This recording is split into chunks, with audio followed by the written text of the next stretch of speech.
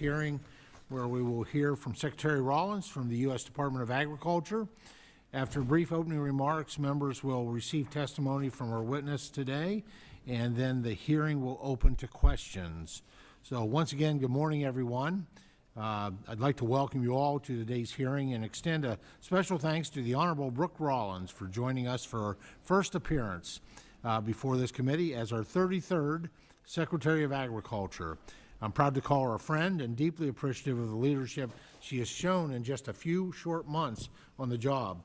Madam Secretary, we're truly grateful to have you with us today. This committee is dedicated to the prosperity and long-term sustainability of rural America. Our nation's farmers, ranchers, and foresters are the fundamental piece of America's #1 industry, which clothes and feeds millions of American families and billions around the world. And that is why Congress came together at the end of last year to provide a meaningful relief with $21 billion to address weather-related losses in 2023 and 2024, and another $10 billion to help offset sustained economic losses impacting producers. I'm grateful to Secretary Rollins for the work she has done and will continue to do to get those dollars out the door, ensure that help reaches the producers who need it most. Largely thanks to these investments and a renewed emphasis on expanding global markets, recent USDA forecasts show net farm income stabilizing for 2025. Those dollars, while not enough to make producers whole, were enough for many to keep the lights on and obtain credit to farm another year. However, input costs remain high and commodity prices continue to soften, and forecast margins, working capital, and debt loads continue to deteriorate. Our work to support America's farmers and ranchers is not yet complete. Over the past several years, the producers we represent have withstood unprecedented mix of adversity, global pandemic, record inflation, supply chain disruptions, animal disease, and natural disasters. And yet they've continued to deliver the safest, most abundant, and most affordable food supply in the world. Well, that's not something that we take for granted. It is something we must support through sound policy, stable markets, and a strong USDA. That said, we have plenty to discuss this morning, Madam Secretary. We're eager to hear your plans to make USDA more efficient, particularly as it relates to reorganization efforts, ensuring that there is not a disruption to customer service. We're also interested in your strategy to support producers with today's challenging trade environment and animal health risks. As you and the President work to lower barriers and open new markets, we navigate these issues together, I trust you'll continue to keep the interests of the American agriculture front and center. We're turning the page to a new chapter for American agriculture, one where new scientific breakthroughs and technology will work hand in hand with tradition, stewardship, and grit to address the challenges at hand and build on the legacy of resilience and innovation driven by our farmers and ranchers. As part of that new chapter, it is incumbent on Congress to do our job. The One Big Beautiful Bill is a critical down payment on meaningful change for America, but it's just the beginning.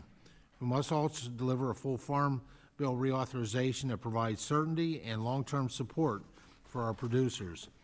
Once we complete the reconciliation process, we will build on that foundation with a comprehensive farm bill later this year. Secretary Rollins, I know that you bring to this role a deep belief in the power of rural America and the American farmer. We share that belief. I know that we are aligned in our commitment to the people in this country who produce as well as those who consume. As we begin this conversation today, I want to underscore my hope and expectation that the relationship between this committee and the Department of Agriculture will be strong, will be a strong, productive partnership. The future of our food supply, our environment, and our economy depends on it. With that, I thank you again, Secretary Rollins, for your service and your testimony. I now yield to the ranking member, Craig, from the great state of Minnesota, for her opening remarks. Thank you, Mr. Chairman, and I want to welcome Secretary Rollins to our committee hearing today. She reminded me in the back room that she spent every summer in Minnesota, so has a deep connection to my home state as well. Doing right by our family farmers requires working across the aisle. That's been a trademark of this committee over time, and that's how successful farm bills usually function.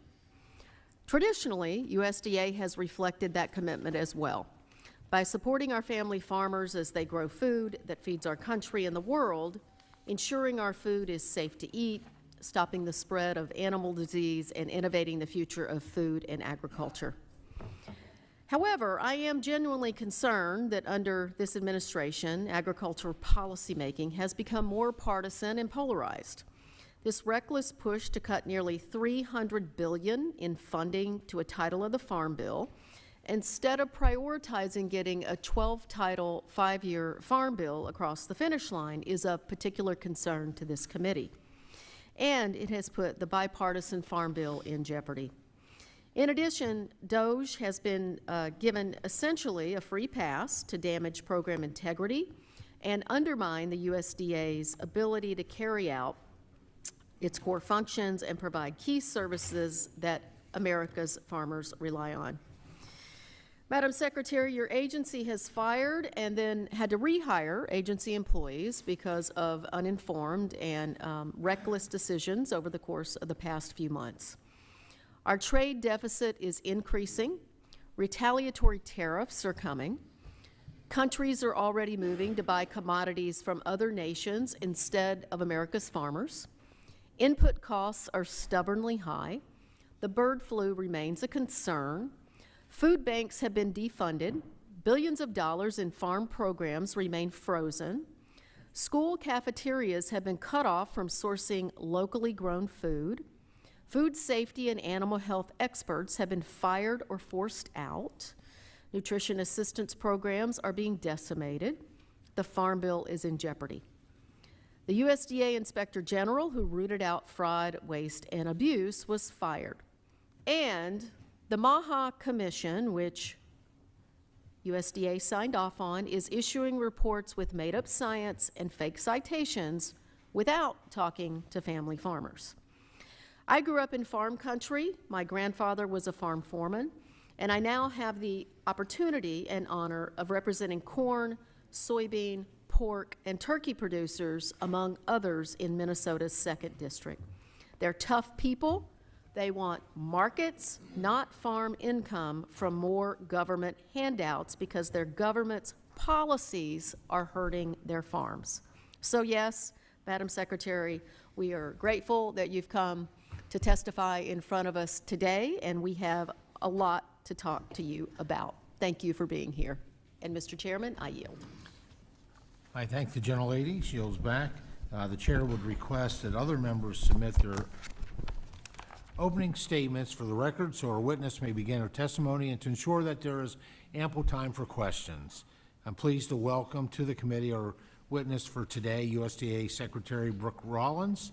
Madam Secretary, thank you for joining us, and we're now going to proceed to your testimony. You'll have 5 minutes. Thank you for your written testimony that you've submitted. All of our members have a copy of that written testimony. The timer in front of you will count down to 0, at which point your time has expired. Secretary Rollins, please begin when you're ready. Well, thank you, Chairman Thompson, Ranking Member Craig, and distinguished members of this committee. I appreciate the opportunity to be here today to highlight what the U.S. Department of Agriculture has accomplished since the start of our new administration just a short few months ago. Under the Trump administration, the hardworking Americans who feed, fuel, and clothe our nation and the world are at the center of everything we do at USDA. Our USDA is putting farmers first and taking bold action every single day. The following is a quick list of just a few of those highlights over the last 118 days. First, tackling the avian bird flu outbreak and lowering the price of wholesale eggs by more than 65%, with retail prices following at 25% and gaining every week. Second, taking action to respond to foreign disease outbreaks like the New World screwworm, because food security is national security. I'm sure we'll get into that today. Third, we've kicked off a comprehensive effort to identify and to rectify politically motivated law lawfare originating and against our family farms, such as the Maud family of South Dakota. Fourth, we are streamlining unnecessary regulations and cutting red tape for poultry farmers and other producers, for example, by extending line speed waivers and removing duplicative data collection. Number 5, USDA moved out the Emergency Commodity Assistance Program in record time, and a lot of leadership in this committee to get that money there. And have already sent out aid to more than 500,000 farmers in just the last 8 weeks, with a total of over $7.7 billion out the door to date. Additionally, we have issued $1 billion of the emergency livestock relief to date and are on track to meet our deadlines for the remaining congressionally authorized disaster programs, which are so important, especially since the Farm Bill was not done in the last few years.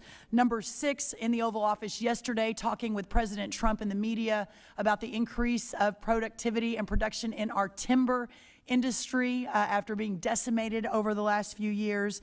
7th, opening up 5 markets around the world in certain parts of the world where new markets have been opened and our products have moved in, great American farm products. And finally, continuing to address waste, fraud, and abuse in SNAP and frankly all USDA programs that have long neglected to put our farmers first. This includes a review of thousands, tens of thousands of contracts, grants, employee trainings, and DEI programs, resulting in over savings of $5.5 billion. Now let me expand on just a few of those in my remaining 2 minutes and 11 seconds. My team and I are regularly meeting, as I mentioned, with foreign partners, expanding markets around the world, promoting agricultural products, which are the best. I've already traveled to the UK and to Italy. I am soon to leave for Vietnam, Japan, and India, and after that, going to South America. We are working as hard as we possibly can, pushing these aggressive trade deals to put our American farmers and producers first. In this administration, it doesn't take more taxpayer dollars to boost timber production, to unleash American energy dominance, and to balance unfair trade commitments around the world. It just takes a president who can harness the strength and ingenuity of the American people. There is still much work to be done as we realign the American and world economy at the service of the American people and the American farmer. We are leaving no stone unturned as we evaluate the effectiveness of all of our programs, and I thank each one of you on both sides of the aisle for your collaboration in that effort. We are also at a pivotal moment where we can safeguard our country from fiscal ruin, and I applaud the steps this committee took, sir, on passing the One Big Beautiful Bill and all of the work that took. This bill leverages a once-in-a-generation opportunity, and specifically for our farmers, increasing $3.8 billion in income projected, protecting over 2 million of our family farms from the death tax, and cutting more than $10 billion in taxes, again, just in our agricultural community. As the 33rd Secretary of Agriculture, I have the profound privilege of seeing firsthand how our nation's farmers serve as the very heartbeat of this country. Their unwavering dedication and resilience are not merely testaments to hard work. They form the bedrock that upholds our national security, revitalizes our rural communities, and preserves our cherished traditions. Our farmers and ranchers do not rest, and neither do we at the USDA. I'm proud to be at the helm of Abraham Lincoln's People's Department. I'm proud to be at the table with President Donald Trump and fighting for the very foundation of our American way of life. Thank you, and I look forward to today's discussion. Thank you for your important testimony today, Secretary. At this time, members will be recognized for questions in order of seniority, alternating between majority and minority members, and in order of arrival for those who joined us after the hearing convened. You'll be recognized for 5 minutes each in order to allow us to get to as many questions as possible, and I recognize myself for 5 minutes of questions. Madam Secretary, I'd like to talk with you about an issue that poses an imminent threat to the pork industry and livestock production overall. State mandates like California's Proposition 12 are misguided, not based in sound science, and create arbitrary production standards for pork producers. In addition to being burdensome for producers, the final pork product is also more expensive for consumers. Pork prices in California have risen 20% on average since the implementation of Prop 12, and the cost of constructing Prop 12 compliant barns are estimated to be at least $3,400 to $4,000 per sow. With costs like these, neither the producer or the consumer are winning. As we all know, the Supreme Court has weighed in on this matter and asked Congress to act. If we attempted to do so in the Farm, Food, and National Security Act of 2024, language we included would ensure that livestock producers only have to abide by production standards in the state in which they reside, protecting both the rights of an individual producer and states' rights. I know you understand this issue well. Can you talk about the negative impact that state mandates like Prop 12 have had on the pork industry and the dangerous precedent that sets for all livestock production? And what is the risk for both producers and consumers if we do not act? Well, thank you, Mr. Chairman. That's a really important question. It's one that came up a lot in my confirmation process on the Senate side of the House. And one thing I will note is that no one is more of a believer in federalism and the 10th Amendment and our founders' vision of the states' rights to be able to be their own laboratories of innovation. So I'll say that first. But second, when those ideas and those rules and those laws begin to impact other states in such a negative way, that is not what our founders intended. That is not constitutional, and it is not okay. The extreme impact of Prop 12, especially on our pork producers, I believe this is a bipartisan question. We may not all agree in this room, but I think most agree, even on the Democrat side of the House, that it cannot stand. So I stand in full support of your effort. We're also looking at things we could potentially do at the department to mitigate for some of the consequences of this rule that, again, California has the right to do what California wants to do. But the minute that crosses the border and begins to, again, compromise in such a significant way our pork producers, we need to act. Well, thank you, Secretary. I'd like to turn to a topic that is of increasing concern for our producers, and that is the availability of agricultural labor. Last Congress, the committee convened the Agricultural Labor Working Group led by co-chairs Rick Crawford and Don Davis, and they're working on turning their bipartisan recommendations into legislation, but a legislative solution will not address the immediate needs of the industry. I was encouraged by President Trump's comments at the April 10th cabinet meeting, where he said he would work with the agriculture industry and alluded to a process by which there would be some sort of flexibility provided to farmers and a new process to allow undocumented workers in their jobs to come back in legally. However, recent enforcement actions have begun to impact and even target agricultural operations, and yet there's still a lack of clarity for producers. As I'm sure you know, these employers have a limited ability to question an employee's documentation and are unaware of any issues with their status until an I-9 audit is conducted. What, if anything, are you, Secretary Chavez, DeRemer, and Secretary Noem doing to follow through on the President's comments and making sure that enforcement is not impacting food security, which I think we both agree is a matter of national security? No, that's right, sir. And in fact, I was with the President yesterday in the Oval Office. I spoke with him again this morning. This was one of the issues that we spoke about.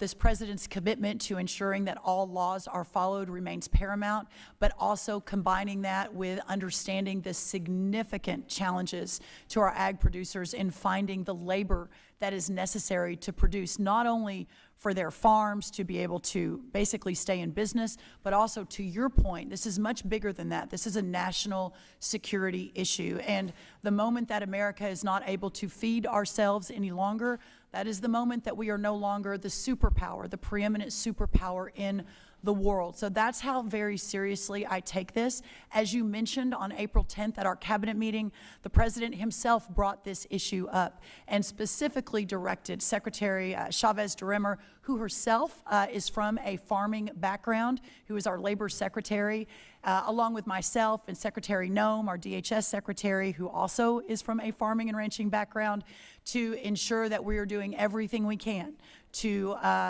make sure that these farmers and ranchers have the labor that they need. So the President is hyper-focused on that, understanding the challenges currently at hand, but please know that we are in constant daily communication about how to solve for that quickly, while also working in partnership with this committee.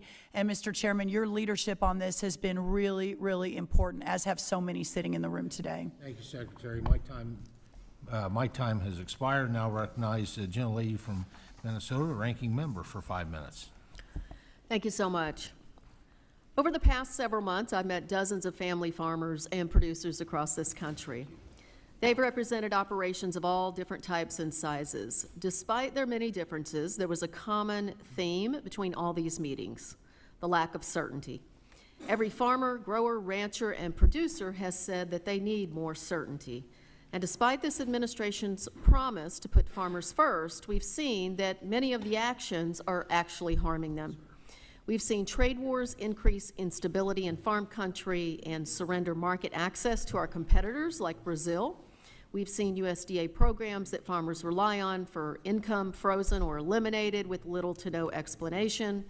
And on the ground in districts like mine, local FSA, NRCS, and Forest Service staff are being let go. Wait lists are getting longer, and fewer USDA staff are available to help family farmers navigate the agency's incredibly popular and impactful programs. And the administration wants to gut a title of the Farm Bill in reconciliation. I've got 3 questions, so I may have to reclaim my time during some of your answers because I want to make sure to get to all of them. Let me start by asking about the agency, Madam Secretary. Before the department moved forward with its layoffs restructuring plan, did the department carefully analyze what these folks did and the impact these cuts would have on farm country? Well, thank you, ma'am, and certainly had a great visit to your state, a sugar beet farm recently. The bottom line is this, that no one has been fired. There were 15,000 USDA employees who took the resignation, the deferred resignation, but no one was fired. So I think that's really important. In a normal year, madam, we'll have 8,000 to 10,000 attrition rate. So while I think there's been a big narrative about how all these important people have been fired, that was not the case. What we have done, and yes, to answer your question, is a very careful review. Yesterday in the Oval Office, we talked about our wildland firefighters. They're at 96% full, meaning we are ahead of where the Joe Biden USDA was last year at this time to prepare for wildfire season. To your point on the FSA offices, what I have asked every member to do, and I know you have my cell phone, I welcome every member, Republican or Democrat, to call me directly with specific examples, and we can get on that right away, because that forward-facing part of USDA with our rural communities and with our farmers is of priority to me. Thank so you. if you could help us solve for that, Thank you. I'm I going would to go to appreciate my that. second question. Thank you so much. Look, just to be clear, if you had reviewed this, you would have made sure that folks who are trying to stop bird flu in our country weren't allowed to retire. In fact, I ran a big business for a lot of years before I came to Congress, and voluntary retirement's often exactly the wrong people retire. That's why you take a more thorough review of these things before you just say everybody who wants to retire, retire. But nonetheless, let's go on to trade. 40% of my district is covered in corn and soy every summer. Since we're losing market access in China, what markets are you targeting to help U.S. soy producers compensate for the market access that they have lost? Yeah, I appreciate that question, and I know in your comments you mentioned the farmers in trade and the uncertainty, and we certainly realize that. We are very aggressively, specifically on our row croppers, but to soy, for example, really working to expand the markets. Last week I was in Italy. Interestingly, Italy, of course, the government of Giorgia Meloni is very aligned with President Trump. They are very open, but Italy, again, as an example, imports about $75 billion in agriculture products. Only $1.7 billion comes from our American farmers and ranchers, and this is one of our best friends around the world. So we had great conversations specific to soy on how we get, which is the #1 import, but not nearly enough, how we get more of that into Italy, into the EU, into Japan, into India, into Madam Vietnam. Secretary, I'm sorry, I've got 40 to do seconds. that. I'm going to reclaim my time. And Yes, China ma'am. represents 50% of the U.S. soybean market. Wouldn't it, I'm not going to ask, but I believe it would have been a better strategy to go get these markets before you do an across-the-board trade war that decimates 50% of the market. So About that's 1 not a hour ago, the question. president announced a deal with China, so that is being solved. And then last question really is about HPIA. Do you support, look, I've got a bunch of turkey growers in Minnesota. Don't even get me started on the Maha report, Secretary Kennedy. Do you support developing a robust vaccine strategy, and will you commit to using vaccines to combat animal disease? We are looking at all of the above. We have $100 million committed. We have 417 applications, Ranking Member Craig, that we are currently working through. Vaccines, therapeutics, we're looking at everything across the board. Thank you, and I yield back. Gentlelady's time has expired. Now recognize the gentleman from Oklahoma, Mr. Lucas, for 5 minutes. Thank you, Mr. Chairman, and Secretary Rollins, thank you for taking time to testify before the committee today and discuss the issues that are affecting our farmers back home. Last week, I chaired a subcommittee hearing to discuss voluntary conservation programs in the Farm Bill and the improvements Congress can make to ensure that these programs truly work for producers that they're intended to benefit. I heard from a variety of witnesses representing both producers and technical assistance providers, and they agreed with reinvesting the unobligated Inflation Reduction Act funds into the baseline of the Farm Bill without the climate sideboards is a necessary step to ensure that these programs reach more producers. To that end, Madam Secretary, I've heard from many of my producers back home that the Climate Smart Commodities grant process under the Biden administration was confusing and left little room for producer choice. Can you share with the committee what you're doing at USDA to revamp this program and to streamline the application process for producers? Yes, sir. Thank you. That remains a top priority for us. We've already made announcements on how to make it easier, cleaner, and better, and to put our producers first.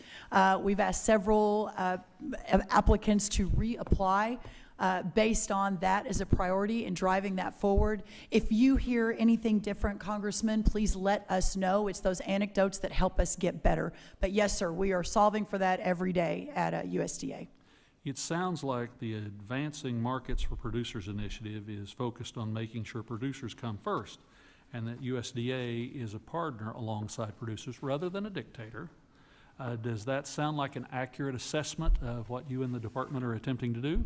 That is accurate. We've asked people to reapply if and when they have at least 65% of their application focused on producers. In my remaining time, I wanted to take a moment to thank you for the Emergency Livestock Relief Program funds that went out the door last month. Oklahoma's experienced several severe fires in recent years that have impacted hundreds of producers across the state. And under the Biden administration, it took an average of 13 months for disaster funds to reach producers. However, Congress passed the American Relief Act of 2025 in December, and producers have received ELRP assistance in May. That's a significant improvement, and I know my constituents are grateful. Madam Secretary, have you received any immediate feedback on the rollout of these funds? We have, we've been so grateful, realizing it's imperfect, but we've been so grateful at the response. And I just want to say, this morning at 6 a.m., I was on a conference call with the team talking about the next round of funds. 6 a.m. Last night at 10:30, I was on a call with a couple of other congressmen talking about it. We are so committed to working 20 hours a day, sometimes more, to ensure that this money moves quickly and as efficiently as possible. And I'm really proud of the team for being able to execute on that. And by the way, these are both politicals and careers, which I just want to lift up. And I want to thank you for increasing funding to reimburse states for food safety inspections. Oklahoma administers top-notch food safety inspections, and I know my constituents back home view it as a great example of the federal government working in tandem with the state. Madam Secretary, what additional steps do you think Congress needs to take to ensure that state food inspection programs run smoothly and that the funds USDA released are, and of course the funds are greatly appreciated, but there is a role here in Congress to ensure the longevity of cooperative partnerships and state programs? I think that it continues to be of paramount importance, especially as I mentioned in my opening remarks. I think as Ranking Member Craig mentioned, I think as Chairman Thompson mentioned, that food security is national security. And just last week, if you weren't tracking, we arrested someone that potentially had come in across the borders with some agro-terrorism products that could potentially have really disrupted our food supply. So the food safety inspection system specific to the states continues to be a priority. And again, anecdotally, if you see something different or have suggestions, please let me know. Top of the list for us. And my last thought is thank you for the very aggressive approach on the screwworm flies. Yeah. Being a livestock producer in Oklahoma, not that far from your stomping grounds, we are really close to the problem right now. We're really close. I'll be making a major announcement next week on the very next step, which will be probably more aggressive than anyone in recent history on the New World Screwworm. And I think you and hopefully the entire committee will be very pleased. I and my constituents say thank you. Yield back, Mr. Chairman. Thank you, sir. Gentleman yields back. Now recognize Mr. David Scott from Georgia for 5 minutes. Thank you, Chairman. Madam Secretary, you have advocated stopping the funding going to the 1890s African American colleges and universities. Do you realize the damage, backwardness, and evil that you have done? Well, first of all, your premise is completely wrong. In the last administration, I was in President Trump's West Wing, and fully funding the HBCUs was my project. I stood in the Oval Office when that happened. I, to date, continue to be, alongside President Trump, one of the biggest advocates for our HBCUs and our 1890 projects. So I'm not sure what information you have, sir, but that is definitely not me. And you can look at my long history of supporting those efforts. I think they're very important. So, if I understand you correctly, you support this vital program? You have Yes. not frozen or advocated freezing No, the money? no. You are full steam ahead. Full steam ahead. Now, we are looking at every program at USDA. So as part of the larger effort to analyze and evaluate, yes, but no, our support is paramount for those projects. The president has been unequivocal in his support, and we will continue in that direction. So in February, you did not advocate suspending funding for the 1890s African American Student Scholarship Program. Not in total, sir. It was part of the larger review of every program, including the farming program, to ensure that we were using taxpayer dollars to their highest and best use. Okay. The reason that I'm very concerned about this is that this is the most significant bipartisan, Democrat and Republican program here. Not only do we support it, but this committee voted to increase the funding to $100 million from the $80 million that we got in the last Farm Bill. We need you to help us secure that. This is the most important product. Let me tell you why this is so important historically. There was a general in the Civil War that devastated the South, William Tecumseh Sherman, went through here and devastated. But this same general laid out the program for revitalization of the South. And he went to President Lincoln and said, in each of the Confederate states, we're going to put land-grant colleges. It is the land, it is the economy, it is the strength of the South. And they put forward this program. But there was no room for the African American community until in 1890s they brought forth the separate but equal doctrine.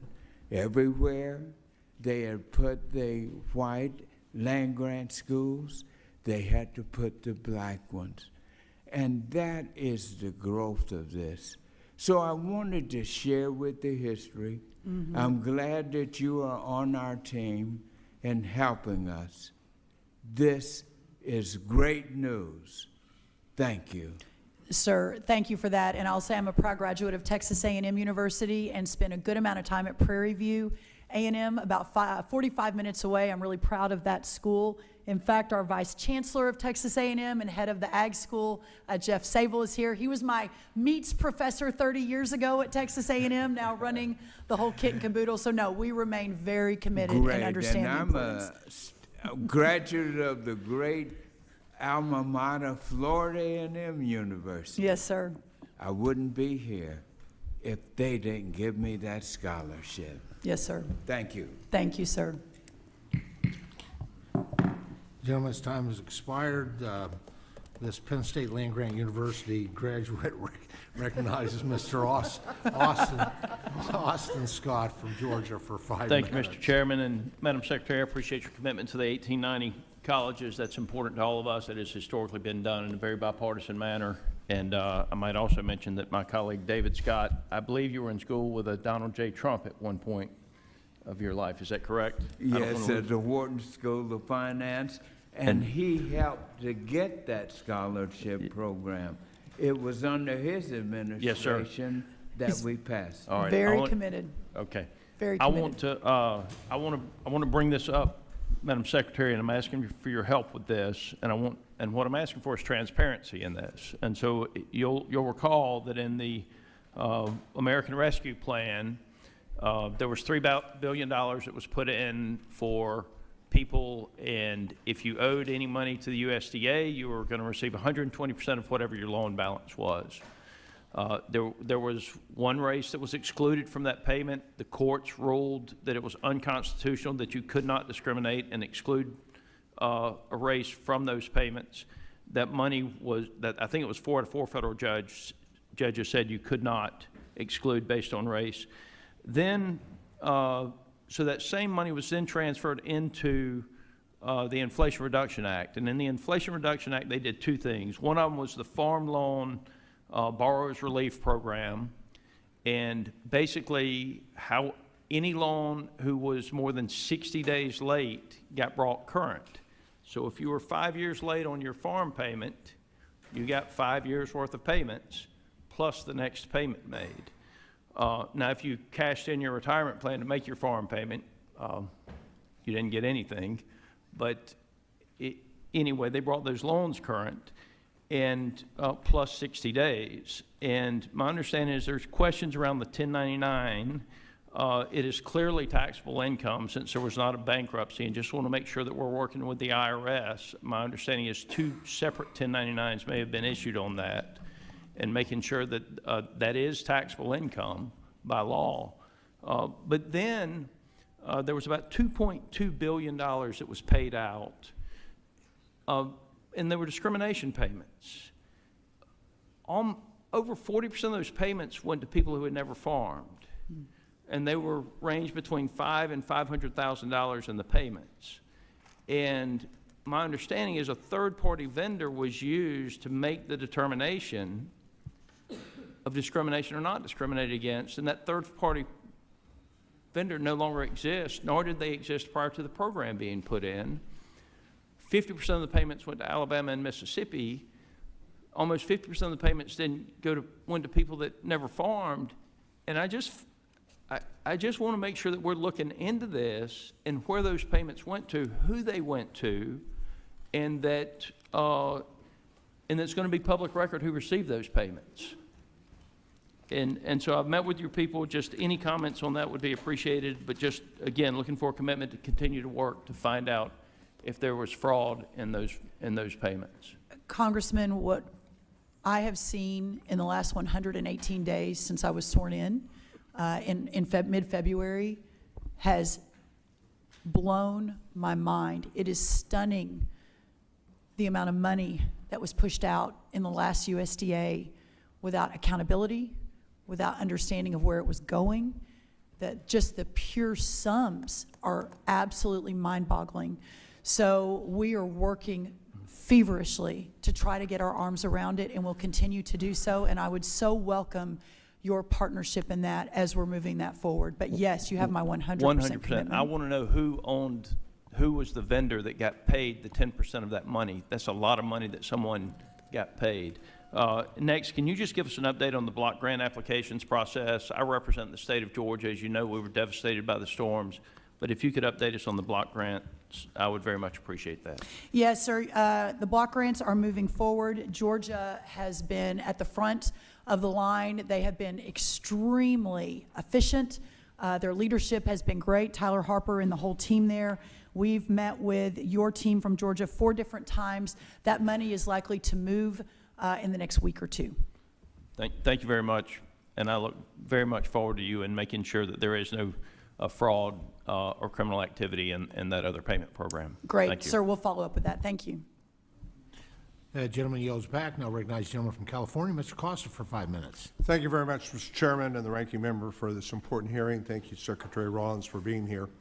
It's good to see you again since the swearing in, and I want to remind you that the offer I made then and it still stands. Would like you to come out to California and show you some of the most productive agricultural land in the country. Last year, $59.5 billion at the farm gate, the largest agricultural state in the nation, has been for decades.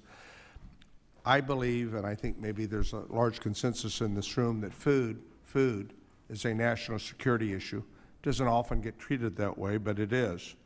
I know from a lot of perspectives, not only the people that I represent, but I'm a 3rd-generation family farmer in California. And I think it's important to note that California has over 70,000 farms. Ranches are remarkably productive. 70% of these farms are less than 100 acres. 89% are less than 500 acres, yet we produce 50% of the nation's fruits and vegetables, 80% of the citrus production, 20% of the milk supply, and more than 400 different agricultural commodities. It's truly an amazing story. This food production goes towards supporting nearly 5 million Californians who rely on SNAP, who are food insecure as a part of the 47 million Americans that also rely on SNAP as their food safety net. And I think we need to work together if we're going to get this farm bill done. That's the bottom line. That's what we've always done in years past. And our farmers and ranchers want to provide for our neighbors and communities and not cut them off from the dinner table. That being said, Madam Secretary, I have a couple questions. High-path avian flu hit the entire country. In California, the dairy industry and the poultry industry were hard hit. We know it's important that we follow science. You said that in your testimony. I think it's important for all of those impacted by the avian flu that we go forward with a production of a vaccine, being mindful of our trading partners. I have a bipartisan letter here, Mr. Chairman, I'd like to submit for the record on the high-path avian flu. Without objection. Thank you. I would like to know whether or not you're committed to continuing to work on a vaccination program for the dairy industry, Madam Secretary. I am. One quick clarification to my friend from Georgia, the crack team behind me, Mr. Scott. We will be finalizing the agreement for Georgia next week. The money will move in July. So I just wanted to make sure to clarify.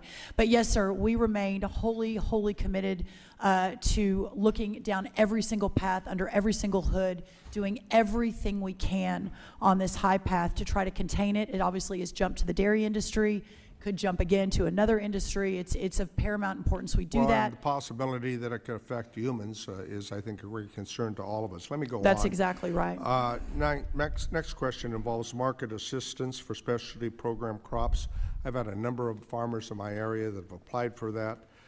There's been confusion with the FSA offices.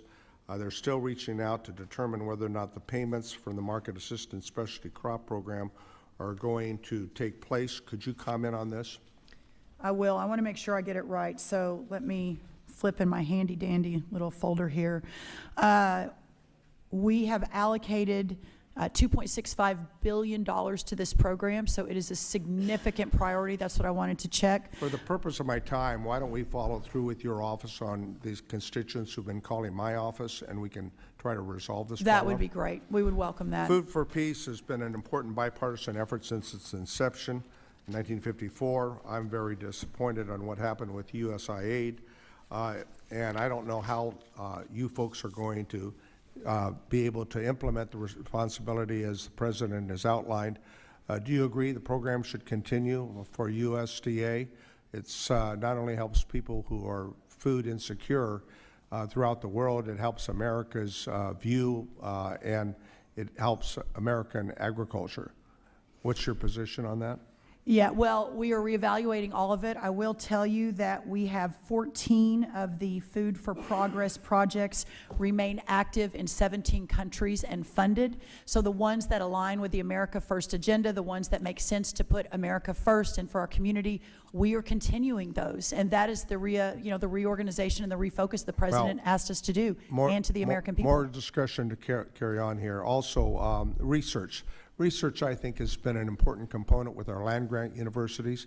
I will talk to you later and send you a letter, but there are important programs at USDA stations working together with California Agriculture, and I'm very concerned about the reduction of these research programs. They've done so much for so many.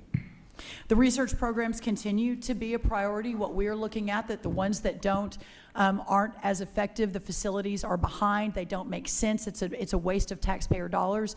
But overall, the USDA remains extremely committed to the important research that our land grants do and partake. You'll see an extension and expansion in The some of that, gentleman's time but has ensuring that it expired. makes sense. To be continued. Thank you, Madam Secretary. Thank you so much. And look forward to connecting with your office specifically on the specialty crops. Now please recognize the gentleman from Tennessee, Dr. Desjardins, for 5 minutes.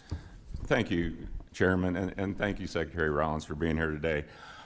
Farmers across Tennessee and the nation want America to be healthy and are a critical part of the solution, but are also very concerned about the Make America Healthy Again Commission's report's potential implications on the agriculture industry, specifically relating to pesticides and herbicides.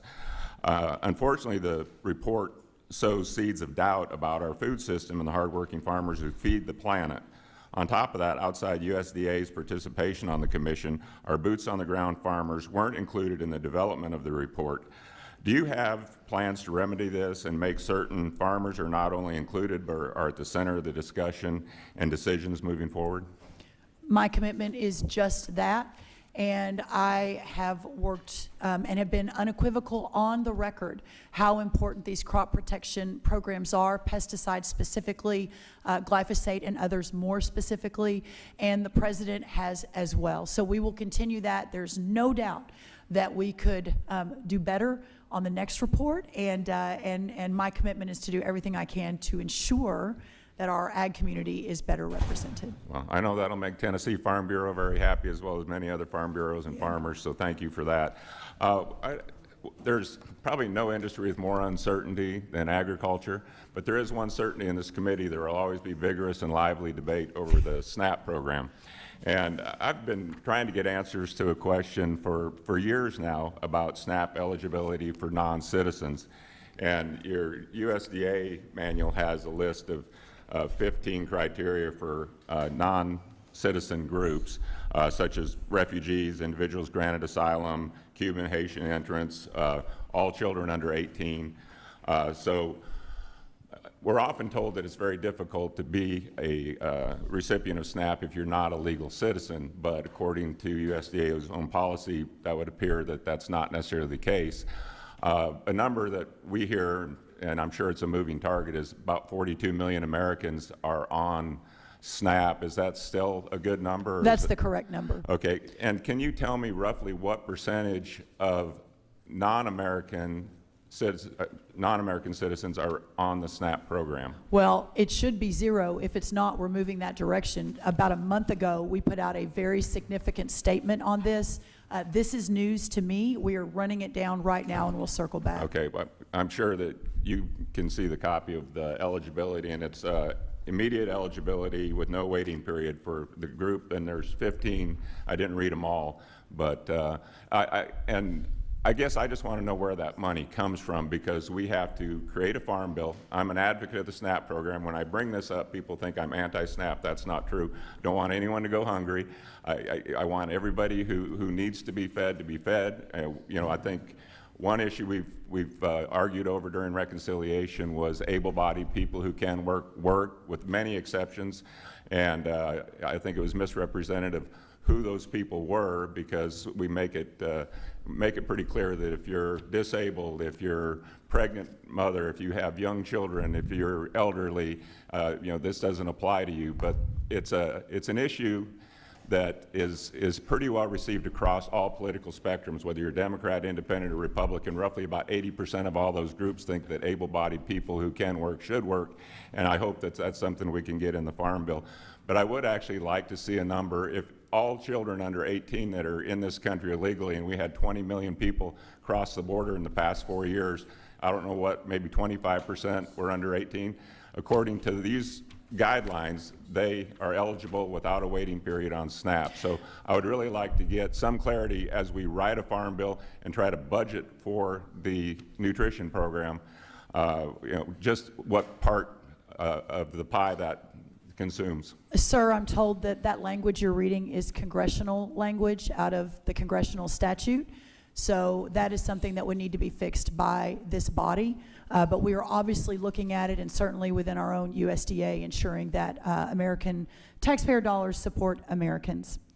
And I would like to think that most people would like to see their American tax dollars go to American citizens, and then if there is some other solution to deal with the immigration problem we now face, then we need to know what that is, but we need to know what those numbers are as we plan our Farm Bill. So One other thing I think is important, just because this is such an important conversation, is that we did ask for the first time of any Republican or Democrat USDA for the exact data that you are asking for from the states, because the states are implementing this. So hopefully, we will for the first time be able to answer that question. Thank you, Madam Secretary. Gentleman's time has expired. Now I recognize the gentleman from Massachusetts, Mr. McGovern, for 5 minutes. Thank you. Madam Secretary, I have to be honest, I'm deeply troubled by what this administration and this Congress are doing to so many programs that help vulnerable people and small farms. You know, we live in the richest country in the history of the world. We have 47 million Americans who are hungry or food insecure. That's a scandal, and hunger is getting worse under this administration. We actually spent a few years developing a roadmap for ending hunger in this country. The Biden-Harris administration hosted the second ever bipartisan White House Conference on Hunger, Nutrition, and Health, and out of it came a national strategy that called upon every sector of society to do their part to end hunger once and for all. And now congressional Republicans are cutting food programs indiscriminately with apparent support from the Trump administration. I mean, the administration has already taken $500 million away from food banks, and President Trump's budget goes after WIC, slashing the food budgets of pregnant women, breastfeeding moms, and young kids.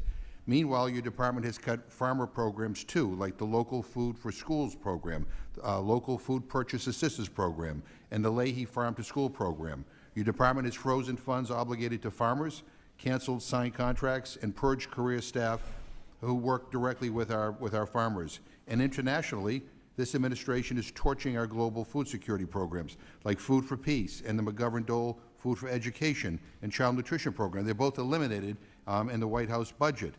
You said that food security is national security. It's mind-boggling that the administration would cut those programs. And China is filling the void. The bottom line is that these cuts are hurting people, they're hurting consumers, hungry people, our local economy, and hurting our farmers.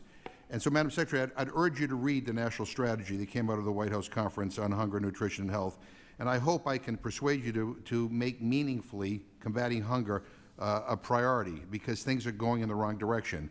But today I need to talk about what small farmers in my state of Massachusetts are up against. We've been losing family farms in America over the last 50 years, and there are a lot of reasons for it, and it's complicated. But what should not be complicated is whether USDA has a responsibility to do something to try to stop it. Over the years, we've heard from secretaries of agriculture like Earl Butz, who said to farmers, get big or get out, or your predecessor, Sonny Perdue, who said, quote, in America, in America, the big get bigger and the small go out. I couldn't believe he said that. I guess a simple yes or no question. Do you agree with that characterization? No, sir, Okay. I do not agree with that. And in fact, we rolled out a significant small family farm program 3 weeks ago Well- across the board, ensuring that these farmers can survive and thrive like never before. Well, let me just I'm relieved to hear you say that you don't share that philosophy, because right now small farmers in New England are counting on you, right? Appropriations Ranking Member Rosa DeLauro and I teamed up at the end of last year to craft a disaster supplemental package specifically targeted to help small specialty crop farmers in our region, plus Alaska and Hawaii, who need to be made whole after catastrophic infrastructure and crop losses in the last few years. We've had unprecedented floods, freezes, and storms, and our farmers are at risk of losing everything. The modern farm safety net does not catch them. It was woven for farms that are much bigger or only grow a few crops. Traditional diversified operations, meaning local fruit and veggie farms that feed their communities, do not have any safety net because the federal government has never adequately created one for them. When disaster strikes, they're on their own. That's why we created this Farm Recovery and Support Block Grant to finally change that. I'm terribly concerned right now with how your department has been making decisions about the rollout of the program so far, and I hope that you'd agree that farmers and not bureaucrats or politicians in Washington should be deciding on which disaster relief programs best meet their needs. I know there's ongoing conversations between state agriculture commissioners and the department, but I'd urge you to listen to the ag commissioners. And I would just ask you to, that, you know, this is not a trick question. I hope, I wish you, will you commit to working with us and our state agriculture commissioners to make sure that we don't leave our small farmers behind, because this is a really big concern in Massachusetts and throughout New England. Yes, sir, and have had multiple conversations with Congresswoman DeLauro and your ag commissioners. We've met with your state 8 different times on this, and we'll be rolling that out very, very quickly. Yeah, I think there's a concern based on some of these conversations that the USDA is not quite understanding the uniqueness of some of these smalls in New England, and a lot of them are afraid that they will not qualify for any relief. And again, we passed this in the supplemental bill. We put in the supplemental bill to address the needs of these small farmers. Yes, sir. Gentleman yields back. Now recognize the gentleman from California, Mr. LaMalfa, for 5 minutes. Thanks for joining us, Madam Secretary. Appreciate you being here, and we've got a lot to do. Yes. As you know, we have very large and destructive wildfires all over the West, especially in my districts in California. The Paradise Fire, the Dixie Fire, 1 million acres, it's on and on. So we know the overgrowth of fuel and declining forest health due to the overcrowding of the tree population is a big part of that. So where's the overgrowth of fuel come from? Lack of management. What we also have as an issue is unkept roads on federal lands make it basically where you can't even enter, whether private lands or Forest Service roads. We have the problem with these blocked roads. One of the areas I'd highlight or low light is the Mendocino National Forest in Northern California. In the last couple decades, 97% of that unit has burned. Think about that moment. 97% of a given forest has burned in a not that long period of time. So what the issue is they're not maintaining their roads. So therefore, private parties can't get on their land. Forest Service, if they decide they're going to do any work, can't get on the land. And they'll tell us that, well, we don't have enough money in the pot to maintain the roads, but they have the money in the rest of the pots to do other things that they can't do. So maybe they need to move the money from the other pot to getting the roads fixed first so we could even enter the lands. So that's some of the frustration there. Yes, sir. Last Congress, we were told in a field hearing that by the Forest Service, we have more money than we've ever had, I think, after some of the spending programs under the Biden administration. Yet in the same sense, say we need more money in order to process a particular sale that is being talked about. So do we have any idea where the money is going to be spent and overall to do catastrophic fire prevention in Forest Service? Do you see much happening there? Well, 100%. And I was in the Oval Office yesterday with the president talking about this very issue. You'll see something else coming out tomorrow from the White House on this very issue. We are 96% full on our hiring for the fire season, which again is ahead of where Biden was a year ago. So if there's a narrative that, you know, we're not fully funding, it couldn't be more wrong. We already have an 8% plus timber increase in production with a goal of getting to 4 billion acre feet over the next few years, which will solve for so much of this. So this president is am very encouraged by his interest in this, and I think we're going to be able to really make some real progress for the first time in 30 years. Thanks so much. We really, really need it because we're way behind on 193 million acres that Forest Service has under their purview, and that some of these units are proud of a few loads of firewood, not the amount of board food need to be moving. Let me talk about specialty crops real quick here too. California, we have lots of almonds, walnuts, prunes, peaches, Many things that are grown in California aren't grown anywhere else in the U.S. Or in any significant number. So I'm really pleased that the market assistant for specialty crops, that you're boosting that significantly, which means a lot for helping move these products, since if we don't grow them in California, we're probably gonna have to import them from somewhere. That's right. So how's the timeline going for the continued rollout of the MASC program? We are moving very, very quickly. Of course, everything is under review in partnership with the White House, and so we're currently in review phase, but hopefully very soon that second tranche will begin to move, understanding how important this is, especially for the smaller farms, which really reflect the specialty crop industry. Well, I'm excited for that tranche. Thank you. Yes, you're welcome. One final question, thought here. On the north coast, just above the Bay Area, there's this Point Reyes Seashore National Park. I'm pretty sure you're aware of what's going Yes, on there. sir. We've had long-time, 5 or 6 generation farmers and ranchers there that were approached in about 1960 because the government wanted their land to form a park. They finally struck a deal that hey, we'll sell, after a lot of browbeating and threat of eminent domain. They said, okay, we'll sell you the land, but we would like to lease it back and farm it and ranch it for dairies, beef, and like that. And these are organic growers. These are very responsible growers that are taking care of that land. They've been, over the decades, worn down and finally are being kicked off the land unless folks in the administration can help prevent this from happening. And so I beg you, and working with Secretary Burgum on that, to help preserve these dairies and beef operations, because they actually maintain the land. I've seen talk where that the Park Service, as soon as they've accomplished kicking them off, they're going to have to hire somebody to graze the land like their own manager to graze it anyway. Makes no sense. So we have them drifting out by lawsuit after lawsuit. Yes, sir. Because they have to get NEPAs and things. They used to get 20-year leases from the Park Service. The Park Service has got giant issues there. Not completely your bailiwick, but I know you want to support. Thank you for helping with that and for helping make sure agriculture can thrive as these responsible folks are doing. Yes, sir. I'm sorry, Mr. Chairman, just let me say, I have just become very aware of this issue in the last month and am very focused on it. I had a briefing on it yesterday. I would love to talk to you maybe tomorrow and get a full download, as I'd like to get out to California very soon and go meet with them. Thanks so much. We'd love to have you out. Yes, sir. Thank you. Gentleman's time has expired. Now recognize Dr. Adams from North Carolina for 5 minutes. Thank you, Mr. Chairman, and thank you, Madam Secretary, for being here. And let me just say how delighted I was to hear about your support for HBCUs. I am HBCU strong. I'm a proud graduate twice of North Carolina A&T State University in 1890. Yes, and the ma'am. largest public HBCU in the nation.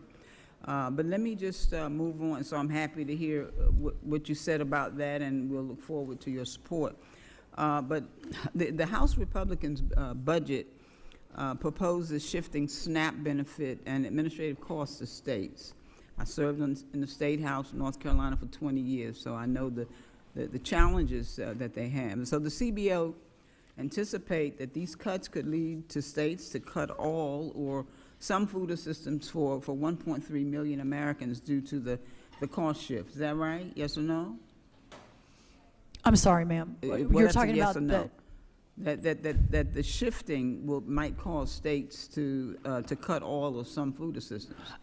Currently under consideration. Well, the partnership and the idea of the states, we spend $400 million a day what I at wanna- USDA, and that partnership, I think, is really important, and that's what the leadership of this committee led. let me do this. I've got a series of questions, and they're pretty much yes or no. So are you in support of these unfunded mandates? I am in support of the most fiscally responsible effort to ensure that we're delivering the right amount of well, aid to the people who need it. Okay, so let me just say that the CBO has confirmed that this is an unfunded mandate. And the states have confirmed it as well as our counties. And Mr. Chairman, I'd like to enter into the record a letter from the North Carolina Association of County Commissioners that speak to that issue. Madam Secretary. Without objection. Thank you. Madam Secretary, are you aware of reports from USDA that show that food insecurity has risen 3 years in a row? Yes or no? Ma'am, we have $42 million on the SNAP program. At this point of employment and unemployment, the last time we had 17 million. So Okay. that program has exponentially Can you give grown. me a yes or no? Okay, well, my time is, let me just move on then. Okay, so are you aware that recent USDA reports show that grocery prices are expected to increase by 3.3% this year? Inflation has gone down for the first time since the last Trump administration was Okay. here, so that I will want a directly yes or reflect no, on but groceries. I don't suppose I'm going to get one. But anyway, listen, we should not be taking food assistance from families, revenue from our farmers and rural economies and at any time, but especially not as costs are so high and expected to rise further. SNAP is an effective economic stabilizer during downturns, with every dollar generating as high as a $1.80 economic impact during these downturns. So shifting costs to the states removes that economic stabilizing impact, because states will see their tax base decrease substantially at exactly the moment when more spending is most needed. So my next question, it is a yes or no if you can do that. Are you in favor of removing this economic benefit, especially for rural and small town cities and the farmers who benefit from the sale of their produce in these towns?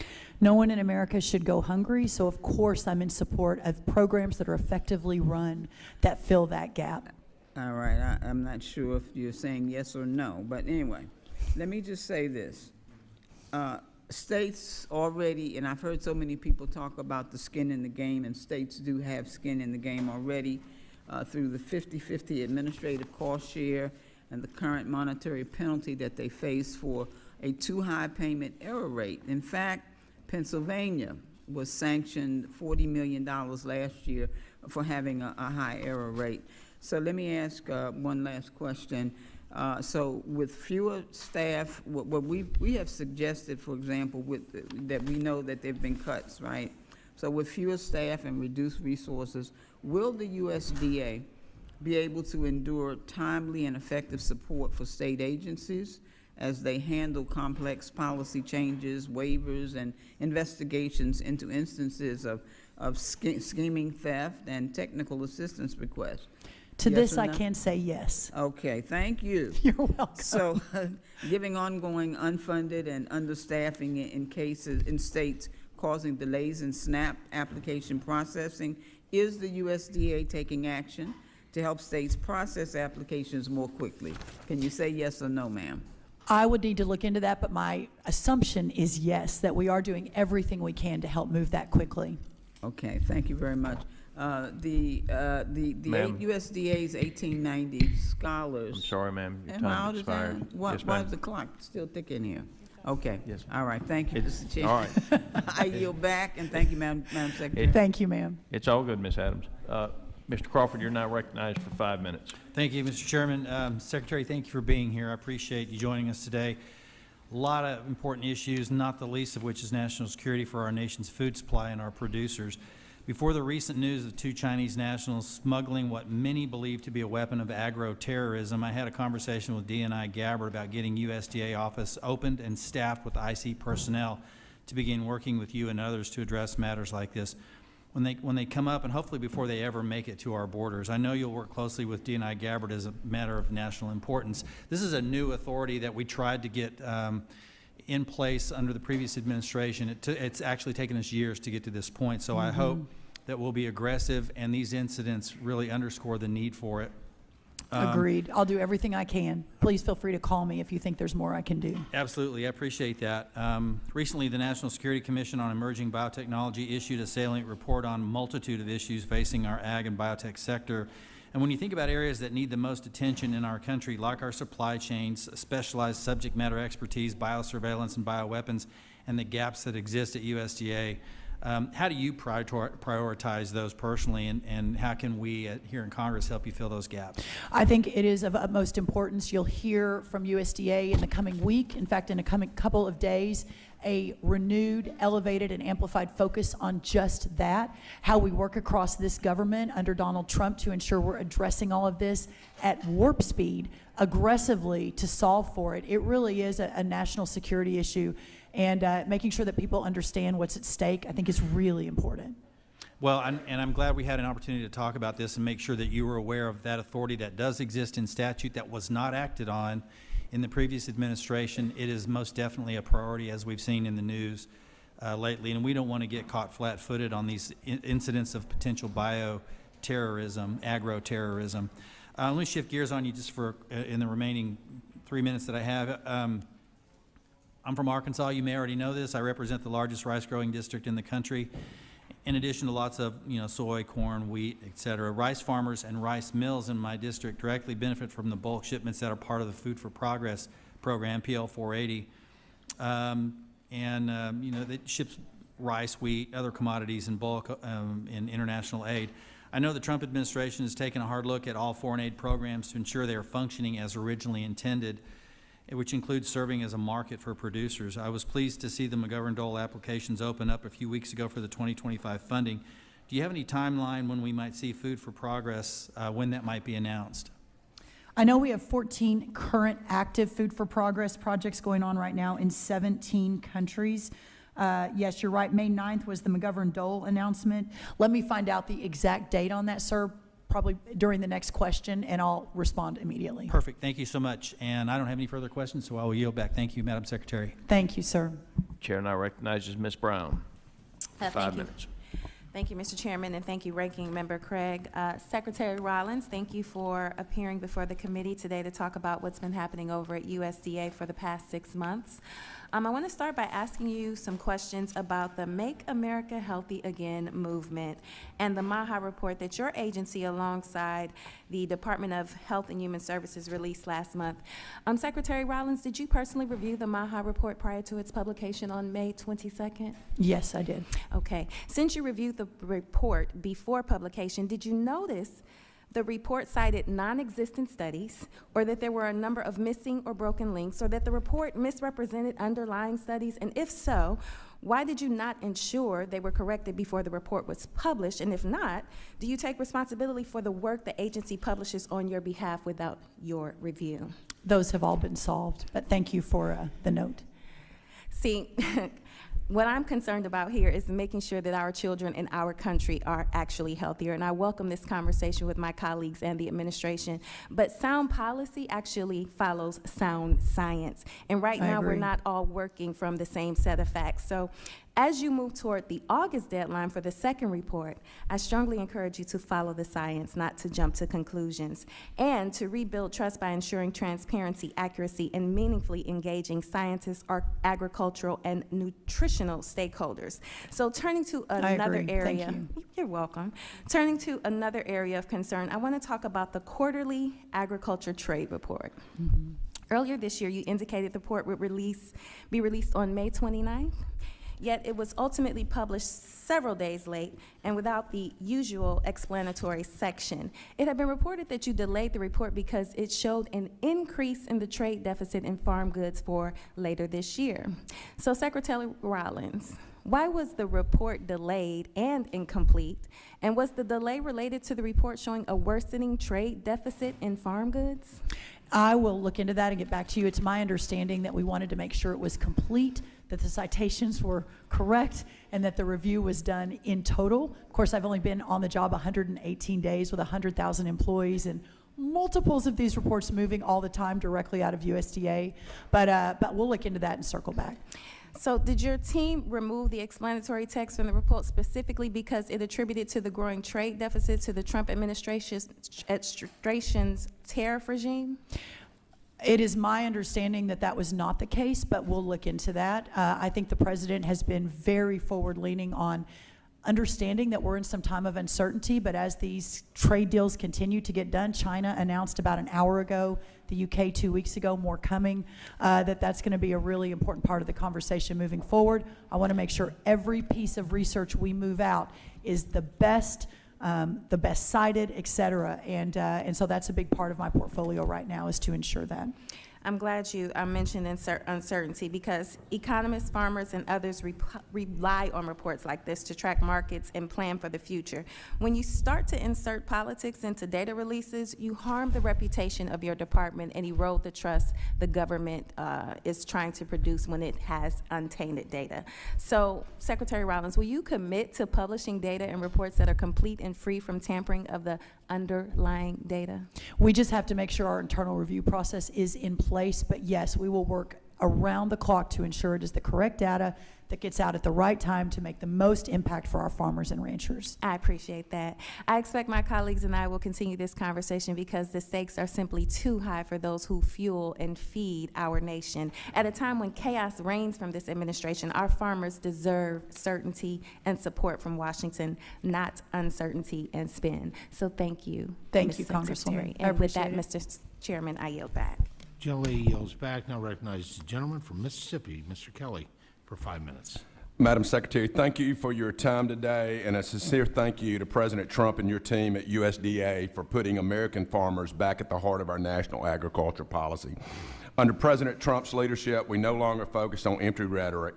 We're advancing policies that actually deliver real results for producers like mine in Mississippi. And I hope that when you visit Mississippi in the very near future, you will make a chance to go to Mississippi State University, which is our great land-grant university, which also has a great veterinary program and a lot of ag research there. So I hope we're trying to make sure we get you up there. So I met with your president yesterday. I know. Okay, And so he told me yes, I we'll be better there. put that in, Yeah. or he would not support me anymore. I have a cowbell to prove it for the record. I A very really loud one. appreciate, last year we fought real hard on this committee to get $10 billion to get it to our farmers to keep many of them from going under this year. Mm-hmm. I really appreciate your rapid response to getting that money out and having policy to make sure that our farmers and the lenders for our farmers can actually lend. Yes. There's another $21 billion in economic assistance that is coming through the emergency disaster relief. What are your plans to quickly distribute that money, because we're still in dire need in farm country? Yeah, that's going to be, well, we've already started moving that. The first $1 billion moved about a week ago into the livestock, through the livestock program. The block grants are moving right now. Florida, Georgia, North Carolina, South Carolina, Tennessee, and Virginia will be in the next 8 or so weeks. The rest of those we're negotiating with. Of course, the $220 million on the New England states, as our friends on the Democrat side have brought up a couple of times. I'm in constant communication with those ag commissioners. If you see something, though, Congressman, that you don't believe we're moving quickly enough, you're hearing that it's too complicated, please just let me know. We're solving for that every day. And then I know you've talked plenty about this, but unfortunately I have another secretary in another hearing at the same time, the Secretary of the Navy. Yes. But on the screwworm, what are we doing to make sure it is going to devastate? I'm in Mississippi, and especially in South Mississippi, it's rapidly moving. What are we doing to ensure that it does not get to our shores? Because we need to stop it before it gets here, because it would devastate herds if it gets here. No, there's no doubt. And as you may or may not know, but good for the entire committee to hear, we shut down the ports of entry about 2 to 3 weeks ago, much to the chagrin of my counterpart in Mexico, Secretary Bertigay, and their administration. We had call after call after call of them really asking us to reconsider, but that screwworm had moved from within 1,100 miles of our border to 700 miles of our border within a matter of weeks. As you know, in the 1950s when it hit, it took 30 years for the livestock community to recover from that. I'll have a major announcement next week on the very next step on putting the resources, the time, and the effort into continuing to push it back. And I really, I always say I represent the 1%ers, the 1% who serve this nation in uniform, and the 1% who feed the world, our farmers. And I truly believe that, because I believe national security is farm security and our ability to produce.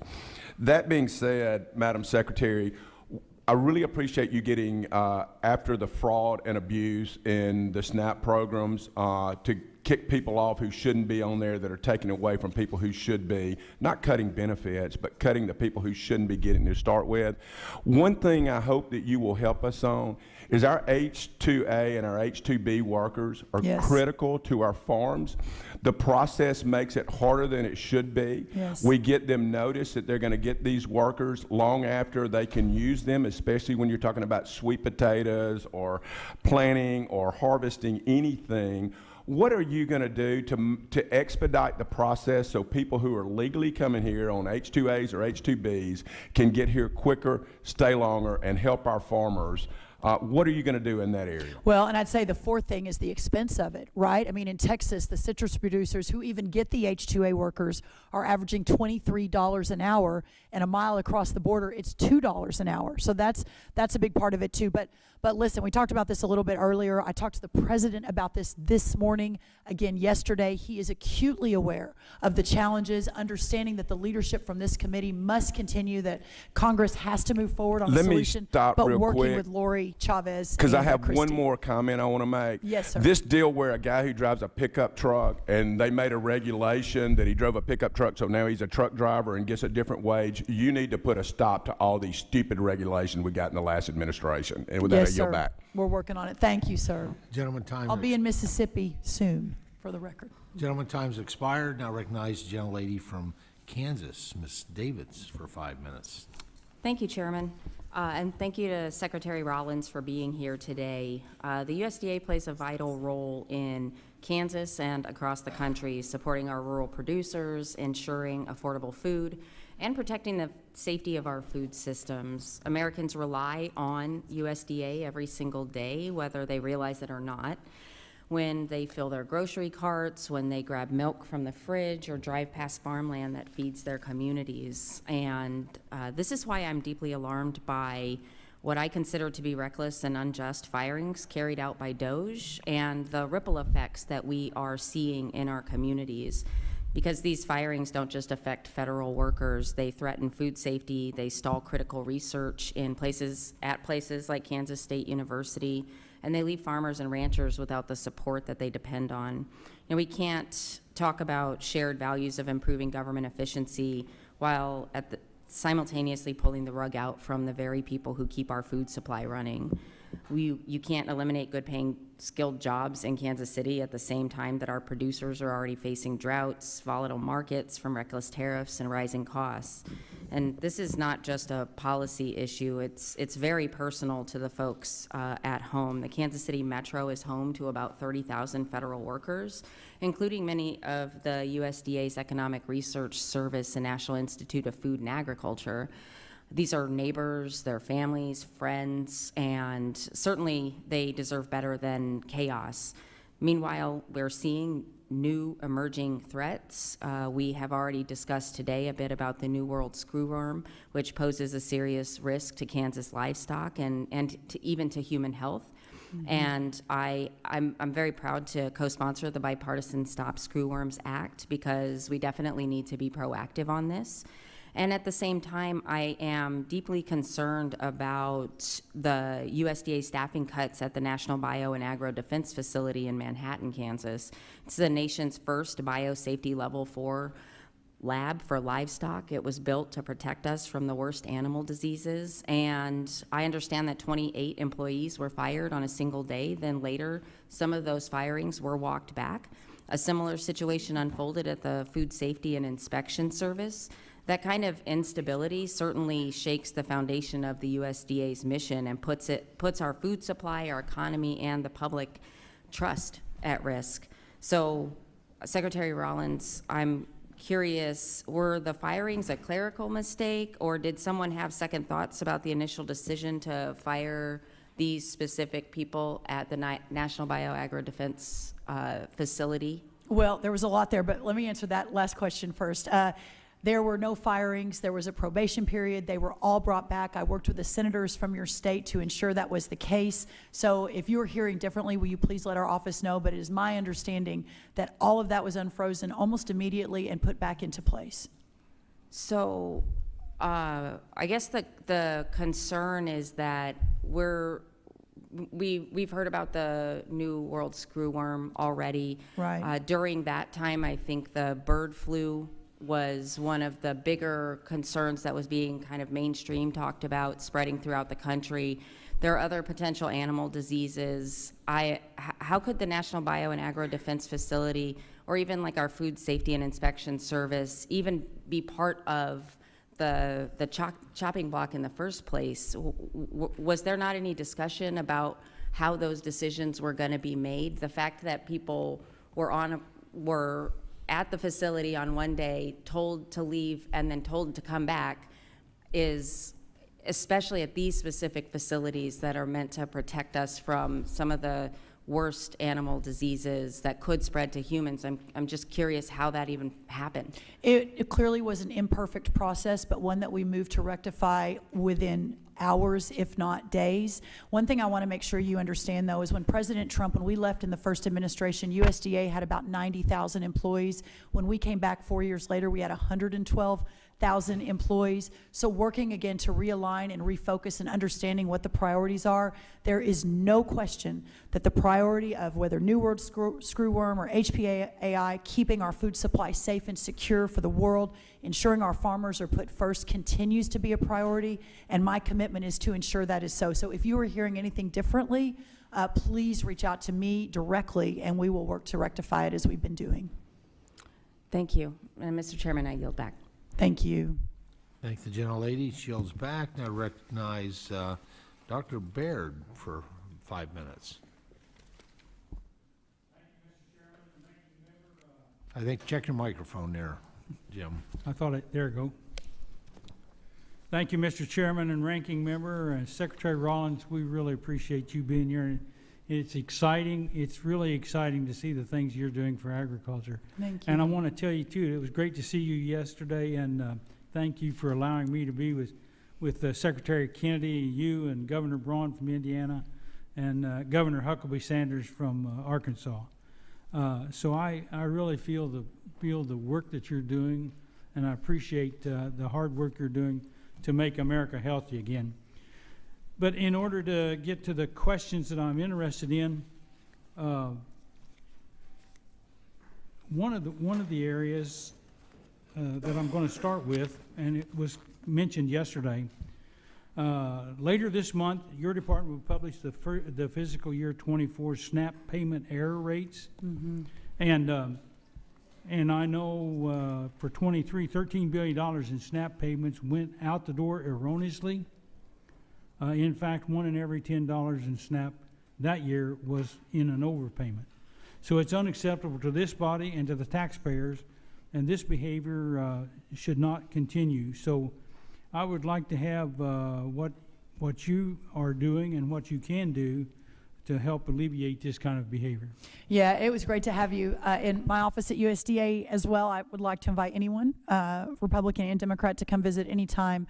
I think that the error rate, you say 1 in $10, that's what we know of. We think it's probably much higher than that.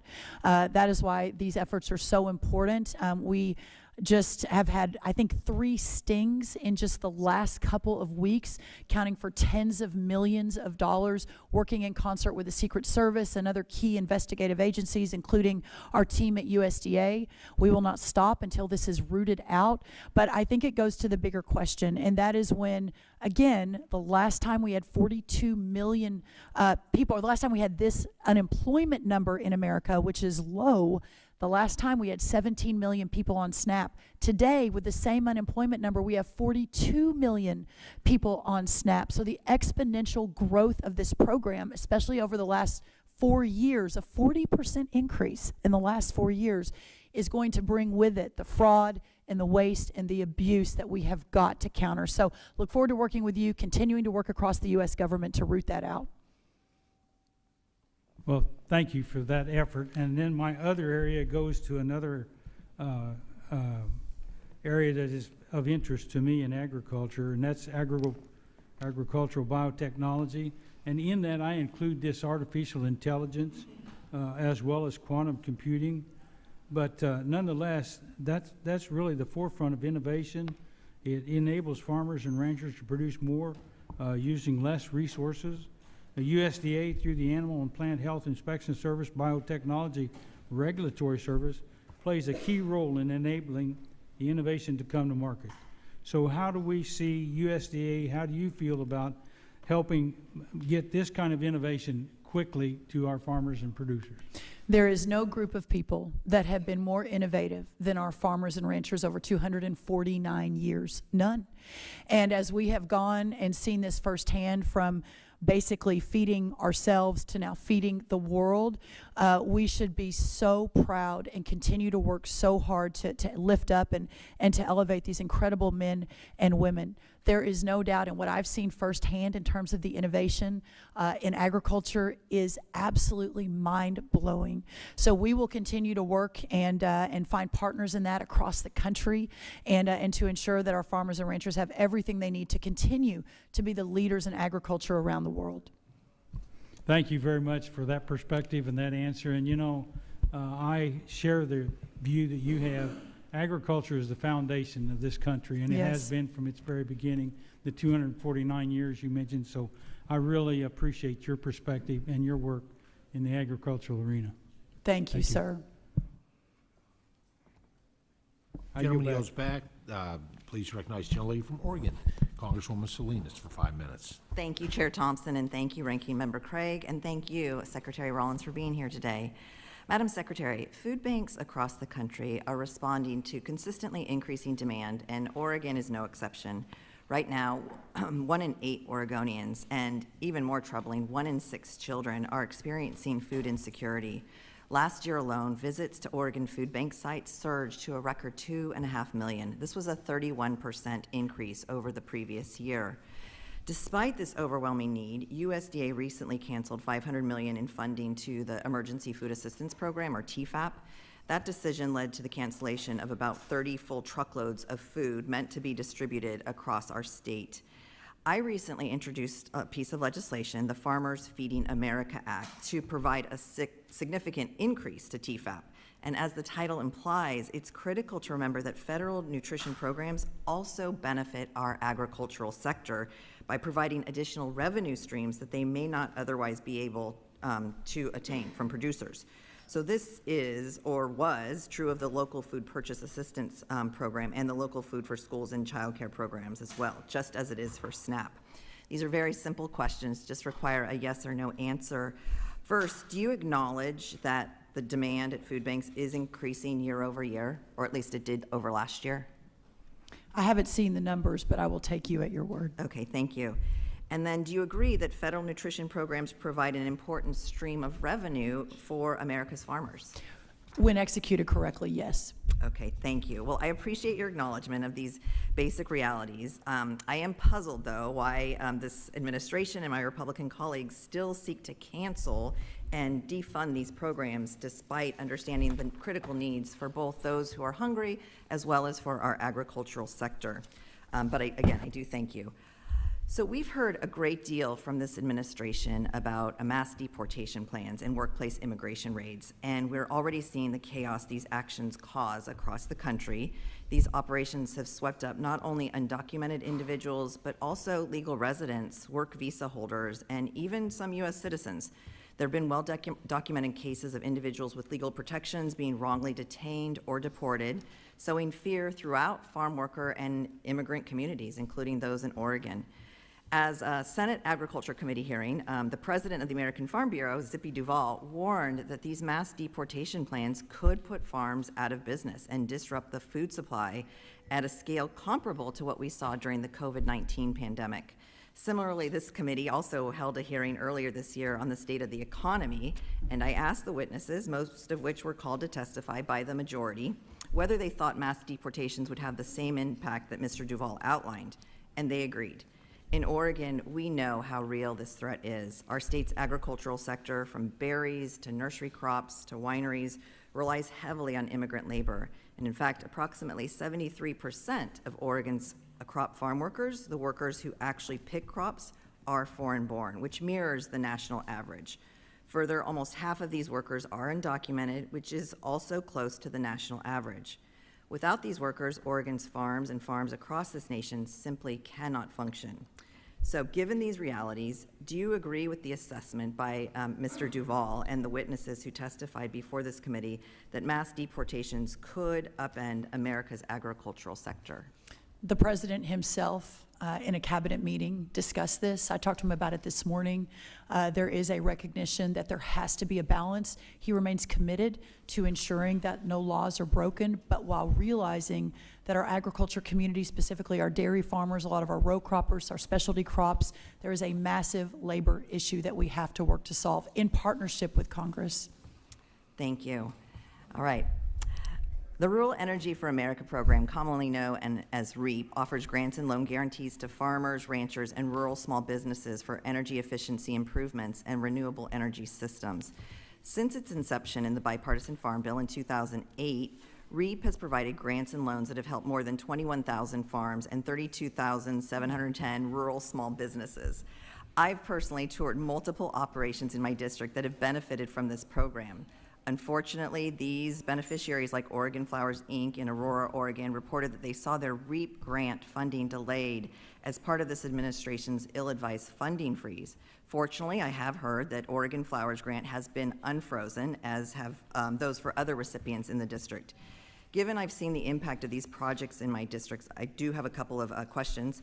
I know Ranking Member Craig and her Senate counterpart sent you a letter asking for an update on REAP funds at the end of April, but you have yet to respond. Are any REAP grants still unfrozen, or frozen, excuse me? I am proud to say I think we're completely caught up in all the letters, which is sort of unprecedented. So that should be solved for. There should be a letter on their desks, at least as of last night. All right. So it may be late. But yes, we have fully unfrozen all of those programs. Again, in a commitment to the American taxpayer to understand the efficiency, the efficacy of all of these programs. We undertook, a lot of review, but it is important, and those are important to local communities, and worked with some of the leaders in your state specifically. I remember some phone calls, and found them to be very valid. Thank you. I yield back. Thank you, Congresswoman. Gentlelady's time has expired. Now recognize the gentleman from Nebraska. Mr. Thank you, Bacon, Chairman. for 5 minutes. I'm an equal opportunity critic of Secretary Rollins, as people maybe share, but I want to commend you. You've done a great job today. I think you're doing a great job as Secretary. I think the administration made a great choice in you for Secretary of Agriculture. The first question I want to ask is, it's not your doing, the problem, but you could have a hand in helping us here. Canada is Nebraska's largest trading partner. It's a cornerstone of our agriculture economy. And we have this agreement, USMCA, that the president negotiated in his first term. They were in compliance. And then we talk about tariffs with dairy, but that was written into the USMCA deal. And then they gave us tariffs on wood. It was meant to be equal. But the tariffs are hurting us with Canada. Also, the talk of the 51st state from the administration has angered so many Canadians. And I hear from our business leaders in Omaha that they're losing business from Canada. They're saying, hey, we don't want to do business with you right now. So we're paying for this, at least in Nebraska. I'm sure other states as well. I hope you can help. Hope you got a timeline that maybe we can get an agreement so we get trade back going, and we need to repair this relationship that's important to not just Nebraska, all of the United States. I yield. Well, sir, I appreciate that. Clearly, as I mentioned a little bit earlier, it is an uncertain time. Our farmers and producers are the most affected by the uncertainty. Remarkably, they have remained very committed. In fact, the latest poll shows that the community is actually higher in support today than they were even before what we call Liberation Day, when the president enacted the reciprocal tariffs. Having said that, I hear you. If you would send specific examples, I think that would really help me fully understand as these conversations are ongoing, and I am at the table. So, really, I talked to business leaders in Omaha. We have Fortune 500 companies. Canadians are calling them saying, we don't want to do business with you right now. But I don't really understand the reason for tariffs on Canada to begin with when they've been in compliance with an agreement that was negotiated by this president. It just, for many of us, it doesn't make sense. But I want to go to question number 2. You and I spoke on the phone, and I really appreciate you taking my call, talking about regarding staffing and funding cuts with the U.S. Meat Animal Research Center in Nebraska. Do you have any update on efforts to restore these critical resource positions and sustainable funding? I don't right in front of me, but I will before we conclude today. So we'll get right back to you. I'm grateful. It's important to us, and we got some great universities trying to work with you. Yes, thank you. You've already addressed my third question, but I just want to say thanks for your candor on the Make America Healthy Again and the impacts on farmers. I appreciate your feedback and your candor. My final question is this. On the March 20th, the USDA's Agricultural Research Service distributed a directive restricting the use of more than 100 terms in evaluation agreements. Among these prohibited were ethanol, sustainable aviation fuel, water conservation, and groundwater pollution. All these things are important in Nebraska. Why do we do that? Because a lot of these research areas are important to the Midwest. And can you provide an update or a rationale? Yeah, of course. That was fixed almost immediately. Okay, good. So unless you hear differently, we have not heard any other issues with that. We solved for that right away. Okay, thank you so much. Those are my 4 questions.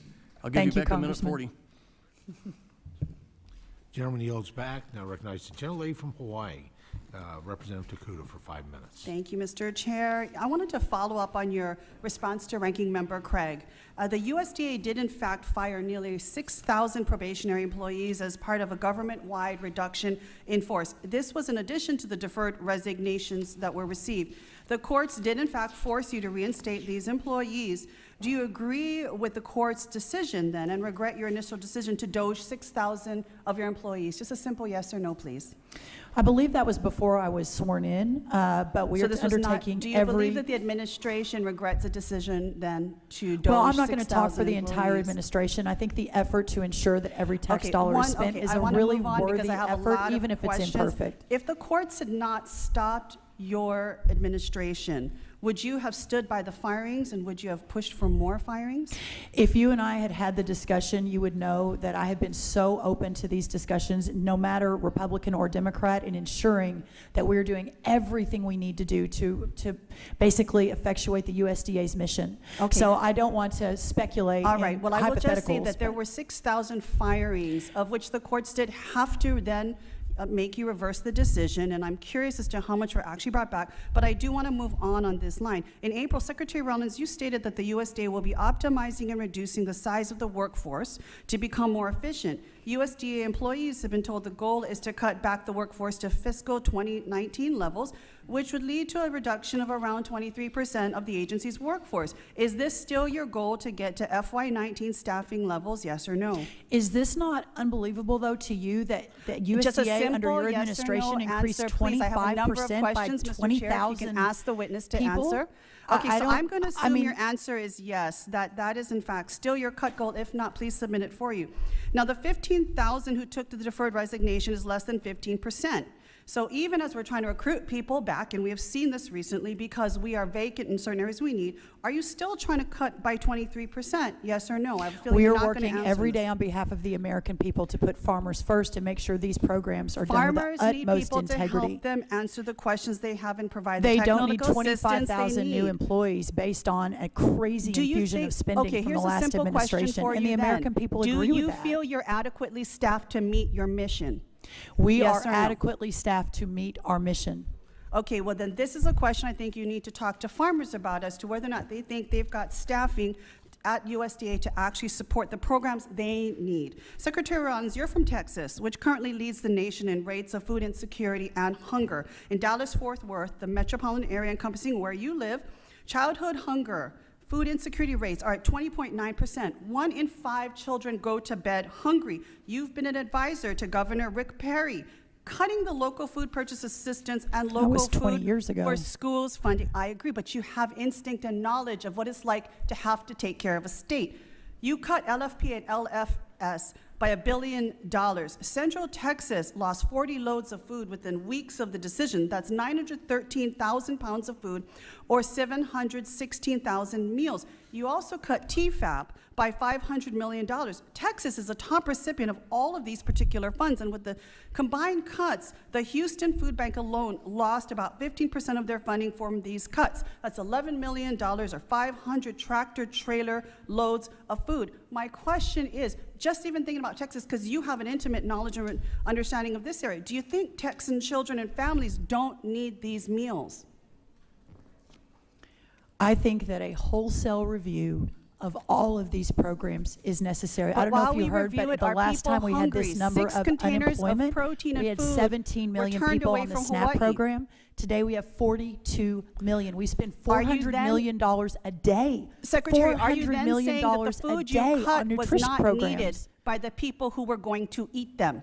It's a simple question. Texas has half the poverty of California by having lower taxes and less government programs. We are moving people into real jobs and real prosperity You are then at a implying rate that that the states people who are that don't receiving move those forward food, with freedom again, have. these are redundant. So I will not let you denigrate my state that has become the model in the country for the American dream, for Your prosperity, for state good is jobs, leading for the good health country care, in hunger etc. and food Thank you. insecurity right now. And we are talking about the fact that your state alone has lost tens of millions, if not more, dollars worth of funding under your lead of this particular department. $400 million And it's a day should be plenty you must to ask support yourself, these for every programs. dollar you cut, who goes hungry throughout this country? Thank you, Mr. In Chair. I yield America, back. there will not be a hungry child. Gentlelady yields back. Now recognize the gentlelady from Illinois, Ms. Miller, for 5 minutes. Hello. Hello, Secretary Rollins. It's a pleasure to have you join us today, and I'm looking forward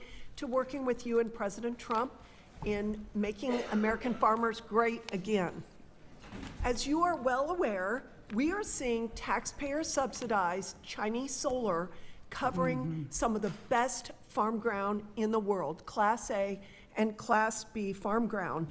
I was proud to reintroduce the No Solar Panels on Fertile Farmland Act of 2025, this Congress, which bans taxpayer funding for solar panels, especially those made in China, from being installed on America's fertile farm ground. I want to publicly applaud your leadership in taking action to stop Chinese Communist Party from buying up American farmland. Hostile foreign powers should never be allowed to control critical American assets like our food production. Recently, organizations like the Bezos Earth Fund have spent millions of dollars to paint the livestock and agriculture industries as drivers of climate change. These grants have sparked significant concerns among cattle producers because foreign countries who seek to undermine the integrity of the Angus breed and our beef industry often target cattle as major environmental culprits. But I know we are in good hands with you as our secretary. Secretary Rollins, what measures is the USDA taking to ensure that fertile farmland remains dedicated to food production and isn't repurposed for large-scale renewable energy projects? Well, first of all, thank you, Congresswoman. Can I note that 3 of my 4 kids just arrived? Jake Rollins, Anna Rollins, and Lily Rollins, part of the government process here, and what a joy to have them. That's great. Yes. So you and I have discussed this a lot. Your leadership on the solar panels and on the Chinese threat is so appreciated and so inspiring. We rolled out our small family farm initiative about 3 weeks ago. The solar panel piece of that is part of it. We're actually moving regs through our system right now. So hopefully, in partnership with you and with this Congress as we move this forward, I've spoken with the president about it specifically. He too is very interested in it. Regarding the Angus beef, I'd love more information on that. This is the first time I've actually heard of that, but remain acutely aware of the threats at stake and what we need to do to begin to solve for that. Have been in a lot of meetings about that at the White House. Thank you very much. And I'd like to say the solar and wind is not only taxpayer-subsidized Chinese energy, but it's unreliable and it is increasingly unaffordable. And by covering rural America with it, they are driving people out of rural America and ruining our beautiful landscape. And we know President Trump loves beautiful things. So Yes, he does. That's exactly right. Given the concerns about foreign entities acquiring U.S. farmland, how is the USDA collaborating with other agencies to monitor and regulate such transactions, especially those involving nations hostile to the U.S.? We have 400,000 acres of farmland in the last decade that has been purchased by the CCCP. 400,000. This happened without much, because I don't think we knew it was happening. Now that we realize what a significant problem it is, we are working across the federal government. I was again in a meeting just yesterday about this issue, and we'll continue to build out the plan to ensure that we are addressing this extreme threat to not only our farmland and our American way of life, but to our national security. Thank you. And in light of the significant spending by Bezos Earth Fund and other similar groups, what is USDA doing to ensure federal dollars are not being spent to push this radical anti-agriculture ideology? Yeah, we are, obviously, we've been talking about this for the last few hours, but every single dollar we're spending is under review to ensure that it is being spent with the taxpayers in mind, with the president's vision in mind, and what he was elected to do last November. And we're making a lot of progress. But having said that, and I ask this on both sides of the aisle, anything that you see or hear differently, please let me know. We're not going to be able to do this alone with just our staff. Thank you. I'm so grateful for you, and I yield back. Thank you, Congresswoman. Gentlelady yields back. Now, please recognize Mr. Vindman for 5 minutes. Thank you, Secretary Rollins, for testifying today. Do you support farmers?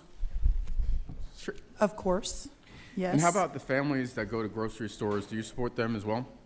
I do. I have 4 children. 3 of them are here who eat groceries too. Wonderful. Glad to see them. Let's talk about the trade war. Yes or no, are you aware that farmers need inputs that we typically import to grow the crops? Which input? Yes, in general, but which one specifically are you talking about? Oh, just in general, I'm talking about it, and yes is the right answer. Yes or no, will higher costs of inputs force farmers to increase prices for their goods, resulting in higher costs for families at the grocery store? Mr. Vindman, under the last administration, inputs went up 30% here in America. So that's the bigger question, not the trade We're not war. talking about the previous administration. We're talking about this administration. Well, but that's really important. I mean, that's 100 days versus 4 years. That's a 30% increase in inputs under the Biden administration, a $50 billion trade deficit Madam that wasn't Secretary, there I'm aware of when the that, but first I'm Trump asking you administration left. I mean, if you want to talk about the driving reclaiming cost my of time. groceries, that's where that's coming Reclaiming from. my time. Yes, sir. Please continue. So, yes or no, will higher costs of inputs force farmers to increase their prices? Yes, as evidenced under the Biden administration. I'm glad you agree, and I'd like to submit for the record an article titled, "How Tariffs on Steel and Aluminum Could Show Up on Your Grocery Store Bill." Without objection. Trump doubled tariffs on steel and aluminum, and so the cost can go up to 10% more. How much is the SNAP benefit per person per day? $6 is, I believe, the latest number. Actually, it's $6.20, which when you're talking about $6, that 20 cents actually is meaningful. Agreed. Yes or no, do you think food being more expensive makes life more difficult for families on SNAP? Well, I think that's right. That's exactly the president's bringing it down. I mean, we have a lower inflation than we've had since the last Madam time Trump was Secretary, here. actually- The cost of eggs went up 237% under Secretary, Joe Biden. They're down 65% reclaiming now. my So time. I don't know if this is the right discussion you want to have, but clearly we're reclaiming my solving time. for that. Okay. So we just discussed tariffs and the fact that tariffs, and we already have this article that I've entered into the record, are going to increase the costs. So SNAP, the food being more expensive makes life more difficult. We already agreed to that. And in only the first 6 months, it sounds like this administration is heading in the opposite direction with the tariffs, and your administration is pushing a bill that would tighten people's SNAP benefits even more. Are you aware that SNAP recipients shop at the same grocery stores as every other American? I am aware that we all use the same grocery stores, yes. I do believe there is a food desert out there in some of rural America that we're working to solve. And I agree with that as well, given Yes. that I have significant rural parts of my district. Yes or no, do you know that in rural counties, retailers that have SNAP shoppers will lose income if those folks lose their benefits? Well, again, 42 million versus 17 million the last time we were at this unemployment number, so. It's a straightforward, simple question, Secretary. If, in rural counties, if retailers lose SNAP shoppers, will they lose income for these folks? Just yesterday, we signed 3 more SNAP waivers. Of the $111 billion we spend every year on SNAP, $27 billion is on sugary drinks and junk food. All We right. are reforming the SNAP program to allow more nutritious foods. Reclaiming my time. I'm sorry, Please. I only have 5 minutes, so I need to move through Well, this. hopefully I have a chance to But- answer the questions, but I understand. Yes or no, do you know that 27,000 retailers in rural areas might have to shut down if SNAP benefits are cut, creating even bigger food deserts? The deserts that you just referenced in farm country? Clearly that will not be happening as we continue to move away from processed foods and sugary drinks to a more nutritious menu Madam for all of our Secretary, that recipients. sounds like a no, that maybe you don't know that. We spend So I'd like to- $400 million a day, Reclaiming my sir, time. on these programs. $400 million Reclaiming my a time. day. So I'd like to submit for the record an article titled "SNAP Cuts Are Likely to Harm More Than 27,000 Retailers Nationwide" from the Center for American Progress. Secretary Rollins, did you know, or did you or did you not say? Without objection. Thank you. That the state of the ag economy is perhaps the worst it's been in 100 years? The state of the ag economy is indeed under a massive challenge, but 30% input costs from the Biden administration, a $50 billion Madam Secretary, trade deficit that was not there. That is the sounds reason like for a the farm yes. economy. Gentleman's time has expired. Thank you. I yield Thank back. you. Now recognize the gentleman from Iowa, Mr. Feenstra, for 5 minutes. Thank you, Mr. Chairman, and I want to thank you, Secretary Rollins, for being here today. I'm so impressed with what you've done in the first several months of being in your administration. I just think that you're delivering on Trump's America First farming agenda, and that is so important. I mean, promises made, promises kept by his administration, and you're taking full advantage of what's happening there Thank for our you. families and our communities. I want to talk about, you came to Iowa, thank you very much. I did. It was wonderful. I have the second largest ag district in the country, and you probably saw that we are very involved in biofuels, ethanol and biodiesel. And I would just love to ask, where do you see that going, and how can we continue to make sure ethanol and biodiesel is successful as we move forward?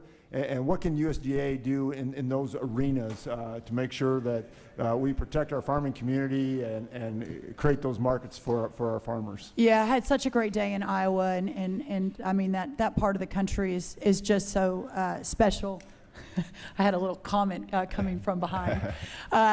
And it was really encouraging. I will note that this president has been, again, resolute in his support of the industry. But one thing I want to note, and Mr. Vindman brought up the trade war, but trade recalibration / discussion. But the UK deal, the first deal that was just struck 3 weeks ago in the Oval Office, ethanol went to a 0% tariff under that's that huge. deal. 3 days later, I was in the UK talking to the leaders there. They were so surprised, first of all, to have the Secretary of Ag there because they hadn't seen one in a long time.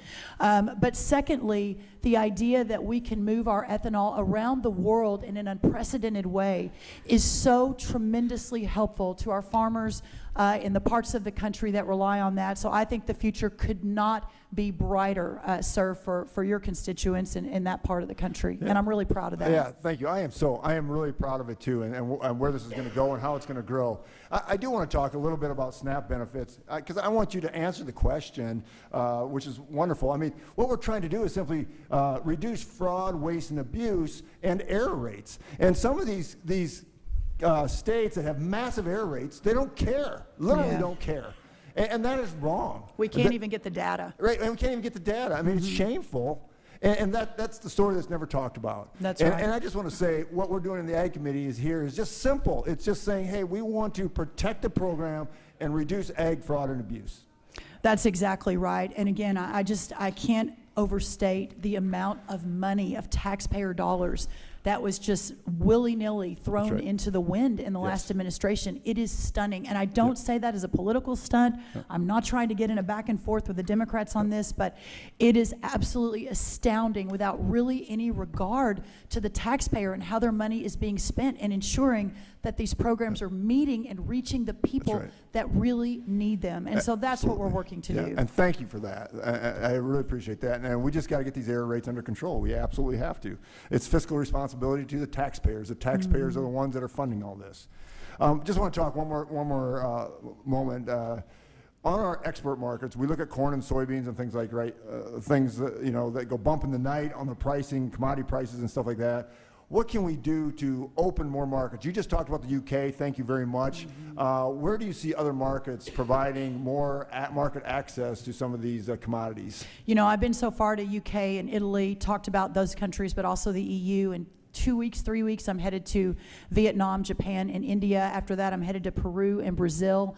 I have been really surprised, but in the best way, at how excited these countries are for us to be there on the ground, how they understand that the 15% average tariff put on our American agriculture products versus the on average 5% that we put on their products.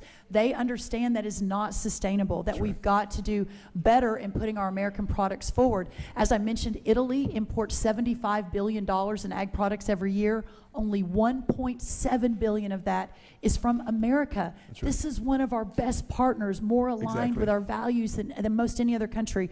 So just being on the road, working around the clock, sending the teams out into the world, the president being the chief negotiator, not allowing Americans to take a back seat ever again. This is going to be a game changer. Well, I just want to say thank you, Secretary, and I also want to say thank you.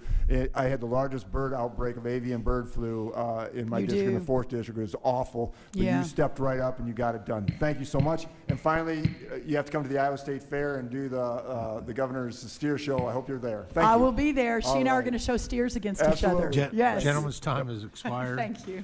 And now recognize the gentlelady from Illinois, Ms. Budzinski, for 5 minutes. Thank you, Mr. Chairman, and I do want to thank our ranking member, Craig. Secretary Rollins, thank you for taking time to appear before the committee today. My district in central and southern Illinois is home to some of the nation's most productive farmland, with some of the top corns and soybean producing counties in the country, as well as a wide variety of specialty crops. It's also home to facilities for some big names in agricultural industry, ADM, Primient, Kraft, Tillamook, they just opened a factory in Decatur, plants like Corteva, Bayer, Nutrien, and a lot more. And of course, it is home to a tremendous amount of agricultural research. At my alma mater at the University of Illinois, but also Southern Illinois University in Edwardsville, and many great community colleges throughout my district. So I'm sure you can understand why I am so thrilled to serve on this committee, because the work we do here and the work done at USDA matters so much to the district that I represent. Madam Secretary, can you tell me, do you agree that the primary function of the USDA is to serve farmers in our rural communities? Just yes or no? Yes. Okay, thank you. Madam Secretary, I do have some concerns about the way things have been going just over these last 6 months. Just to start, the President's budget for USDA was abysmal, in my opinion. It kneecaps agricultural research, threatens American dominance in international development, forces women, infants, and children to go hungry, and decimates NRCS. Just last week in this committee, we heard directly from farmers about the importance and success of conservation programs for their operations. The idea that we would take away opportunities to improve farmers' livelihoods and to completely eliminate conservation technical assistance, which farmers have told this committee directly that they rely on, I think is ridiculous. I urge you to be thoughtful about the impacts of the suggestions you have made. These are not inconsequential programs. There is no backstop. Please consider the farmers that you do claim to serve. I also want to bring to your attention some changes that have been made that have serious issues within my district. The elimination of the local food purchase assistance and the local foods for schools programs they both were incredibly important, and it is distressing to my community that they've been eliminated, and across Illinois as well, sharing that concern. This program was an incredible opportunity to connect farmers with their neighbors in need, as well as local small businesses. I'm lucky to have a great relationship with Sola Gradia Farm in Urbana, a vegetable and fruit operation whose primary goal is to provide food to local residents, particularly for vulnerable populations. LFPA helped them accomplish this goal. They also were connected to local small businesses through LFPA, like Martinelli's Market in Champaign, Illinois. And Martinelli's is also dealing with the administration's tariffs, driving up the prices of their ingredients. So the rug was pulled out from under them when USDA canceled the LFPA contracts which helped them to buy locally and feed our communities. Now tariffs are driving up Martinelli's overall prices, and Solo Gratia lost its purchasers. This is just an example of the many concerns I have for my district, but I want to use my time to draw your attention Can I respond to any of that? to an opportunity. Let me get through my points, Okay. and if we have time, then I welcome your comments. Okay. Attention to an opportunity. This is an opportunity, I think, that could be at USDA. Love opportunities. With this administration, yes. So with this administration shuttering of USDA, USAID, I mean, Feed the Future labs across the country have closed, with the exception of one at Kansas State University, the Climate Resilient Cereals Lab. One lab that was impacted and therefore closed was in my district. The Soybean Innovation Lab, or SIL, at the University of Illinois, has been conducting critical research for over 12 years on new varieties of soybeans. This research not only supports developing nations, but it supports domestic growers. Development of soybean genetics in the United States helps us to maintain our global dominance in the soy market, which is critical for the farmers in the heartland. It also introduces brand new international markets to American products, which I know is a mission of this administration. I understand that the majority of USAID activity has been moved to the State Department, including programming for the Feed Our Future lab at Kansas State. Madam Secretary, I ask you to please look into the importance of the Soybean Innovation Lab for American agriculture.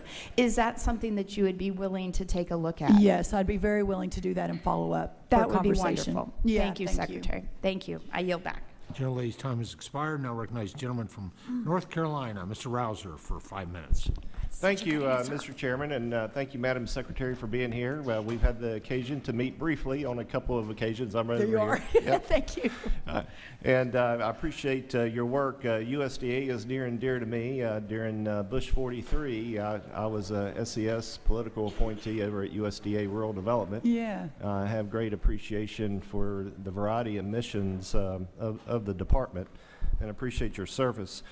First, I want to begin by thanking you for your work with the North Carolina Department of Agriculture and Consumer Services on their state block grant application for losses from Hurricane Helene. Obviously a very, very devastating storm. And as you know, this devastation was far beyond just crop loss, affecting a broad range of our more than $111 billion agriculture economy, including timber, infrastructure, agritourism, and aquaculture losses. And now it's in my understanding that our staffs have been communicating, and I know you're working really, really closely with the state to address these issues, and just really appreciate your work in that regard. If you want to provide a little update on that. Yeah, we have been in close contact with your state and the leaders in your state. I visited North Carolina, one of the first states I went to. I think we've had 5 formal meetings, but almost daily conversations. Those funds are close to contract and should be released very soon. And you may have mentioned this while I was out at another committee meeting, and so my apologies if it's redundant. North Carolina is third most agriculturally diverse state in the country, and so we have a lot of specialty crops. If you can touch base or just bring us up to date real quickly on the marketing assistance specialty crop rollout for economic assistance for specialty crops, I'd be most interested in Yeah, that. that's as you may remember, that's a significant investment on our end at USDA, about $2.65 billion. We have announced those are moving, but still under review. It's a significant number that we're working with our partners over at the White House on. But there will be the first tranche is moved, the second tranche is shortly behind. But I don't have a specific date in front of me. But we'll reply back to your office and make sure you're fully aware of that. Thank you very much. One other quick item: the H-2A program. I know the chairman made reference to this in his opening statement. I can't stress enough how critical it is to have a good workable program, and that AWR, the adverse effect wage rate, is a real issue for our growers. In fact, we had a bipartisan working group that the chairman put together. We had a whole list of areas of unanimity between Republicans and Democrats, and one of them was the need to freeze that AWR. We've got a great Secretary of Labor in place, and I remember during the first Trump administration, there were a variety of departments that were working together to make some good reforms administratively to the H-2A program. So I just want to underscore just how important that is and give you an opportunity to talk about that just a minute if you can. Yeah, I am fully aware. In fact, in Texas, I went and visited some citrus growers in South Texas, and we could look across the border where the average hourly rate was $2 in Mexico to produce the same, or to basically move the same produce through in Texas at $23 an hour. This is unsustainable. I've talked to Lori Chavez-Durema, our Secretary of Labor, about it. I've also spoken to the President about it. We remain fully committed to working with, obviously, you all are going to be the main movers and shakers for real change, but whatever we can do through the government, the executive branch, please, please, please let us know, because we realize what a huge problem this is. Well, we look forward to working with you very closely on that, because it is, it's probably one of the greatest needs American agriculture has. That's right. You know, you can't harvest a crop in many cases, particularly specialty crops, if you don't have labor. That's exactly And, right. in my remaining time, I want to put in a plug for our food assistance programs. You know, a lot of them are administered at USAID, but they really belong under the U.S. Department of Agriculture, in my opinion. One in particular, the Dole McGovern Food Aid Program. I used to work for U.S. Senator Elizabeth Dole in a previous life. I grew very close to Senator Dole from Kansas. And when you travel overseas and you see, you go in these schools, and the only reason why these kids are in school in these third world countries is basically because of the McGovern-Dole food program. It's the only nutrition they get during the day, and it provides not only a humanitarian aspect, but there's also a diplomatic long-term America First aspect as well. So Very quickly, 30 of those programs are still moving, and we opened up funding for the next round on May 9th, just a few weeks ago. Understanding it is realigning around the President's vision and the countries that, you know, help America, but we are aware and tracking. Gentleman's time has expired. Now recognize at the minority's request, I recognize Mr. Jackson from Illinois for 5 minutes.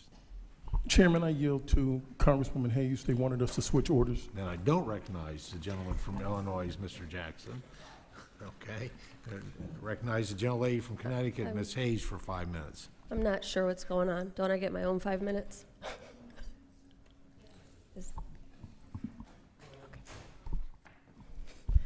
Thank you.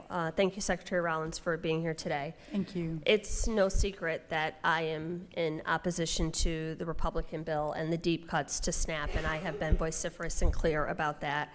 I just want to add, as we are talking about the Republican proposals in the Department of Agriculture, there are serious concerns that many of the actions being taken threaten the bipartisan coalition that has helped pass multiple farm bills, and we would be hard-pressed to get the full committee to, the full Congress to pass a bill that guts billions of dollars from our most vulnerable communities. But today, my questions are going to be focused on small farms in my district. Between 2017 and 2022, Connecticut lost roughly 460 farms. Projections by the American Farmland Trust estimate that my state will lose 55,000 acres of farmland if we do not step in to preserve what remains. There are many factors contributing to the loss of farmland in New England, as we heard Mr. McGovern talk about earlier. One of the most consistent is the failure of farm safety net programs. Guardians Farms, a small first-generation farm in Southbury, Connecticut, in my district, began operation in 2020, and they sell dairy products at farmers markets on the weekends. 2 years of heavy rain have resulted in fewer visitors to the farm and damage to the pasture, barn, and chicken coops. Earlier this year, they requested $50,000 from USDA to help make up for lost revenue and to help with repairs. As of today, they still have not received any disaster assistance. Last year, Congress funded 2 disaster relief programs and designed them to work together to ensure all impacted farms receive some type of assistance. The Supplemental Disaster Relief Program would fund larger operations, and the Farm Recovery and Support Block Grant would provide targeted relief to smaller farms in smaller states. Secretary Rollins, it's my understanding that USDA has directed Connecticut to choose between one of 2 of those programs and a small farm block grant rather than assessing both as Congress intended. What is the justification for denying Connecticut farmers the ability to access the relief Congress has voted to provide for them? Well, first of all, thank you. That's a great question. I have been in a lot of conversations on this. In fact, my next one is with your colleague, Rosa DeLauro, at 4 o'clock once I leave here. We are continuing to assess what this means, understanding that this $220 million block grant to New England that you all put in the Relief Act at the end of last year is different. It's different than Georgia, North Carolina, some of the bigger farming communities with the bigger farms. So we are continuing to look at this. The decision has not been released yet, but will be soon. We remain very committed and have been working with your Ag Commissioner from Connecticut and across New England for the last few months, and will continue to do so. Well, I appreciate you explaining what USDA is doing as a whole, but my question was about why Connecticut is being denied access to both programs. I know that there has been concern about double dipping, but there are audit processes in place, certification processes in place, and what ends up happening is exactly what we anticipated. The smallest farmers are left out because they don't have access to these programs. And my fear is that Connecticut will be kept waiting for relief because the program is not being implemented properly. Your budget proposal would cut funding for the Farm Service Agency by an additional $250 million. I'm concerned that Connecticut farmers, again, will see diminished capacity from USDA to address their needs. How will the USDA deliver payments to farmers in a more efficient manner when you're cutting resources and the staff who do the work?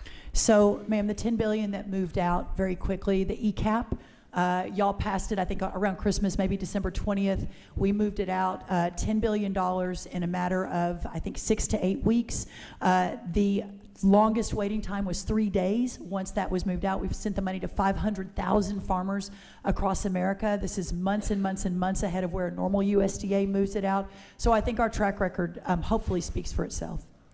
Well, I think, again, I hope that there is some consideration for the smallest farmers who don't have grant writers or access to these programs or the ability 100%. to reach out and get a response. I appreciate the fact that money is getting out the door. My concern, once again, is that it is going to the largest farmers in the largest agricultural communities and leaving behind the farmers who literally have less than 100 acres and are doing this work, and it's their family business. And Congresswoman, what I would ask is when you hear those stories and you are called to call me specifically and say, this is what's happening in my district and this is who is not getting the attention that they deserve, and that will help us solve for that. I appreciate that. I'll follow up and make sure you have the information on Guardian's Farm in Southbury, Connecticut. It's a veteran-owned farm, and they are struggling right now. Thank you. I yield back. What was the name again? Guardian's Farm. Guardian's Farm. I'll make sure you get the information. Thank you. Gentlelady's time has expired. At request of the Secretary and in consultation with the minority,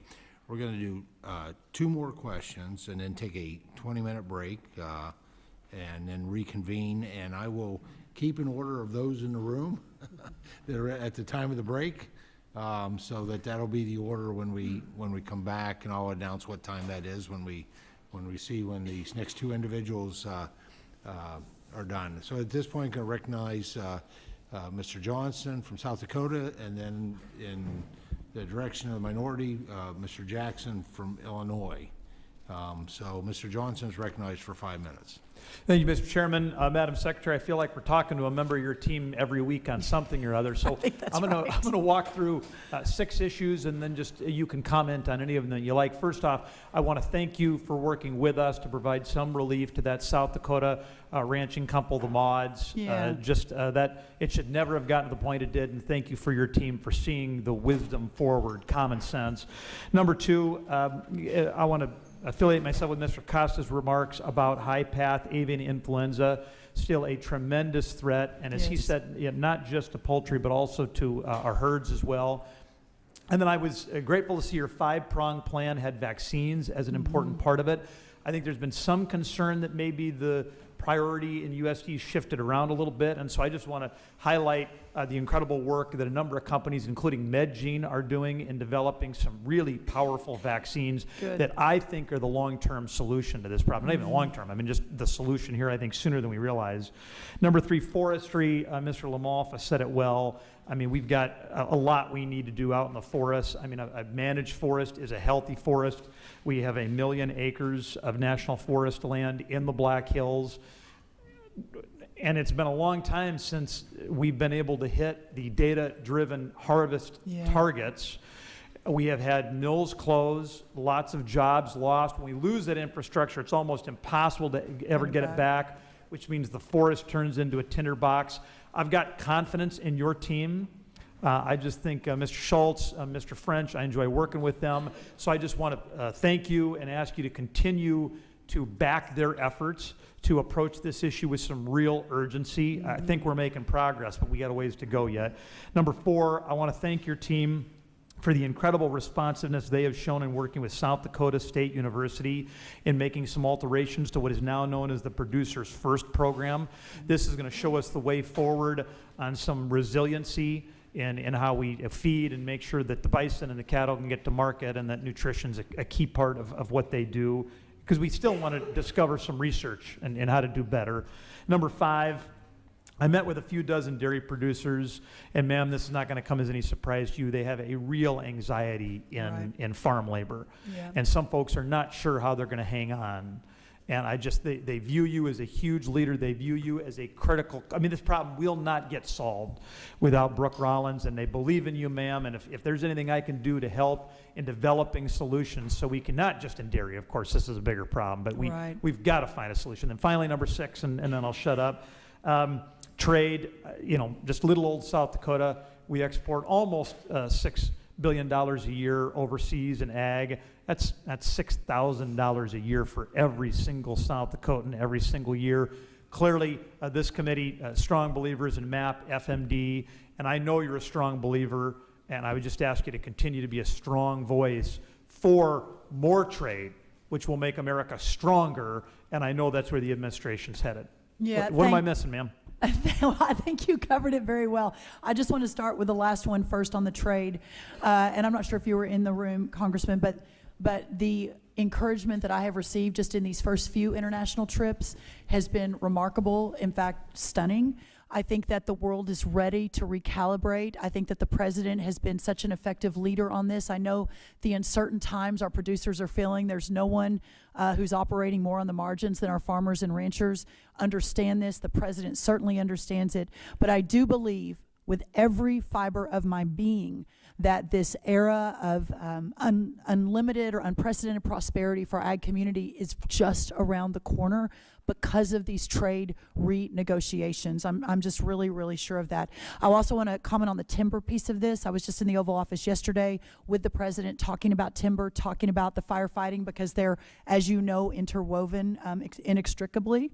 And I think that we're going to have another meeting tomorrow in the Oval Office on the issue. The president has been resolute in the increase of 25% in timber production, which, by the way, that will be the same number we had 30 years ago in 1994. Since then, our entire timber industry, as you know from your state and others, has been decimated. So the focus, the investment, the putting our timber industry back at the front of the line to ensure they're able to do and thrive, but also on the back end to mitigate against more and unnecessary fires, it continues to be a priority of this administration, and I'm really, really proud of that. With that, Mr. Chairman, the Secretary and I have solved all the problems, and I would yield back. I think we're done here. And by the way, you're unflappable. I did not know that my mean comment about Iowa and Jess would be picked up by you. It was mostly for your staff's benefit, but you're unflappable. You kept rolling, so thank you. I yield. Thank you, sir. Thank the gentleman. This gentleman's time has expired. Now I recognize the gentleman from Illinois, Mr. Jackson. Thank you, Honorable Chairman Thompson. Thank you, Ranking Member Craig, and distinguished members of this committee. Thank you, Secretary Rollins. I look forward to working with you in the months and years to come. You're head of a department with a budget of hundreds of billions of dollars, over 100,000 employees, 4,500 offices, 29 different agencies, and so the job is enormous, and I come here not to fix blame, but to seek solutions. Madam Secretary, your department proudly announced in a May 1st press release that it has terminated over 3,500 contracts and grants totaling over $5.5 billion and canceled nearly 1,000 trainings to eliminate quote-unquote woke DEI initiatives. For the record, does the United States Department of Agriculture, under your leadership, have an official written definition of DEI? I'm a bit confused. One that would stand legal scrutiny under the Administrative Procedures Act that you used as a specific uniform standard to justify these cancellations? I believe that we do, sir, but let me check on that, and I will circle back to your office, and we can talk directly. Okay, thank you. I've not been able to find one. I reached out to the office starting in February. So I would simply just assume at this point, for the record, that the answer would be written no. Under the Administrative Procedures Act codified at Section 5, U.S. Code 551, agencies' actions cannot be arbitrary and capricious, yet we see some of the terminations of these programs without a single written guiding principle. So we have to make sure that this is codified into law. Under the previous Secretary of Agriculture, we had a blueprint and outline of where the department was going. I hope in the weeks and months to come, this is on the thing. The Department of Agriculture has operated consistently by giving us a blueprint. The second question I would have for you, your department has canceled outreach and recruitment in the name of eliminating DEI. So I don't know what it is that's being eliminated, that's being cut, because this DEI is very vague. It means many things to many people. And so if you exclude the longstanding federal hiring initiatives like the Veterans Recruitment Appointment Authority or the Schedule A hiring or Authority for People with Disabilities, both of which are designed to create a more diverse and inclusive federal workforce, would you agree that's a noble goal? Well, the first thing I'll say, and that I really actually appreciate the conversation, is that the president clearly has been very clear in his directive. We are operating under his executive order on all of the above. Reclaim my time. I appreciate that because I fundamentally disagree with I the president, and I can appreciate your integrity, but the president is simply wrong on this, and I hope more people in the administration can speak up to him. He can make a mistake, but it seems like people get very confused and obtuse around him. The federal definition of diversity explicitly includes these groups: the disabled, the rural Americans, which are all groups that have faced barriers to federal employment in the past. By canceling many of these programs unintentionally, they become collateral damage. And so I would like to make sure that we continue to broaden the workforce and pull as many people in. Also, we've talked about now, I see in this declaration about meritocracy. You say your department now operates on meritocracy. Yes, sir. Are you aware that the 9 merit system principles codified in Section 5 of the U.S. Code 2301 already exist to ensure fair and merit-based hiring free from political influence? That's already baked into this. I don't know why there's new emphasis on saying there's meritocracy. Does the USDA, under your leadership, have an official written policy defining what constitutes merit that supersedes or replaces these congressionally mandated principles? We already have them in the documents. I am not aware of that, but I'm really glad, again, for this conversation. My commitment is to look at that very closely. Obviously, I'm a big believer in the president's vision on this and the meritocracy approach, but it's a fair question. How do we define that, and what does that look like? Okay, and that'll be on Section 5. So these terms that mean woke and so forth. There's another term that have on your website regarding color blindness as a goal that you have. Did someone put into the record that color blindness is a physical impairment, or is there a new definition of what color blindness means? Is that an asset? Can you help me define what is color blindness and the values or merits of it? My understanding is this is from the executive order at the president's directive, and that we are looking at merit and the best possible employees for the American farmers. So color blindness, are we talking about having a lack of racial equity, racial justice? Is that the code word for it? Okay, well, the president, again, is wrong, because you know the case of Pigford versus Glickman. It's already been already been documented that there's been a history of racial discrimination, prejudice, and racism. It's already had lawsuits filed and settled by farmers, African American, Latino, and indigenous, that did not have fair access to the resources of our agency. So I don't want to fix the blame, I want to fix the problem. But if some people are willfully blind, if he wants people going around the Department of Agriculture with mismatched clothes because he is now championing blindness, I think that's wrong, and that should not be classified as singled out. Mr. Chairman, I yield back and thank you for your time. Gentleman's I time look is- forward to continuing gentleman's the time has conversation. expired. The committee will stand in recess for 20 minutes, gaveling back in at 12:55. And at that time, the members have been in the room here. I'll share with you what I have for order. Mann, Davis, Moore, Sorensen, Harris, Vasquez, Taylor, Riley, Dela Cruz, and Mannion. We stand in recess. Thank you, Mr. Chairman.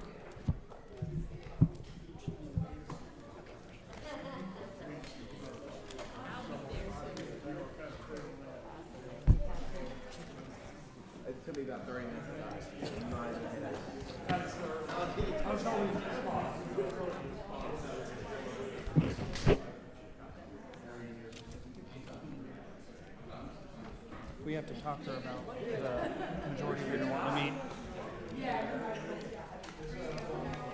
Yep.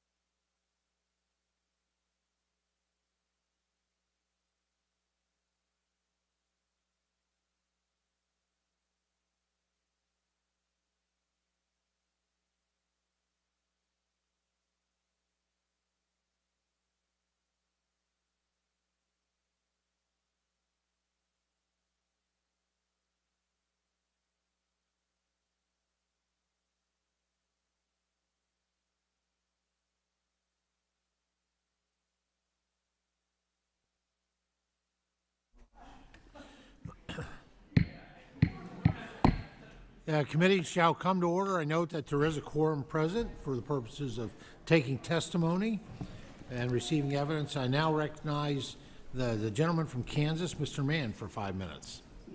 Welcome back, Madam Secretary. Thank you for being here today, and thank you for your leadership in supporting farmers, ranchers, and ag producers across the country. It was an honor to have you visit the big 1st District of Kansas during your first week on the job back in February, right after you were confirmed, and we had a chance, as you recall, to participate in a roundtable discussion with ag producers, stakeholders. We toured Finney County Feed Yard, the Ponderosa Dairy. We even met with some local FFAers, which was a huge highlight of mine. I know something that's near and dear to your heart as well. One of my first meetings with President Trump, I distinctly remember him telling me of his love for the American farmer. And I very much appreciate that you also share that passion. Over the past few months, you and the President have led the way in supporting rural America, and I look forward to continuing to work with you for the next 4 years so that we make agriculture great again and everything that it possibly can be. Amen. A couple questions. First one, Madam Secretary, the One Big Beautiful Bill Act is a major step forward in the future of American agriculture. We are able to strengthen crop insurance, raise reference prices, really help our producers. We also were able to include historic landmark investments in funding for trade promotion programs in the House version. After the last administration's failure to act on expanding international markets, I've been really encouraged at your efforts to rebalance trade to support the American farmer and rancher. In particular, I appreciate that you'll be traveling on a trade mission to India here in the next few weeks, where greater market access for crops like sorghum would be a game changer for our Kansas producers and a clear win for the U.S. and India.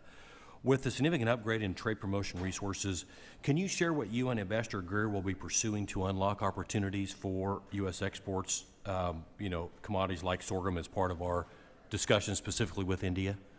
Yeah, specific to India, and I will absolutely, Congressman, circle back to you with a little more detail.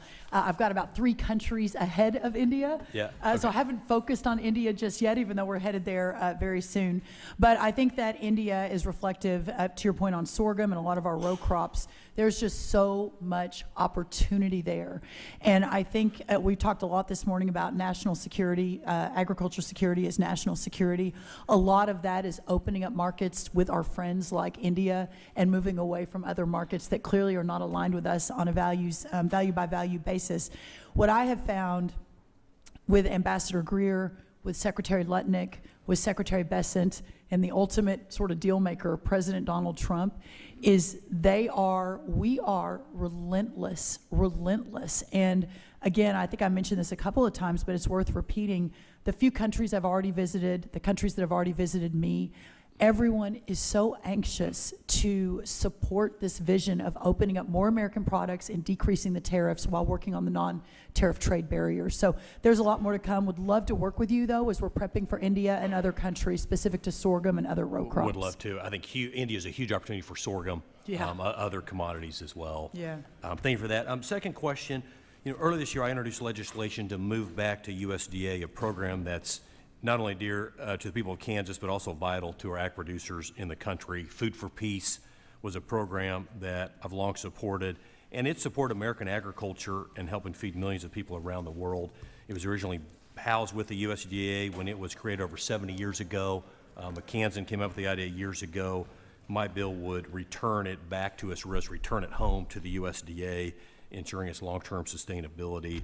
I'm optimistic that Congress will soon act to codify this move, realigning Food for Peace with USDA where it began. If and when that transition takes place, can you commit that the department will continue to fund and operate Food for Peace as robustly as it currently has been administered, and welcome any thoughts about Food for Peace? Sure, and understanding that's moving through the system, not wanting to get ahead of President Trump specifically, but we stand ready. If that is the congressional direction, we will work with you and your partners to ensure the continued sustainability and success and changes if necessary. And great program, right? I mean, we're shipping commodities grown here in bags that say a free gift to the American people. It's good for our farmers, good for our shippers, good for the mouths that receive it. I think someone asked you about Food for Progress earlier. Might loop back in with your office on that as well. But just really appreciate you being here. Thank you for all that you're doing for agriculture. Thank you so much. Good to see you, Congressman. Gentleman yields back. Now recognize gentleman from North Carolina, Mr. Davis, for 5 minutes. Thank you so much, Mr. Chair. To our Secretary, Secretary Rollins, thank you so much for being with us today. Good to see you. I was looking forward to the committee, I'm sure, as we've been excited about you coming. I want to share a picture the best that I can reflect from so many conversations, what's taking place in Eastern North Carolina back home. Farmers are absolutely getting pounded. These are, without any doubt, tough times, and they're facing many challenges. And between increased labor costs, low reference prices, increased input costs, so much uncertainty, double duty drawback for tobacco growers, trade, just uncertainty, and in the midst of it all, we still, regardless of how we got here, have no farm bill. And let's be clear, reconciliation is no substitute for a farm bill. I agree. In North Carolina, we have out west, which I traveled a little over a week ago to the western part of the state, and it's a dire situation that's still on the ground there as people are trying to pick up the pieces in the aftermath of Hurricane Helene. But then out east, in which I'm honored to represent, we've had our fair share of challenges as we've been crushed with drought. There's so much going on, and by the way, I would like to personally welcome you to Eastern North Carolina. I would love that. But what we're leaving farmers now, we're leaving farmers these options. Option A, more debt, take on more debt. Or option B, I'm gonna throw my hands up in the air and call it quits. Here's the reality. I grew up cropping tobacco and doing a lot of hard work that we enjoyed doing as kids, and this is part of our heritage. And when you talk in particular family farmers, they want to continue and pass it on to the children, the next generation, but how many children want to take on all of this right now? So my first question is, what's the timeline for getting the disaster and economic agriculture assistance out the door that's going to help us in North Carolina? Yeah, I appreciate the question. Oh, God bless you. Welcome. You First took of up all, 5 seconds of my time. That was a big one. That was an amazing sneeze. The first thing I'll say is with ECAP in North Carolina, 6,389 of your producers received $118 million over the last month or two, so hopefully that is at least a step in the right direction. On the emergency livestock relief, which we just released in the last week or two, there's significant numbers going that way. 599 producers for 23, another 423 producers for 24, a total of $1.4 billion, I believe, on that. And Madam Secretary, let me acknowledge the work that is taking place.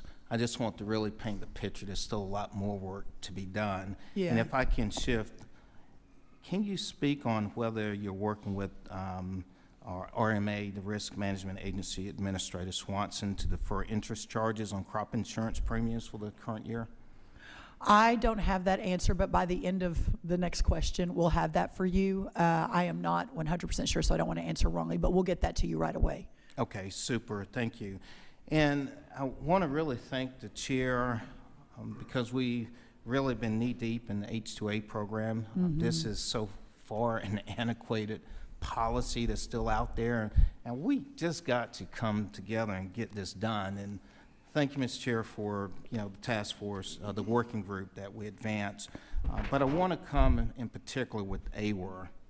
Because I hear so much about AWR, and this is a real legitimate concern. My question is, what's been the communication from USDA with DOL as well as DHS in relation to ensuring there's enough workers available to continue to feed, fuel, clothe the American people so they can continue to keep the operations going with Well, as we discussed this morning, although, sir, I don't think you were in the room, there's obviously a very, understandable concern in the agriculture market on labor. I spoke with the president about it this morning. I had a meeting with both Secretary Noem and Secretary Chavez de Rimmer on Monday night. The president, in an April 10th cabinet meeting on his own, talked about it. There is no doubt that, first of all, significant reform needs to happen to the H2A, H2B, et cetera, which I know you all are leading on in a bipartisan effort, but also the importance of our administration and this president, which he does, recognizing that we have a major gap in the labor market for our dairy farmers, a lot of our row croppers, and how you balance that, obviously, with his commitment to America and to the American voters, which we don't all agree on, but to address illegal immigration. So please know I'm committed to working around the clock to solve for that. Thank you so much. Gentleman's And- time has expired. Yes. Thank you. Now recognize gentleman from Alabama, Mr. Moore, for 5 minutes. Over here, Secretary Rollins, how are you? Welcome. Thank you for being you. here today, and thank you for all your work you're doing on negotiating with countries. I think reference prices, input costs have been mentioned by Mr. Davis. Obviously, that's an issue. We've lost a lot of farms, and I think as a result of inflation, obviously, we printed money like drunk sailors in D.C. for the last 4 years, and in some cases, that's an insult to drunk sailors. But inflation has really caught our producers in a tough spot with fuel costs and energy costs, those sort of things. But one of the issues I want to kind of breach with you or talk a little bit about is we recently have noticed there's been some SNAP fraud and card skimming. And just a few weeks ago, the DOJ charged a USDA employee and 5 others in a $66 million SNAP fraud and bribery scheme in New York. And shockingly, this criminal scheme went on for years under the prior administration. So, Madam Secretary, what action is the department taking to ensure that these sort of egregious levels of fraud are being addressed? This is at the very top of the list. Currently, we can prove one of every $10, which is about $34 million a day, is paid out in taxpayer money that is fraudulently paid. We've got an across the government, whole of government approach right now. The New York case that you mentioned is just one of many. There was a sting operation led by our Secret Service, interestingly enough, on the West Coast within the last month, too. Many more are coming, working alongside Pam Bondi at the DOJ. But part of that, sir, and we've talked about it a little bit this morning, is the reluctance or refusal of many states to turn their data over to us. So it's hard for us to even know where that money is going and who it's being paid to. We are now directing it, and if they're not willing to do it, we're going to start moving through litigation. So we're going to force the issue, but it has to stop, and we can't continue to pay taxpayer dollars in such a fraudulent way.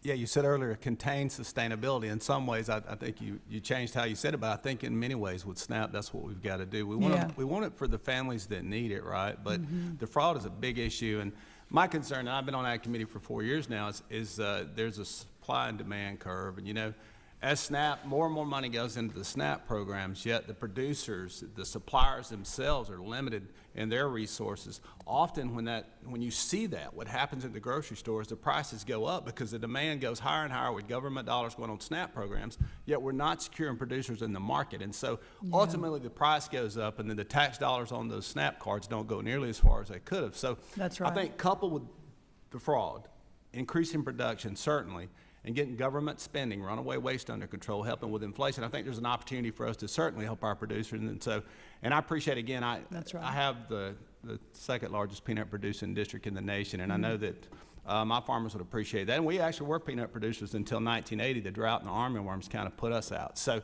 it's one of those things, I think we've lost 150,000 farms. And so I appreciate the work you're doing, the president's doing to try to help food security in this country and make sure that we are competing with other nations and certainly negotiating with other countries to buy our products. And so thank you so much for your work on that. And with that, Mr. Chairman, I'm going to save a little time and yield back. Thank you, Congressman. Gentleman yields back. Now recognize the gentleman from Illinois, Mr. Sorensen, for 5 minutes. Thank you, Mr. Chairman. I love the milk that is in front of you, just saying. Love that it's whole milk. It's good.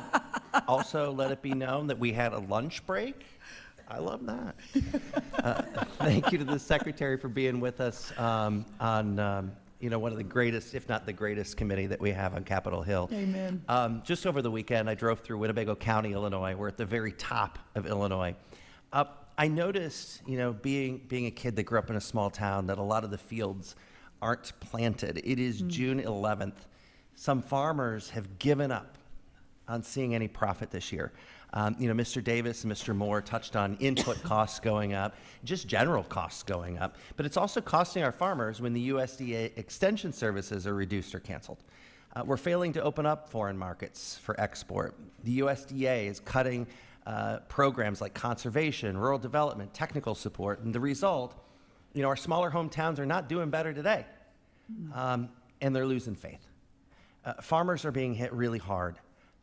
And back home, those family farmers, they don't want a handout from the administration. That's right. They want agriculture to work. Yeah. And I'm also struck that the administration, in your testimony, you have omitted any mention of changing climate. It's no surprise here. I've studied meteorology for the better part of the majority of my life. It's one of my life's loves to communicate how our environment is changing. And you can't tell farmers that climate change is a hoax because they know you're lying to them. I've seen the weather records on family farms. It's harder to farm today than it ever was before because the game is changing for them. So when you fail to acknowledge what they're dealing with and the administration says it's a hoax, too many of our farmers, they can't quit their jobs like I did to come to Congress. They quit their life. We're failing to meet their needs. And it's not politics, it's science. And you can't make farmers stronger or make America healthy by slashing the very systems that produce healthy food and homegrown clean energy. I did want to touch on, and I'm very concerned, that producers may not get their harvest to local schools and food banks through the LFPA. This improves our domestic food supply chain resilience. It generates revenue for our farmers in a time when they can't make a profit. A program that ensures healthy food gets to those who need it most. The Midwest Food Bank in the heart of Illinois provides fresh local food to 288 organizations. The Northern Illinois Food Bank provides more than 900,000 meals through their program. This administration's decision to cancel LFPA is a blow to local farmers, to families in need, and the institutions that serve them. In your testimony to Congress, you've mentioned repeatedly that this is COVID era. But while the pandemic is largely over, we still have this uncertainty in Middle America. And now rural America is given more uncertainty as farmers see these beneficial programs go away. Kids nowadays say they get the feels when something feels good. Farmers grow corn and soybeans back home. They raise cattle. They're proud of their livelihood, but what gives them the feels is when they provide food for our neighbors, helping lift people out of hunger and out of poverty through the LFPA. So, Madam Secretary, yes or no, will you commit to establishing a similar program that connects local farmers and local schools to food banks to provide healthier meals to students, improve food access for families, and reinvest in our economy? We are really, I know yes or no, but forgive me. We are really focused on getting healthy produce and local farming into the schools, but very quickly, in Illinois, your local food for schools, y'all still have $5.5 million out of $7 million sitting in a bank that has not been distributed. And that was one of the reasons why the money couldn't move fast enough into the food bank. So let's understand. put it into a program that works. I'm all for that. I have deep concerns about Make America Healthy Again. As you move the president's agenda forward, will you make sure that there is a seat at the table for farmers, for ranchers? The Agriculture Committee wants to be able to express their what they support, what they don't. We need to meet the need for food production, nutrition access, and rural economies. Can we get farmers at the table? Yes. Thank you.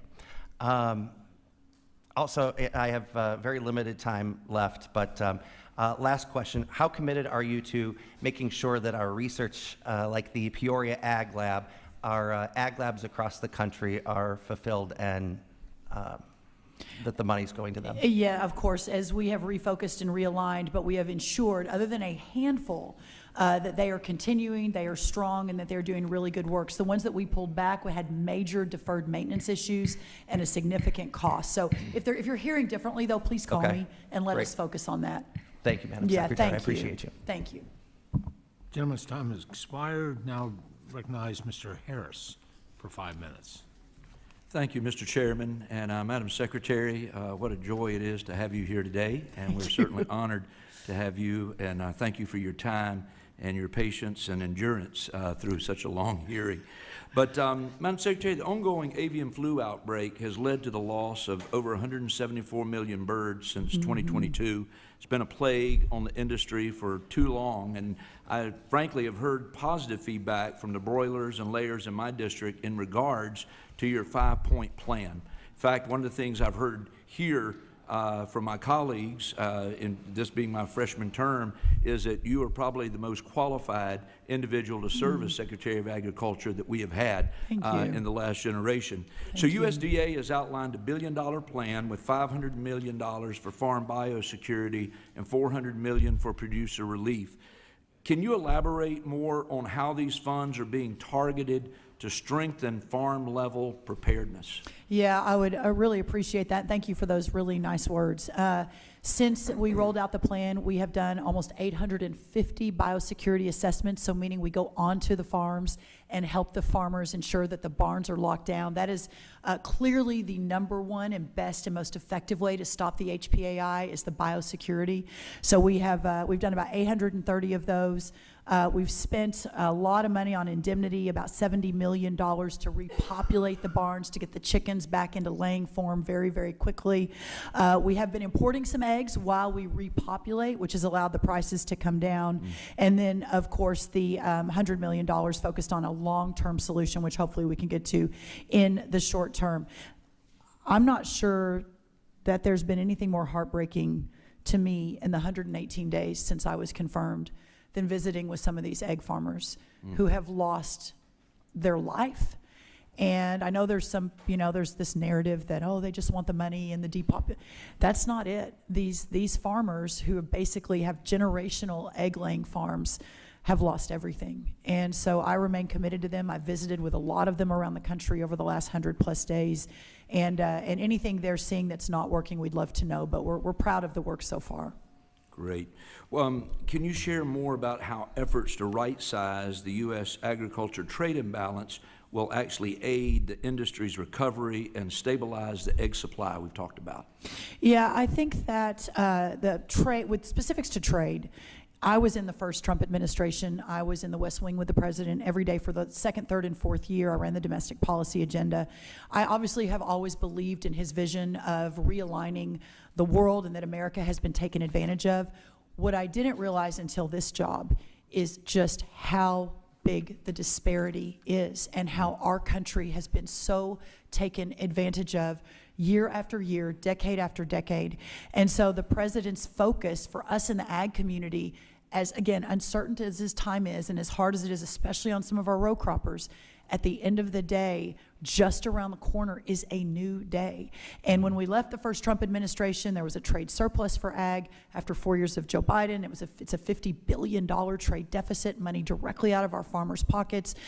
We are going to fix that. When we do, that will significantly help all of our ag producers, but certainly the ones in your district and the broiler and chicken industry hopefully will be just as helped as everybody else. Gotcha. And one final question. As you know, timely access to credit is essential for producers, especially during a downturn in the farm economy. I oftentimes hear from both lenders and producers about the length of time it takes to process loans. And given the President's strong commitment to reducing the size of government and reducing regulations, can you share any efforts that the department is making to kind of speed up this process? I talk about how the 118 days have been filled with a lot of surprises, right. Both good and bad. And on the second part of that, the bad side is just how stunningly bad this agency has been at reacting, at helping, at supporting, and moving out some of these programs. Some of those loan programs are at the very top of the list. We have brought in a team of formerly private, very successful industry bankers, et cetera, that can help us recalibrate the whole program. And I think that's really, really important. We can't do our job and we can't do right by these farmers under the current situation that we inherited. Well, thank you again, and again, from the 8th District of North Carolina, we hear great things and a lot of excitement about things moving forward. Thank you, you. sir. Mr. Chairman, I yield back my time. Thank you. Gentleman yields back. Now please recognize Mr. Riley for 5 minutes. Thank you, Mr. Chairman, and thank you, Secretary, for being here. I see your kids made an escape during the break. Is that right? They're so happy. I'm sure They're they like, are. I think it's time for us to go now, Mom. They looked very engaged. Yes. I have I will tell you. 18, 17, and 15. So mine are Yeah. 5 and 2, about to be 5 and 2, and my 5-year-old. Everybody here knows this already. My 5-year-old is my most senior chief advisor, and when Yes. I'm new here, and when I asked him what committees I should get on, I read him the list of all the committees in Congress, try explaining to a 5-year-old what Ways and Means does, and at the end of it, he said, "You have to get on the one with the tractors and the farm animals," Yes. and so here we are. So here you are. Congratulations. Thank you. When I came here a few months ago, I promised that I would work with anyone from any party who wants to do right by upstate New York, and I'm going to fight anybody who's hurting us. I think this committee, one of the things I do like about it, there's a lot of opportunities for bipartisanship. Earlier today, I was working with my friend Zach Nunn on the Plant Act to crack down on China. There was some conversation here about cracking down on China buying farmland. I think there's room for bipartisan agreement on that. One of the things I'd really like to work on with you is lowering grocery bills, and particularly egg prices, which I know has been a priority of yours. Back during the Obama administration, they enacted some regulations that are still on the books, and they're keeping hundreds of millions of perfectly good American eggs off the market. And when you're suppressing supply, that's part of what's driving up prices. So Dusty Johnson and I have a bipartisan bill. There's 10 Republicans, 6 Democrats on it. I think 8 of us on this committee, evenly divided, are doing that bill. We were very creative in naming it the Lowering Egg Prices Act. And I was just hoping to get your commitment that you'll work with us to get that bill done, get it to the president's desk, and do some bipartisan relief on grocery bills. I would love to do that. In fact, if we could maybe next week jump on the phone and you Sure. can walk me through it, that would be great. Great. I will take you up on that. What is the bill number? That I don't know, but Okay, we can no find. worries. We'll find it. We'll- yeah. Thank you. I have a question, a follow-up on some questions I've asked you in writing previously. I sent you a letter on May 20th in which I asked you if you could get me a list of the farmers in my district in New York 19 and upstate New York whose contracts had been suspended. Because I want to be able to reach out to each of them individually to make sure they're getting what they need. I followed up with you on Monday because I still had not received the list, and then about 20 minutes before today's hearing, I got a response from your office. It didn't answer my question and actually raised even more questions for me, and so just what do I need to do to get, what I'm asking for is just a list of the farmers in my district whose contracts have been suspended, so that I can reach out to them and make sure they're getting everything they need. It's, they're confirming. It's our understanding there is no list because everything is moving at this point. Okay. So if you're hearing differently or you've got someone saying, we're not moving here, would you let us know? Well, But there should be no one that's frozen. No, but this is the problem, is you're putting the burden on farmers who are working 20 hours a But we day. don't think Let there's- me finish. But we don't think there's anyone that's been to come to frozen. me, to say I have a problem. There's no whereas our list. job should be, so you haven't kept track, you've No, suspended. we have. There's no one that's frozen in your district. That's what I'm trying to get at. Yes. And confirm. You're telling me today every contract that had been suspended with a farmer in my district has since been unfrozen. That's our understanding. Okay, that's what I'm trying to get at. And then the last thing I wanted to talk with you about, I would love for you to come visit Chobani with me. They're in New Berlin in Shenango County, doing incredible work. It's an all-natural food company. I took a tour a week or two ago. They're hiring thousands of upstate New Yorkers, buying millions of gallons of upstate New York milk from upstate New York farmers. They have this incredibly exciting expansion that's happening across upstate New York. It's really, whether you're a Democrat or Republican, regardless of political party, it's the thing that everybody should be excited about, and I'd love to have you come with me, see it for yourself. It's incredible. And I tour. haven't been there, but I've been in contact with the CEO Good. a couple of different times Good. now, so I am very aware. And I actually committed to him to come visit. I didn't realize Good. that was in your district, but that's great. I will be there. Terrific. Well, he's above my pay grade. So since you gave him the commitment, I'll just add mine on to it. We'll just and follow up. That would love sounds to host great. you. Yeah, All right. that sounds great. Thank you, Mr. Chairman. Thank you. I yield back. Gentleman yields back. Now recognize Mr. Taylor from Ohio for 5 minutes. Thank you very much, Chairman. Thank you for holding this hearing today, and thank you, Secretary Rollins, for being here. It's great to see you again. Appreciate all the hard Yeah, work you you're too. doing on behalf of the agriculture community. Across rural America, including in southern Ohio, solar panels are being put on some of the best farmland in the world. As you pointed out in a recent op-ed, the acquisition of land for new farmers has also become increasingly difficult amid high costs and real estate development. Expected that 50% of all farmland will transfer hands in the next 20 years, and it's essential that that land goes to our next generation of family farmers. I believe farmers should have every right to do what they want with their land, but the federal government should not be incentivizing the most productive land being taken out of production. That's why I introduced the Protecting American Farmland Act to prohibit all federal funds, grants, loans, tax credits, you name it, from going towards solar panels converting prime farmland. And I've been thrilled to see your proactiveness on this issue. Could you talk, excuse me, a little bit about how solar panels on prime farmland are making it more difficult for the next generation of farmers to get started in the business? And for the peace of mind of new farmers, can you commit that USDA funding won't go towards putting solar panels on prime farmland in the future? 100%, I can commit to that. I will also say that I've spoken to the president about this. I will also say that we are moving regulations through USDA relative to this as much as we can within the executive branch. Obviously, you all have the lead on that, and I'll support you in whatever way I can. The final thing I'll say is I spent my summers on our family's row crop farm in Minnesota, and we would fly from Texas to St. Paul every summer when I was growing up, working up there, take the hour drive from St. Paul up to Clear Lake, Minnesota, through the most beautiful farmland you've ever seen. And in the, 53 years that I have been making that drive, watching the solar panels take over all of that farmland in that 72-mile drive is heartbreaking. And so not only is it important for national security, not only is it important for the preservation of our smaller family farms, not only is it important for our row croppers where that land is being taken off, but it's important for the fabric of America that we're not selling away this farmland for solar panels funded by some interesting things. So yes, I am 100% on board. Anything I can do to help on that, I am at your beck and call. Thank you very much. As I travel around southern Ohio, the most common thing I hear from farmers is the need to protect the farm safety net, specifically crop insurance and commodity programs. That's why in the one big beautiful bill that the House recently passed, we included the much needed investment in our farm safety net. These provisions are one of the many reasons we need to put this bill on the President's desk as quickly as possible. Secretary Rollins, could you talk a little bit about the importance of including farm safety net provisions in the one big beautiful bill to our farmers and rural communities? I got the call for this job from President Trump on Saturday, November 23rd. I was the last cabinet, one of at least the larger spots left.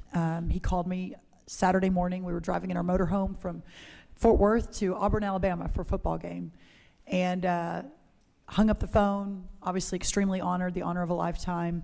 And then the very next thought in my head was, how are we going to get a farm bill passed? And the reason is understanding the margins that these farmers have been operating under, and understanding that the few times that we tried to get, I should say, I wasn't part of the last 4 years, but it was tried to move a farm bill that was unsuccessful.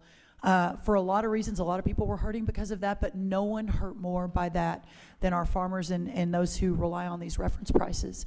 So I can't say enough, and have been making this case to anyone that will listen, that this big, beautiful bill is important for a lot of reasons. The president's tax cuts being permanent, creating more jobs, keeping the death tax out of our family farms, et cetera, et cetera.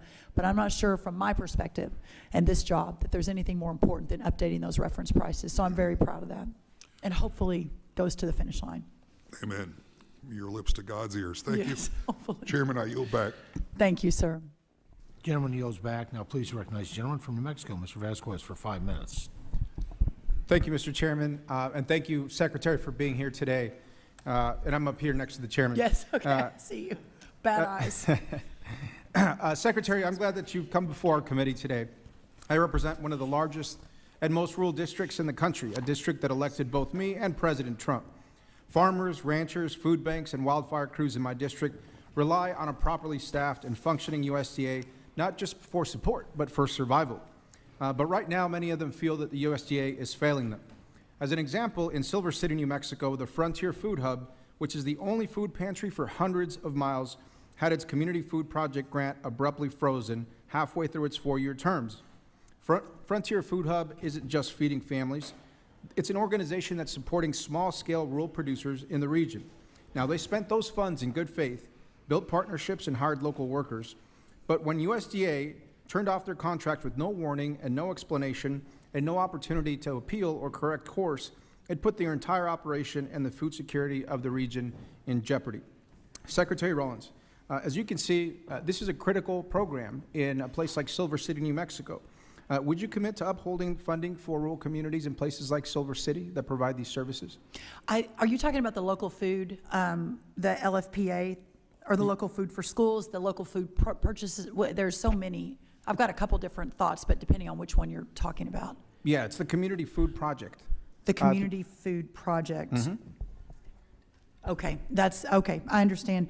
So our commitment and continues to be that we ensure that we're using taxpayer dollars, that the producers around those areas understanding some of the food insecurity continues to be priority. What I would really appreciate, and I've actually been talking to Senator Heinrich from New Mexico about a couple of other key issues, is that you let us know specifics in what that looks like and how it has compromised potentially the goals of that community in New Mexico. Thank you, Secretary. I appreciate that. We will follow up. Now, I also represent the Gila and the Lincoln National Forest, and we're heading into peak wildfire season. Yes. New Mexico experienced two of its largest wildfires in just two years ago.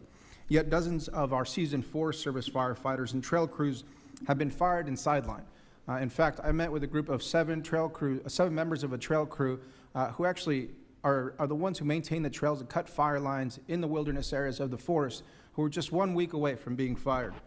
These are the very people that we rely on to protect our communities, to clear our trails, and to manage our forests. And without them, this wildfire season could be more dangerous, deadly, and disastrous than the one we recently saw. We're now in fire season.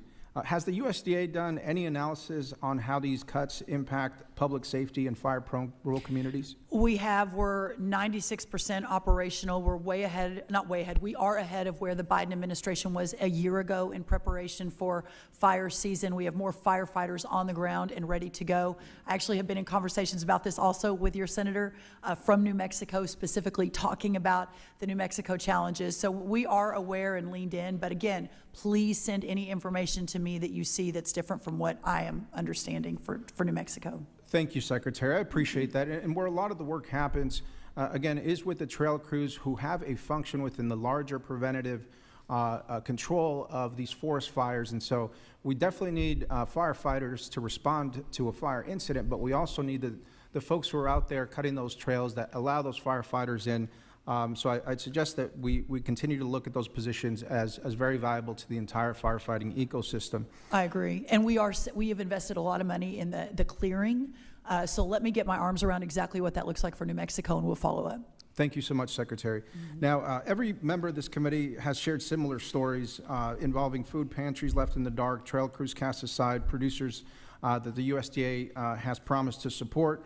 I introduced the Honor Farmers Contracts Act, which is a bill essentially that would allow USDA to fully pay those contracts that have already been executed, some dealing back all the way to last year, because constituents are holding up their end of the deal, but they feel USDA isn't. So I'd love for you to take a look at that bill and see if it's something that you would support. Now, I listen to the people on the ground in my district, and so I created an agriculture advisory group. Now, in my district, we go pecans, chili, cotton, beef, and so many other specialty crops as well. And those local leaders that make up my Ag Advisory Committee, which the chairman here has been gracious enough to talk to, would love the opportunity to talk with you and even more so to see you in the district. And in order to understand these impacts in my local community, would you be willing to visit the 2nd District of New Mexico in the near future? I would.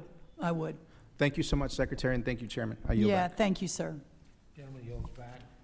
Now recognize the gentlelady from Texas, Ms. Dela Cruz, for 5 minutes. Thank you, Mr. Chairman, and thank you, Secretary, for being here today. I sit before you with immense gratitude and a profound sense of hope for our farmers, especially in Deep South Texas. We are indebted to you for not only focusing and visiting our Rio Grande Valley and our Deep South Texas, but talking about what was the #1 issue for us, which was the water deliveries that came from Mexico that they were obligated to give us due to the 1944 Water Treaty. Your tireless effort in putting that at the front of the national stage and sitting in the Oval Office many times with President Trump and being the voice for South Texas farmers who had really lost hope, many of which lost their farms. In fact, as you know, we lost our sugarcane industry due to Mexico not delivering that water. So thank you from the bottom of my heart and from all of South Texas. Not only that, but you quickly pushed forward the $280 million that went to our farms that were affected by the 1944 Water Treaty. Yesterday, I had one of my farming constituents here that I took to dinner, and she said, Monica, we received our money from the $280 million that were allocated to us, and it saved our farm family. Had we waited even a moment longer, I would not be able to sit with you today as a farming family. So amazing. I know that it made a profound impact. Thank you, thank you, thank you. Your tireless effort has been noticed and recognized, and you made a difference in our family community, in our farming community. Thank you. That being said, I also want to say that the next step for us with the 1944 Water Treaty is that we work together with you, with the Secretary Rubio, as well as the Trade Secretary, to make sure that we get the 1944 Water Treaty as part of the discussion into the USMCA agreement. That will be our goal, that the treaty become part of the USMCA agreement so that it has teeth for further discussions should Mexico not comply again with the 1944 Water Treaty.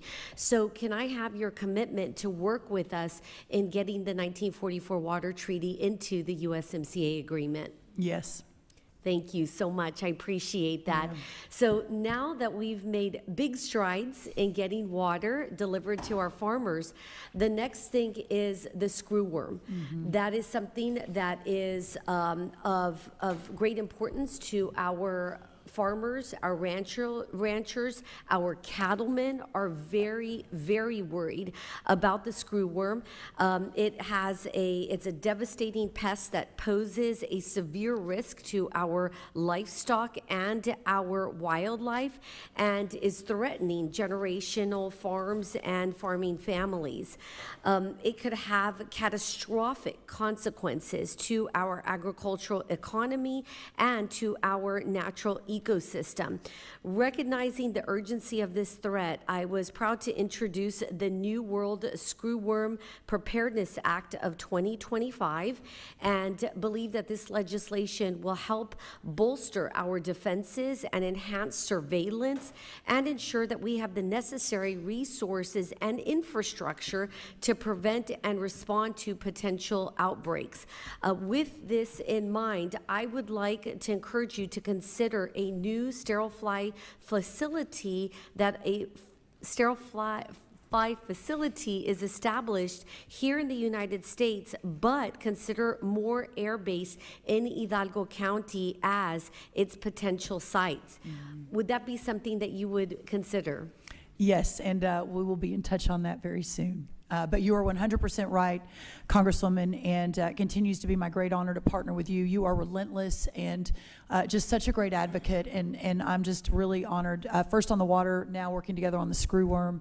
I know you know this. I'm in constant communication with my counterpart in Mexico, Secretary Bertigay, and the Mexican government.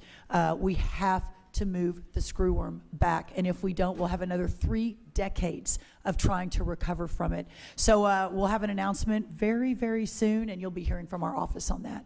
Excellent. Well, thank you. I hope that more air base will be considered since it does have the infrastructure available to combat this. Yes. Thank you. I yield back. Thank you. Ladies' time has expired. I'll be recognizing Mr. Mannion next, and then that'll finish up the kind of the special order of those who are here when we recess, and then we'll resume the regular order on the list here. So Mr. Mannion's recognized for 5 minutes. Thank you, Mr. Chair. Madam Secretary, thank you for appearing today and for your service to America's farmers. Earlier this year, I wrote a letter expressing deep concern about USDA's plan to close dozens of FSA and NRCS offices nationwide. In May, I also joined a delegation letter about the proposed lease termination of the Syracuse, New York field office that serves my district. I appreciate receiving USDA's response to that letter this morning, but I remain worried that shutting these front door offices will leave rural producers without the help and assistance they rely on. So just where are we, where are you as far in terms of USDA reorganization and potential office moves? And, sir, I'm sorry, I missed it. Which specific offices? It was Syracuse, New York. The Syracuse, New York FSA office or Rural Development? Do you know which It's one? a USDA office. Okay, Yeah. well, we are going through the reorganization. So, for example, in some buildings, we have 4 different leases. Our GSA is the one managing all of that. I am not aware of any office that is closing. We shouldn't in terms of our interfacing with the farmers. But again, if you could get more specifics, we can dig Sure. into that. Yeah. And in fact, the team maybe can look at that right now. I appreciate that. Mr. Riley is adjacent to my district. He mentioned our dairy community, and we have, you know, in my conversations with representatives from USDA and our farmers, how essential that these offices They are. And they appreciate having that easy access and can problem solve and assist those that need it. So I agree. I appreciate you looking into that and Yeah. certainly understand that there's a lot going on at these points, and I will give more details on the specific division that you had requested. We'll follow up with your team. Just finally, as far as dairy, New York's the 5th largest dairy state in the country. I do not have that Chobani plant in my district, nor do I have the new proposed $1.2 billion Chobani district that will be in, plant that will be in Representative Stefanik's Yes, district, but that's I right. share many concerns who have been expressed in this hearing. There will need just themselves upwards of 180,000 more cows, Yeah. many of whom do exist or will exist in my district and neighboring. So I thank you. I ask that you, I'm sure, will continue to work with the Secretary of Labor and other members of this administration and the legislature to work towards a year-round dairy farmer visa. That's right, and understanding that labor H-2A needs so much work, and this committee has done heroes work on it, but no one is more affected and needs reform more than our dairy industry. And so working very closely and in concert to try to get that done is of utmost priority for me. Thank you, Madam Thank you. Secretary. I yield back. All right, there's a new sheriff in town, so I'm gonna recognize myself. I'm so sorry, the lease cancellation you're talking about was rescinded, so Yes. that should be solved. The Thank you. Syracuse, New York. You're welcome. I'm so sorry, sir. Already off the rails. Perfect. You're already breaking the rules.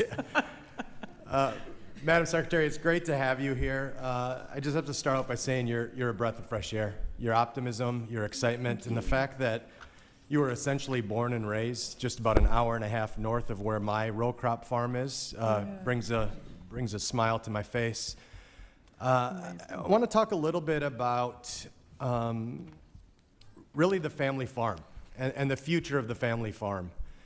I am a 4th-generation farmer. I am a farm kid and a product of the 80s when we had some really tough times, and the message to farm country was, this is no life for you, get off the farm, we can't make it, interest rates are too high, commodity prices were too risky, you know the routine. And now we fast forward, and I am raising the 5th generation, and I look at ag trade deficit. I look at the inputs that continue to cripple us. I look at a stagnant market. And so as I look to what we were able to do in the reconciliation package, the big, beautiful bill, there's some things in it I'd like to hear your thoughts on. And specifically to me, you know, as I get closer to 50 and further away from 40, I start thinking about things like what does passing the farm on look like? And farmers of my size really are crippled with the fact that if we were to gift or to, God forbid, hit the pearly gates early and our kids are left with our farm, do they sell land just to pay the tax bill? Right.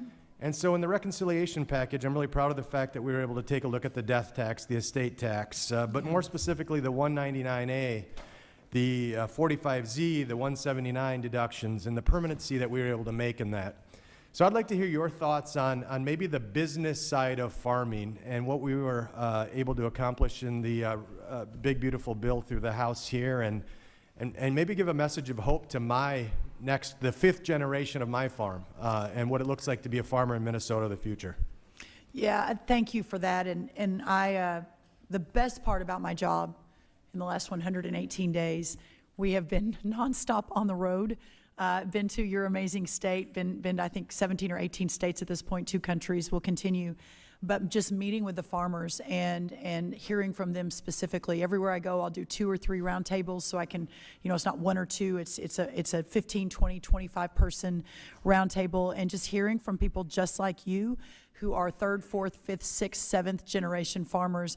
And the number one concern that always comes up is, how do I preserve this way of life for my children and my children's children? And that has really struck me as, perhaps when I leave, hopefully in 3.5 years, but perhaps when I leave, if there's one thing I could have done, it would to have been made the road smoother for the generations coming behind you and coming behind me to stay in this way of life. And so about a month ago, I told the team, I said, we've got to come up with I'm a policy person at heart, we've got to come up with a slate of policy that allows this to continue indefinitely. And as we hit year 250 for the American dream and the American birthday, a country that was founded on farming and farmers, that was fought by farmers in the original revolution, that the entire fabric of our nation is based on that discipline and hard work and love of country, I just can't underscore how important this is. And so the work that you all did in the big, beautiful bill, whether it was the, protecting 2 million family farms from the death tax, whether it was making sure we've got $10 billion in tax cuts going to our family farmers, whether it was a $3.8 billion increase in income to our family farmers, whether, to your point, the 45Z and extending that to 2031. These are game changers, and I will do whatever I can all day, every day to ensure that it moves forward in a significant way. Having said all of that, if we don't open up these world markets, if we don't bring down the cost of inputs, if we don't ensure that our family farms have a prosperous future where they're not reliant or mostly reliant on the government payout, then we won't get to the next 250 years and be the America that we are today. That's how seriously I take this. So thank you for your work, and thank you for the opportunity to partner on that. I appreciate that. In a few seconds that I have left, I will just tell you that the farmers that I have the honor of representing in southern Minnesota tell me all the time that they want to farm for a market. They don't want to farm for the mailbox. That's right. They don't want the government to have to step in, because they want a market that produces, and they want to run their business as a business. So I really appreciate your thoughts and appreciate the passion that you bring to this role, and looking forward to your continued leadership. Oh, thank you, Congressman. You bet. All right. With that, we will go to Mr. Gray. Thank you, Mr. Chairman, Ranking Member Craig, Secretary Rollins. Thank you for appearing here today. It's nice to see you again. We met, I think, at your first day on the job. I came over with the chairman. You were nice enough to give me your cell phone number. Yes. And so we could keep in touch. Nice to see you again. Next time we'll make sure we invite, Don't take it personally. So my district lies in the heart of California's Central Valley, a region that feeds the nation and much of the world. We produce over 59 billion in agricultural output each year, accounting for 1 in every 4 bites of food consumed by Americans daily.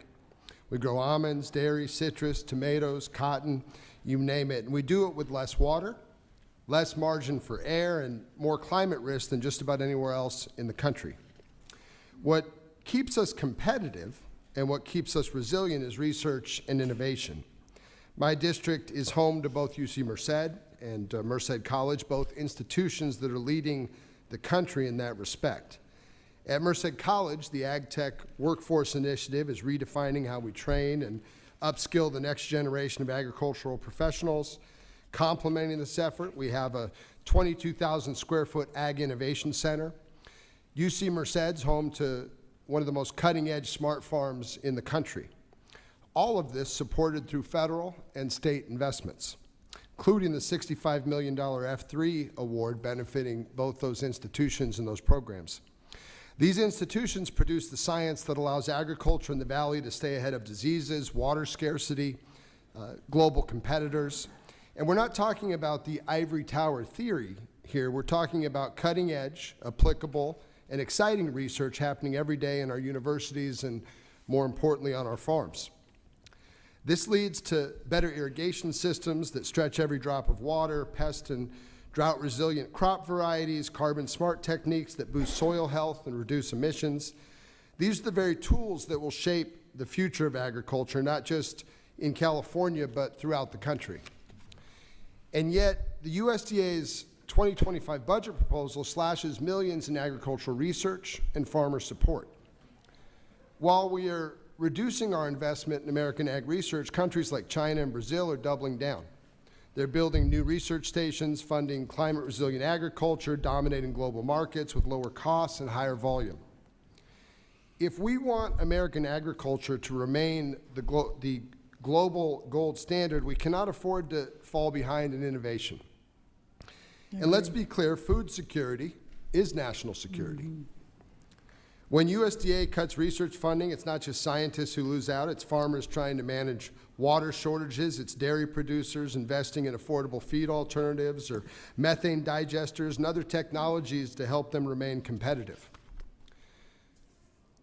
So, Madam Secretary, these cuts send the wrong message that rural America is expected to do more with less, that we'll figure it out without the resources or tools our competitors are using to leap ahead. I know budgets are tight, but cutting research is both short-sighted and fiscally irresponsible. So, Secretary Rollins, my question is two-part. One, how do you and I collaborate, and how do we collaborate here in Congress as a body to ensure that this administration starts to prioritize these critical investments that will be the foundation of agriculture and farming over this next 100 years? And two, can I get a commitment from you that you will come to my district and let me show you firsthand the innovation and breadth of production that makes up the greatest and largest farming valley in the world? Yeah, the last question first, I would be honored to come visit. Let me just, if I could provide a little context though, because I do think your points are salient and they're important, but in the budget, we only cut about 7%, and that we went from $2.1 billion with ARS to $1.9 billion. And I understand what you're saying, that's still 7% or 7.6%, I think, but that was very specific to some outdated facilities that weren't online and weren't producing the research that was necessary. We remain wholly committed to the research that you mentioned, the universities that you mentioned. I'm a product of a land grant, Texas A&M out of Texas. Really believe in the work that is being done. And to your point about national security, it is more important today than ever before that we continue that. Well, Madam Secretary, I appreciate that response, and I look forward to hosting you in Merced and throughout the San Joaquin Valley. It's a beautiful place, and we do some incredible things there. And, you know, you've said this administration supports agriculture. You've said you want to level the playing field for rural producers. Certainly like to work with you. Gentleman's time has expired. I look forward to that. Thank you. Thank you, Mr. Chairman. I yield back. Thank you. Now pleased to recognize the gentleman from Texas, Mr. Jackson. Thank you, Mr. 5 Chairman. minutes. Thank you, Madam Secretary, for being here today. We appreciate your time. I just want to tell you, start off by saying the great state of Texas is really proud of you. You're doing a wonderful job. We really appreciate it. I will say that, you know, during the Biden administration, the USDA was weaponized to push identity politics, green energy scams, and lots of other things that were the detriment of rural America and our agricultural producers. Once again, on behalf of myself and the hardworking farmers and ranchers of Texas' 13th Congressional District, I want to thank you, Madam Secretary, for returning the USDA to its original mission of taking care of all of these that feed and clothe our country. I have the pleasure, as you know, of representing the largest fed cattle district in the United States. And my feeders rely on imports of live cattle from Mexico to supplement their feed yards and remain competitive in what they do. I understand that the restriction on live animals was not an easy choice, and that the USDA made that to protect America's herd health. But every day that imports are suspended, my constituents, their businesses are severely impacted. Madam Secretary, I just wanted to ask you, as you mentioned in your testimony, the USDA is currently reviewing the import suspension every 30 days. Could you please describe to us what are the metrics the agency would like to reach before resuming re-entry of live cattle? And what can this committee do to enhance inspection activities at U.S. ports of entry along the southern border once the suspension is lifted? We want to do everything we can to get this over as quickly as possible. Yeah, I hear you and realize this is a significant decision with big consequences for not just Mexico, but for us, for Texans, and for the industry. The 30 days is our benchmark, but we're assessing every single day. The metric that we're looking for is to watch the screwworm retreat south. It basically moved from about 1,100 feet from the border, 1,100 miles from the border to 700 miles from the border within just a matter of weeks, which again, we hadn't seen that kind of movement in decades. I can't underscore enough what a dire situation this is. We have put tens of millions of dollars into additional sterile fly production south of the border. We'll have a significant announcement in a couple days to continue expanding on that. I'm in almost daily touch with Secretary Bertigay of Mexico. The challenge is that the sophistication of their data collection, not surprisingly, south of the border is not up to our standards. So they have, I will give them credit more than ever before, at least in our team's partnership, have been more open and more willing to allow our team on the ground to ourselves assess the situation. But please know that every day we are on this and we understand the consequence of this decision and are working so hard to be able to open those ports back up. Thank you, I appreciate that. And obviously the sterile fly facility is going to help with the long-term, dealing with this from the long term so that we don't get, like you said, in this situation where it plagues us for the next 30 years. But yeah, anything we can do to, on the short term, that's going to be key for the folks that I represent right now. I also wanted to applaud your leadership in quickly and effectively delivering desperately needed economic assistance for America's farmers and ranchers. While the last administration delayed critical disaster assistance to promote identity politics, which it was unthinkable, your agency is working to swiftly deliver support to producers that will help them remain in operation. As we continue to move towards the implementation of the Supplemental Disaster Relief Program, how are you ensuring that our farmers who suffered from indemnified losses and shallow losses are compensated in a timely fashion? I am really proud of this. I think relative to, and not to throw the last administration completely under the bus, I think this is true of many of the administrations before us, but we have moved more quickly than even most people thought possible. The ECAP, of course, went out ahead of time, and you send your paperwork in within 3 days. We turned the funding around. The next tranche is the $20 billion. The $10 billion was the first tranche, the $21 billion. We've already begun to move that out. You probably are tracking the livestock piece was the first piece. In Texas alone, 41,000 producers, 2023 losses, 13,000 producers, 2024 losses. That money is moving. We've already begun distribution and should be finished in the next 30 to 60 days with all of it. There's some hangups with the Northeast Block Grant, but for Texas and the livestock, it's moving very quickly. Well, thank you. I appreciate it. I do think you're doing a great job. It's much faster than it used to be, and it hasn't been so much the ability to get the relief approved, but to get it delivered to those who need it. So thank you for what you're doing.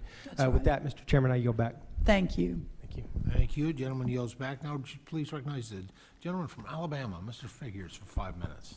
Thank you, Mr. Chair. Secretary Rollins, pleasure to meet you. My feelings are hurt that I was not one of the cool kids that got to come over in the early days of you coming on board. But I appreciate you being here.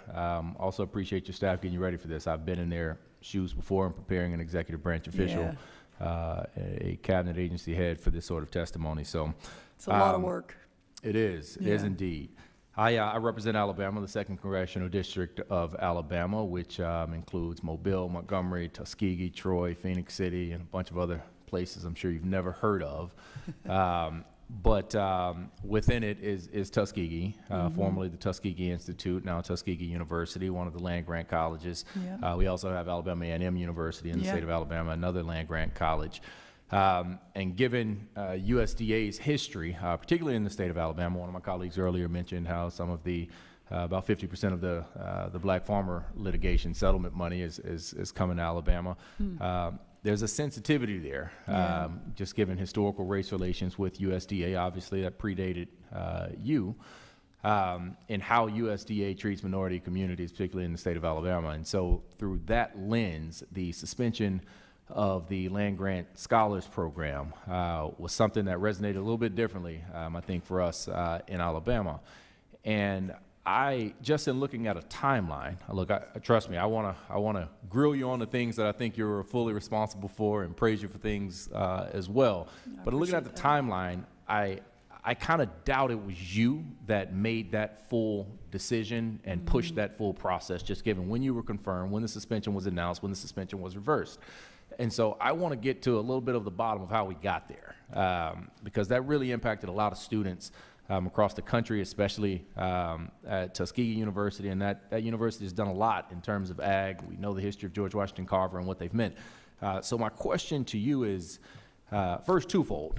One, the 1862 schools also have the same land-grant scholar program. Is that correct? I believe that's correct, but I want to confirm that. All right, thank you. And it's also my understanding that when the 1890 land-grant scholar program was paused, that funding was paused, that it was not paused for the 1862 schools. Is that your understanding of it? I need to research that. I'm so sorry. I don't have that off the top of my head. Got it, no problem. Media reports and what was uploaded on the website indicates as much. And so given that history that I just alluded to, it feels bad. We've had some people talk about identity politics, but it feels that when you have the 1862 schools, which are the Texas A&Ms and the LSUs, historically white, when they were established, segregated institutions, their funding is not touched. But then you have the 1890s, which were all historically black colleges, stood up post-Civil War. Their funding was stopped. That feels problematic based on identity. And that was something that we obviously took issue with, and it was reversed within 5 days. But I feel like looking at that timeline, that was something that was already in motion before you were confirmed. And so my question is, was that a product of DOGE, or was that the product of, how did we get there, I guess is the first question. And I wish I knew the answer to that, because it was before my time. But I will say this, that I was in the first Trump administration.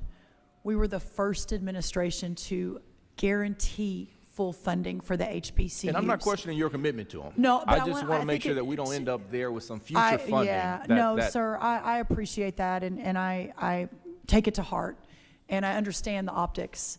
I do, and I think it's important to note that this administration is very committed to those universities and have been unequivocal in saying so. Well, I appreciate it. I don't want to cut you off. I just want to capitalize on my last 45 seconds here. But thank you for that, and definitely want to work towards making sure that does not happen again, because it feels very racially motivated when the I can promise you it was not racially motivated. I think it was just an imperfect process that was happening. I can appreciate that. I can appreciate that. Last thing that I have time for, and I'll follow up with you on some other things because I would love to sit down with you, is rural hospitals in my district are among the worst in the country. We have 26 rural hospitals in the state of Alabama that have been rated at risk of closure. We have 22 that are rated at immediate risk of closure. We have several in my district that are month to month. They have to go borrow money or get money from the city council or county commission every single month just to be able to make payroll. We need help with that to keep these communities open. They support our farmers. They support the industries that's left in our rural communities. And I really want to sit down with you and figure out ways we can leverage the programs that you guys have to support rural hospitals to keep them open in my district and across the state in this country. I can't tell you how important I think that is, and I think we talk a lot about farming and agriculture. That is the driver, but the rural piece of this and having thriving rural communities, you can't do that without the hospitals, the housing, the child care, et cetera. So I am very focused on this for the long term. The gentleman's time has expired. Now recognize the gentleman from Tennessee, Mr. Rose, for 5 minutes. Thank you, Chairman Thompson and Ranking Member Craig, for holding this vital hearing today, and thank you, Secretary Rollins, for your testimony and joining us today.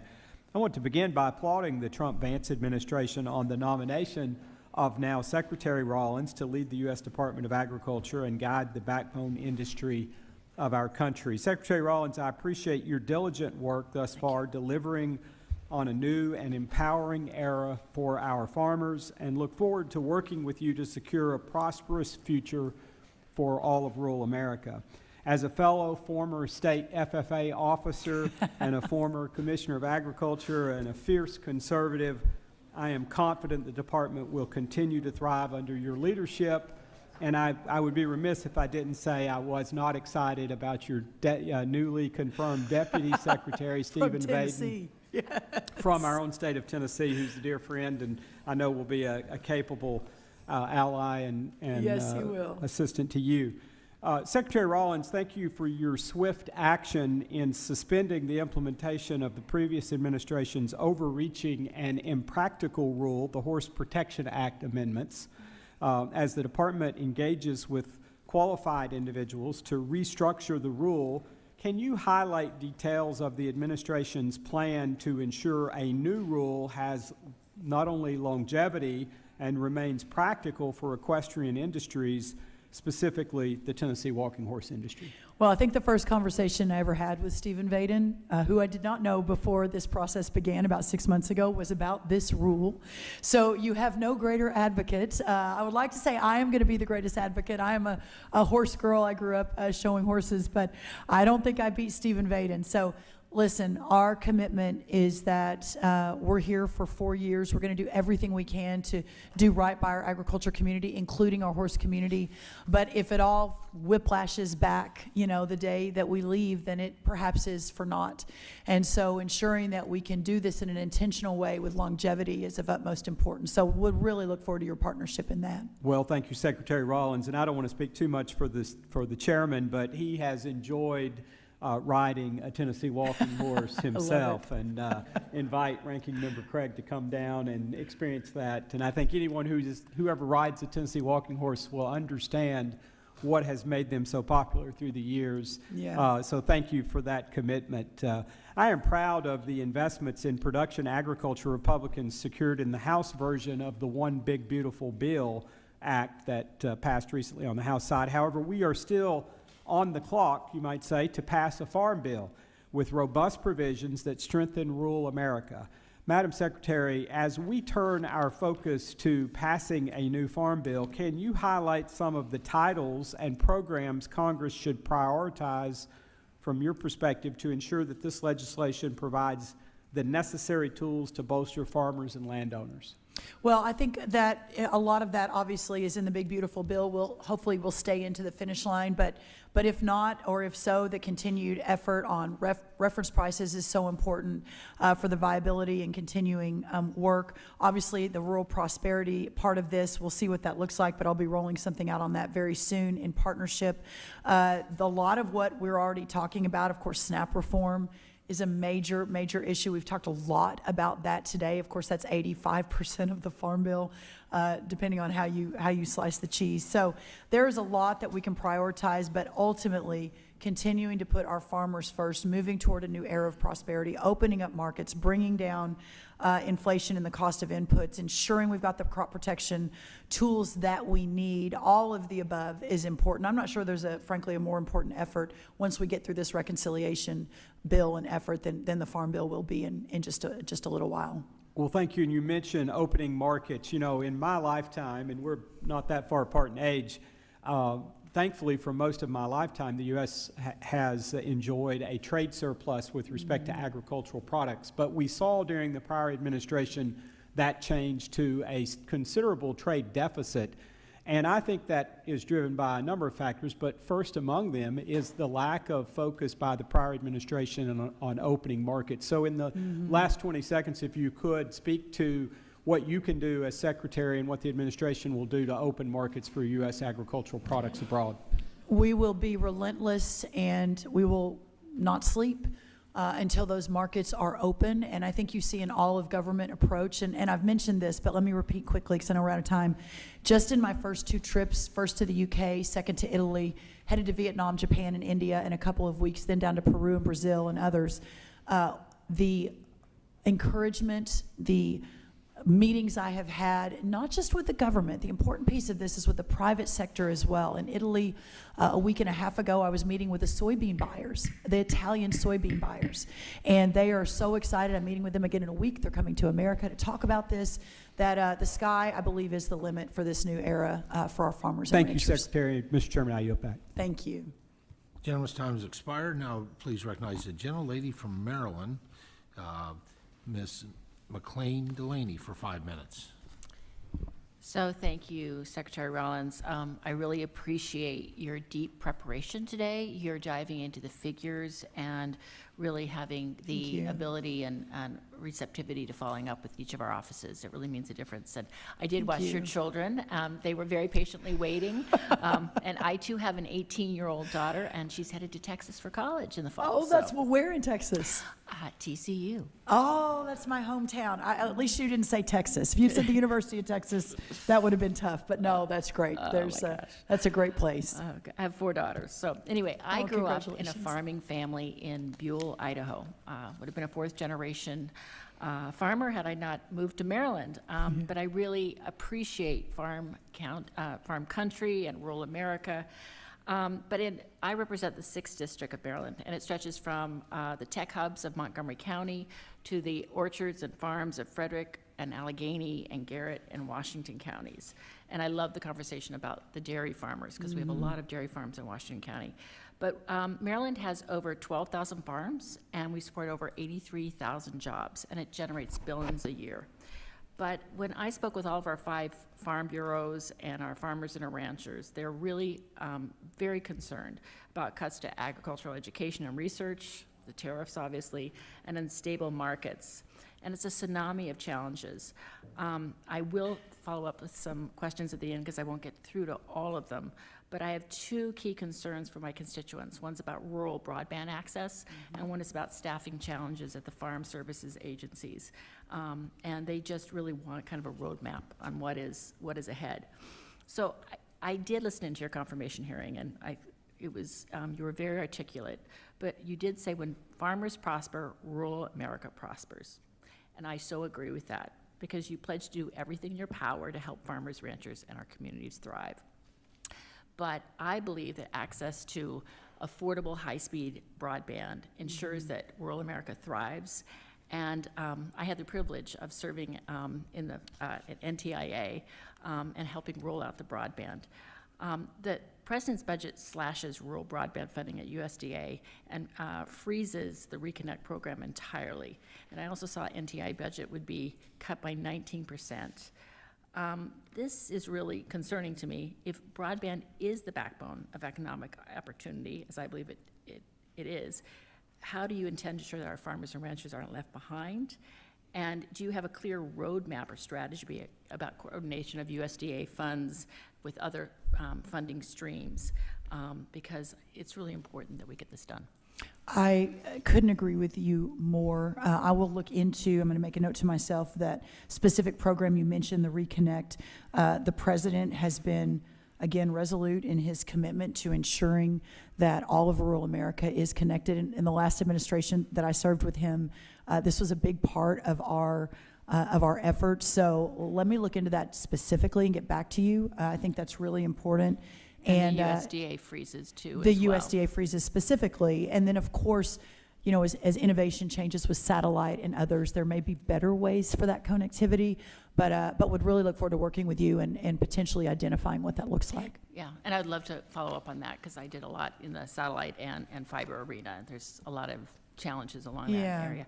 And then the second is really something that was brought up by our 5 farm bureaus, and it's a pressing problem. There's ongoing staff shortages at Maryland's Farm Service Agency, and it's really risking delays in services for our farmers. Right now, the state office lacks a state executive director, and filling this leadership role is really urgent. Maryland already has a qualified candidate ready to step into the role and provide this assistance. And I think, obviously with 15% of USDA, having left, it's really important to have expertise within the states and fill these. Just wanted to know if we could follow up with you and if you had any insights into that. That would be great. I know we have moved out a lot of those state directors. Obviously, you would know, if you haven't heard we've done Maryland, then we probably haven't, but let me check on that and get back to you. I honestly am really looking forward in this next sort of month or two to lean into this FSA question. Really I want to important. understand where all the states are, where the offices are, the 4-hour wait times I keep hearing about from people calling in. They're only open Tuesday and Thursday I'm until hearing noon. about it too, so yeah, that would be great. Yeah, that's unacceptable. And so whatever we need to do, we will solve for that. I haven't not had Great. the time yet to do it, but that's next. So Okay, and I'll just say in closing, I'll be submitting a couple of questions for the record, including about our Maryland University research and ag innovation research, nutrition assistance, and then your supplemental disaster relief program, because we had historic flooding in Allegheny County. So okay, thank I you. would welcome that. You got a good basketball coach from Texas A&M, by the way. I yield back. He's Thank very you. good. Gentlelady's time has expired. Now recognize Mr. Nunn from Iowa. Well, thank you, Mr. Chairman, and thank you, Secretary Rollins, again, for joining us here. You came as one of the first states to the great state of Iowa, which is a large leader in corn, soybean, hogs, and eggs, and thank you for bringing down the price of eggs. It seems like a small thing, but when you're a dad of 6 kids, it matters, and to this country it matters. Your leadership made that happen. Thank you very much. While you're there, I want to say, first, thanks and foremost for learning about biofuels in a really meaningful way, and what this committee and this team on both sides of the aisle have done to make this a priority. You came to the Mann family farm, and you saw what it means to be able to have a generational family farm. You're a daughter of the farmland, as it were, and you've helped make it a priority for other families to have the same success. I also want to say thank you for your quick work. When we looked at actions here in D.C. having consequences, we were in danger of Iowa State losing some of those frontline folks who were providing treatments and vaccines and protection for turkey flocks that were culled by 500,000. And because of your work, we were able to save not only those jobs that were important, but they were critical for USDA security on the front line of agricultural health. Thank you.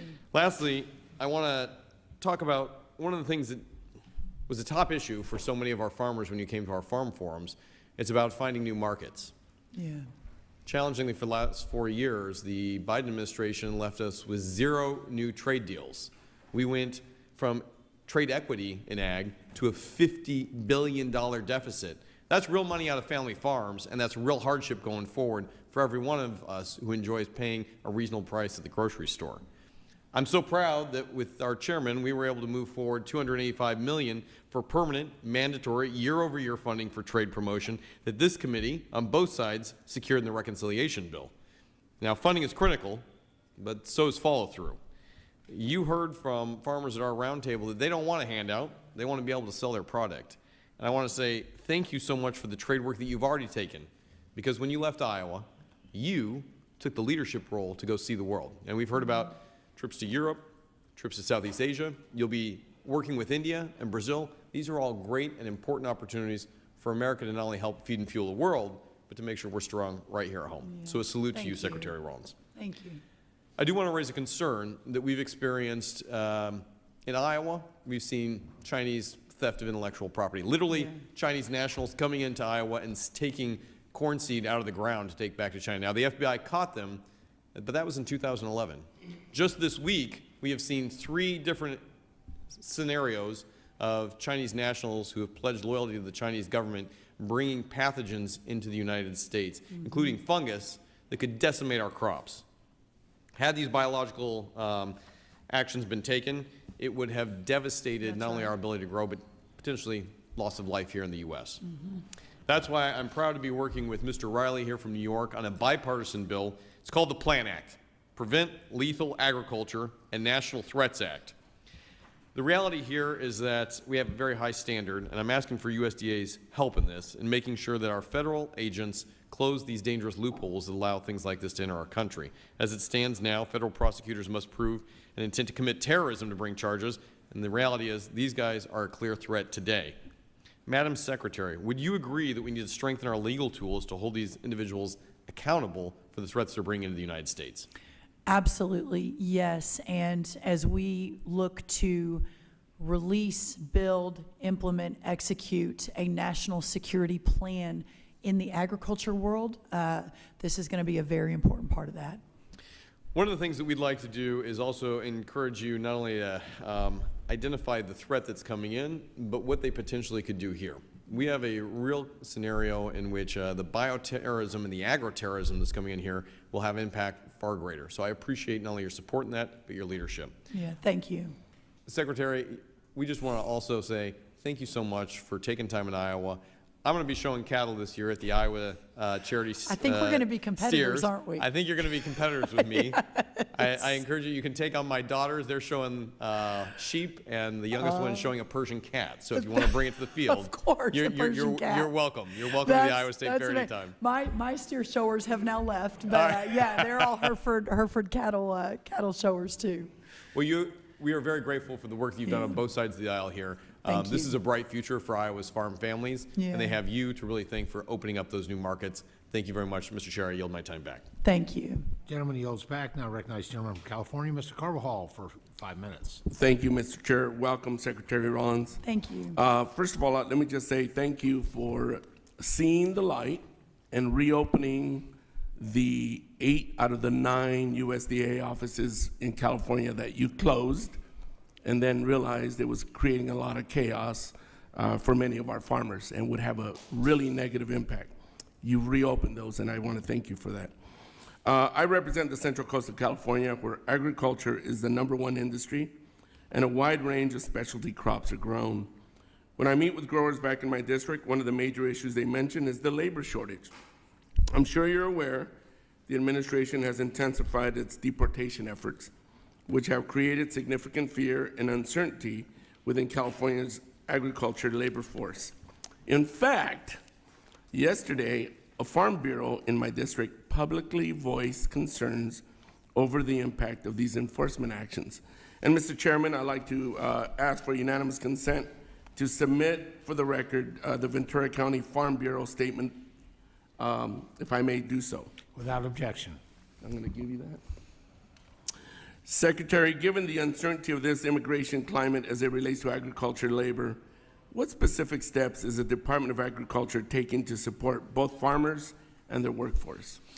Well, thank you, and let me be clear. I think it was a lease confusion with GSA. I don't think it was a USDA question, but neither here nor there. I'm glad those offices are open for our farmers again. The labor question is a significant one. It is one that is perhaps maybe not the very top of the list, but for some they would say the very top of the list.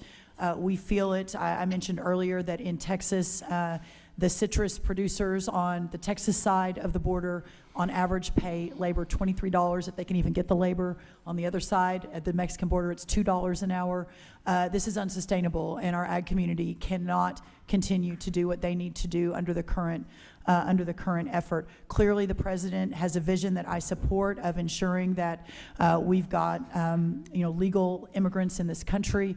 But he also recognizes, I spoke with him this morning and yesterday, the shortages in the labor market, especially in the agriculture community. On April the 10th, at our second or third cabinet meeting, he spoke in front of the cameras on this and said to Lori Chavez DeRimmer, also herself from a farming background from Oregon, but also California farming roots, our labor secretary, in concert and partnership with this committee and Congress, we have to fix the H-2A program and ensure that we can make certain that these producers have the labor that they need to feed not only America but the world.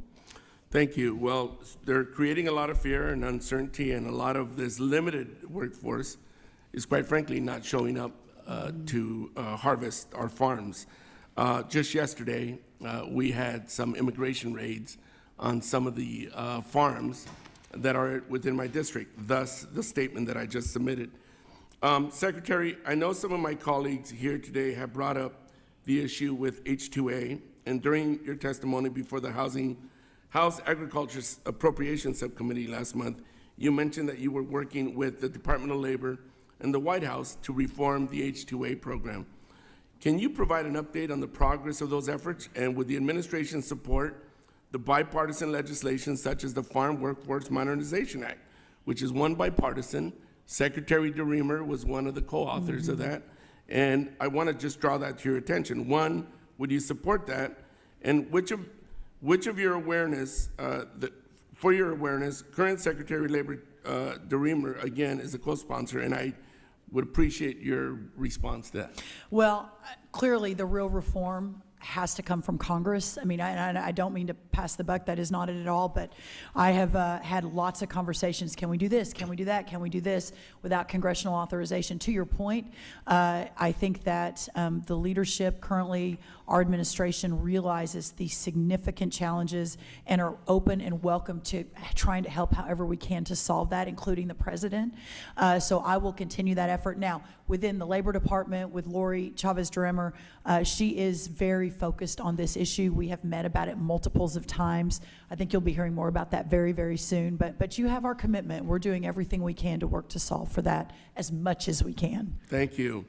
Can you explain how proposed cuts to nutrition programs like TFAP and SNAP benefit growers, especially when it's farmers who produce the fruits and vegetables for these programs?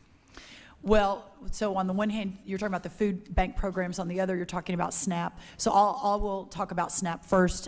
We spend at just USDA across 16 nutrition programs about $400 million a day on those nutrition programs. That's just alone. By any given number, up to 30% of that is fraud, waste, and abuse. This is at this time of unemployment, we were at 17 million, we're now at 42 million people on the SNAP program. So there is a lot of room to do better. And I'm out of time, but let me just say, fraud is 1% or less. There's other, that is a, sir, that is not the absolutely case. false. So I just want you to know. Gentlemen's We can't even get the data. falsifying information. That is not, that is what, please send what you have and then let me compare it to what we have, Well, because that is. you could send me what you have and we'll both compare what Okay, we have. I'll be happy Gentlemen- to do that. Gentleman's time has expired. Now But recognize the gentleman. 1% is, yeah, okay, we'll do that. We'll keep the conversation going. Recognize the gentleman from Wisconsin, Mr. Weed, for 5 minutes. Well, Madam Secretary, thank you so much for your willingness to be here today and answer questions about the ongoings of the USDA. And, well, happy National Dairy Month as well. That's As you right. most certainly know, as America's dairy land, it cannot be overstated how important agriculture in the entire dairy industry is to my constituents, which is Wisconsin's 8th Congressional District. We rank 4th in the country in dairy production, and the entirety of the industry, from milk to our world-famous cheeses, provides a $14 billion economic impact. It's a priority of me to support this strong tradition that we have in Wisconsin. So despite strong growing demand from international consumers, certain trading partners refuse to allow our products to compete in their markets by erecting unfounded barriers to trade. One of the worst offenders is our neighbor to the north. Canada has continued to ignore its obligations under the U.S.-Mexico-Canada agreement to provide the dairy market access that they had agreed to in 2020. Since then, the Canadian government has administered their dairy import quotas in a manner that intentionally limits our ability to reach Canadian consumers, leaving many of the quotas largely unfilled at the end of the year. So Wisconsin dairy exporters have an easier time exporting to countries on the other side of the world than to our next-door neighbor. To add insult to injury, Canada continues to offload its non-fat milk solids at artificially low prices on the global market, undercutting our producers and circumventing its USMCA commitments on dairy protein exports, of course, in the process. So, Secretary Rollins, with the USMCA review coming up next year, will you commit to working with your interagency partners to ensure that Wisconsin dairy farmers receive the full benefits of the trade deal as the negotiators intended? Yeah, I really look forward to that. I think, it's such a, the dynamic is so different in the best way this time with this administration. Not that we weren't getting a lot of good things done in the first Trump administration, but this cabinet is so aligned and so hand in glove together that my partners, Lutnick, Bessent, Greer, all of the above, the president as the negotiator in chief, I think that we're going to see some really big wins. And yes, so putting cheese and our dairy farmers at the top of the list is great. Well, that's refreshing. Thank you. So in Wisconsin, many multi-generational farms are at a crossroads. Aging farmers are ready to retire, but younger family members are beginning or beginning farmers often face steep barriers, as we know: limited access to capital, limited land availability, and economic uncertainty. Without meaningful support, farmland risks being lost to non-agriculture uses. What is USDA doing to support successful farm transitions, particularly in dairy, which is a big part of our district, where high capital costs, narrow margins, and labor challenges make it difficult for the next generation to take over?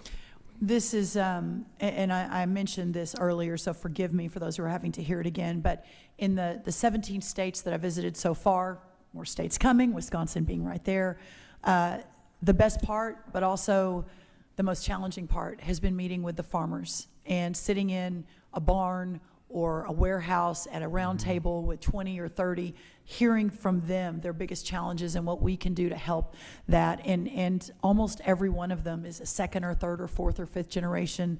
Some new farmers too, and that's a different discussion. But, and all of them say, I'm just so scared I'm not gonna be able to pass this on to my kids and my kids to their kids. And so about a month ago, we launched our Small Family Farm Initiative, a slate of policy items that we can work alongside states, ag commissioners, with you all in Congress, that the executive can do himself through EOs, et cetera, to ensure that we've got just that. I think what's in the big, beautiful bill is really important. I think the work that you all did is just, you should be so commended. The death tax now not applying to the 2 million smaller farms, the additional tax cuts to our farmers, the $3.8 billion in additional income to our farmers. These are things that make a difference, but ultimately expanding the market, bringing down the cost of inputs, protecting our crop protectants, et cetera, is just going to continue to be at the top of the list, and we've just got to do better, and that's what I'm hoping to do. So I know farmers and processors often have different opinions on milk pricing, but one area of agreement relates to having better data across the board. So in that context, I've co-sponsored a bipartisan bill to require USDA to conduct dairy manufacturing cost surveys every 2 years to help make sure that all stakeholders have the same data going forward. I'm thrilled that we were able to include funding, of course, in this big, beautiful bill, in this reconciliation package to implement this process. So when and if this is enacted, will you work with us on, on this committee to help get this up and running as quickly as possible? 100%. I'll look forward to that. Okay, great. Well, thank you again for your leadership. Thank you. I yield back. Gentleman yields back. Now recognize gentleman from Indiana, Mr. Mesmer, for 5 minutes. Thank you, Chairman, and thank you, Secretary Rollins, for being here this afternoon. Madam Secretary, let me start by thanking you for your timely response to the avian influenza and screwworm issues. Each have been a particular concern to the producers in my district, and I'm pleased to see mitigation efforts quickly implemented. With that said, I want to pivot on our focus to the tremendous opportunity of bio-based products industries. This sector is quickly becoming a new strong market for the farmers in my district, but as the industry continues to grow, it's important we clarify terminology. The inconsistent and sometimes interchangeable use of terms like bio-based, plant-based, and bio-attributed creates customer confusion that can undermine innovation in these markets. Would you and your staff at USDA commit to partnering with me as I work to establish clear, uniform definitions to provide clarity to farmers, biomanufacturers, and consumers, along with the bio-preferred value chain? Yes, we'd look forward to doing that. Thank you. We will be in touch. Madam Secretary, farmers in my district were hit hard during 2020 and 2021. When the USDA provided emergency relief assistance, they applied and were accepted, but due to incredible delays and programmatic errors, the agency failed to hold up its end of the deal, leaving farmers that were reliant on this lifeline high and dry without the aid they were rightfully due. I've spoken to your team, and if there's a solution for this if there's a solution to that problem, but unfortunately, those funds have been completely depleted. Now, that was a previous administration, and I'm very pleased with the efforts you've put forth to ensure aid is going to our farmers, real farmers, in a timely manner and efficient manner. I know you've shared success stories today, but can you specifically explain how you're working to ensure that relief distributed under your leadership is free of the flaws that plagued the last administration, and that the USDA holds true to the promises it makes to our farmers? I appreciate that, and while we're not going to be perfect, I do believe, based on what I've seen, not just from the past administration, but previous ones as well, that we moved more quickly and with great intentionality. Part of that was it was important to me to bring back some of the team from the first Trump administration who had lived this before under Secretary Perdue and knew what they were doing. And so as they built the ECAP program out and moving that money, again, within 3 days, within just a couple months of the appropriation from you all, I think was record speed. We're now into the second tranche. I believe that is record speed as well. We've already moved $1 billion out on that second piece, and we've got more coming in the next days. This next tranche is more complicated because it requires a state-by-state agreement that has to be negotiated versus ECAP was just data. You plug into a formula and you move the money. But I'm really proud of the team. If you hear differently, please let us know. But we've got the smartest people working on, again, both politicals and careers. I don't want to, take all the credit. Our team sitting here is incredible, but we've got some amazing careers back at USDA too that are working 7 days a week to move that out. I mentioned we had a 6 a.m. conference call this morning. I was on the phone at 10 o'clock last night on these issues just to ensure that we're moving as quickly as we can for these farmers. Thank you. The farmers in my district will appreciate that. Thank you. And pardon me for, I know you've heard this many times today, but it's important to the farmers in my district, and so allow me to beat the drum one more time for fixes to the ag labor issue. Yes. One of the issues I've been completely flooded with in my inbox since getting here is farm labor. Right now, Hoosiers pay just under $20 an hour for H-2A labor, and that's off the top of, on top of that is housing and transportation. Yeah. But the wage isn't just unworkable, it's unequitable. The only thing separating farmers in Mount Vernon, Indiana, from farmers in Uniontown, Kentucky, is a river that's less than a mile wide apart.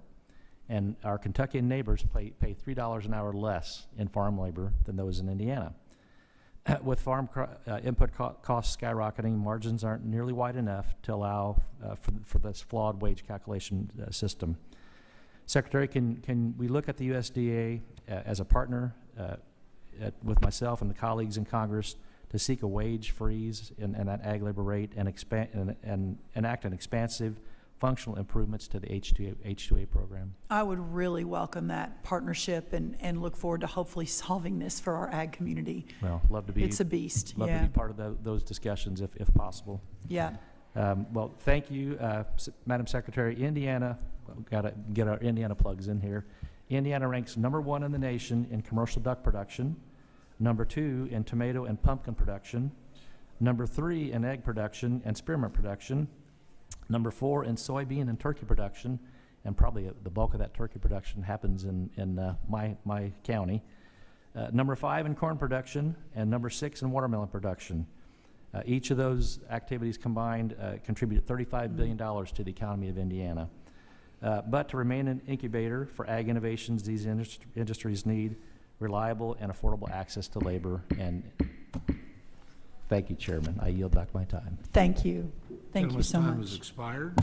Now I recognize the gentleman from Wisconsin, Mr. Van Orden, for 5 minutes. Thank you, Mr. Chairman. Madam Secretary, thank you for being here. Thank you. I mean, you are truly a breath of fresh air. Thank you. It's just, your optimism is, it's electric. Oh, thank you. I want to take a second before I get into this to apologize for one of my colleagues who's sitting here berating you. So I'm just going to ask you a few questions in the vein that took place here. Are rocks heavy? Are trees made of wood? Is gravity real? Yeah? Okay. Yes, Did the thank you, radical, yes. out-of-control government spending by Joe Biden, who increased the massive amount of liquidity to a market with scarcity, cause inflation to spike and input costs to spike? Yes. Those are all true statements. Okay, thanks. Hey, I want to thank you. I'm done with that. That's just silly. Badger you like that in front of your kids? Yes. Kids need to know you're a baller. Tell them to watch this. A baller is a word that old people use, and it means awesome. I will. Thank you for getting the Dairy Business Initiative back online. Yeah. Incredibly important. I know that when we've got this stuff going on, and there's like, a big hand little map taking place, and we're gonna skip a couple beats. I got that, but I think I sent you a note, and you got that turned back on like 94 hours later. Yeah, And it thank was you. Right into my farmers. They're so excited about it. Thank you. You're welcome, ma'am. So I do want to talk to you about agriculture labor because I think we have an 80% solution. My office has been working on this really since we started our agriculture labor working group. And what we're going to do is just acknowledge reality. the fact that the agriculture industry, the construction industry, and hospitality industry are really being floated by a lot of people here that are here unlawfully. And we're going to just say it out loud, and we're going to address it in the most meaningful way. It is not a pathway to citizenship. These people are going to have to pay a fine. They're going to have to leave the United States of America to return, to send the message across the world. If you're going to get a job here in the United States, you're going to enter this country legally. The employer's going to have to pay a fine, and they're going to be able to come back here, and when they enter the United States again, that's their born-again date. They're not skipping anybody. Doesn't matter if they're here for 50 years. And we want to make sure that our farmers have a continuous flow for agricultural labor. More to follow on that. I'm not even looking at H-2A because it's a broken, horrible program. Yeah. So we're going to put that over here, and if I can work with you on that, sounds I would great. love that.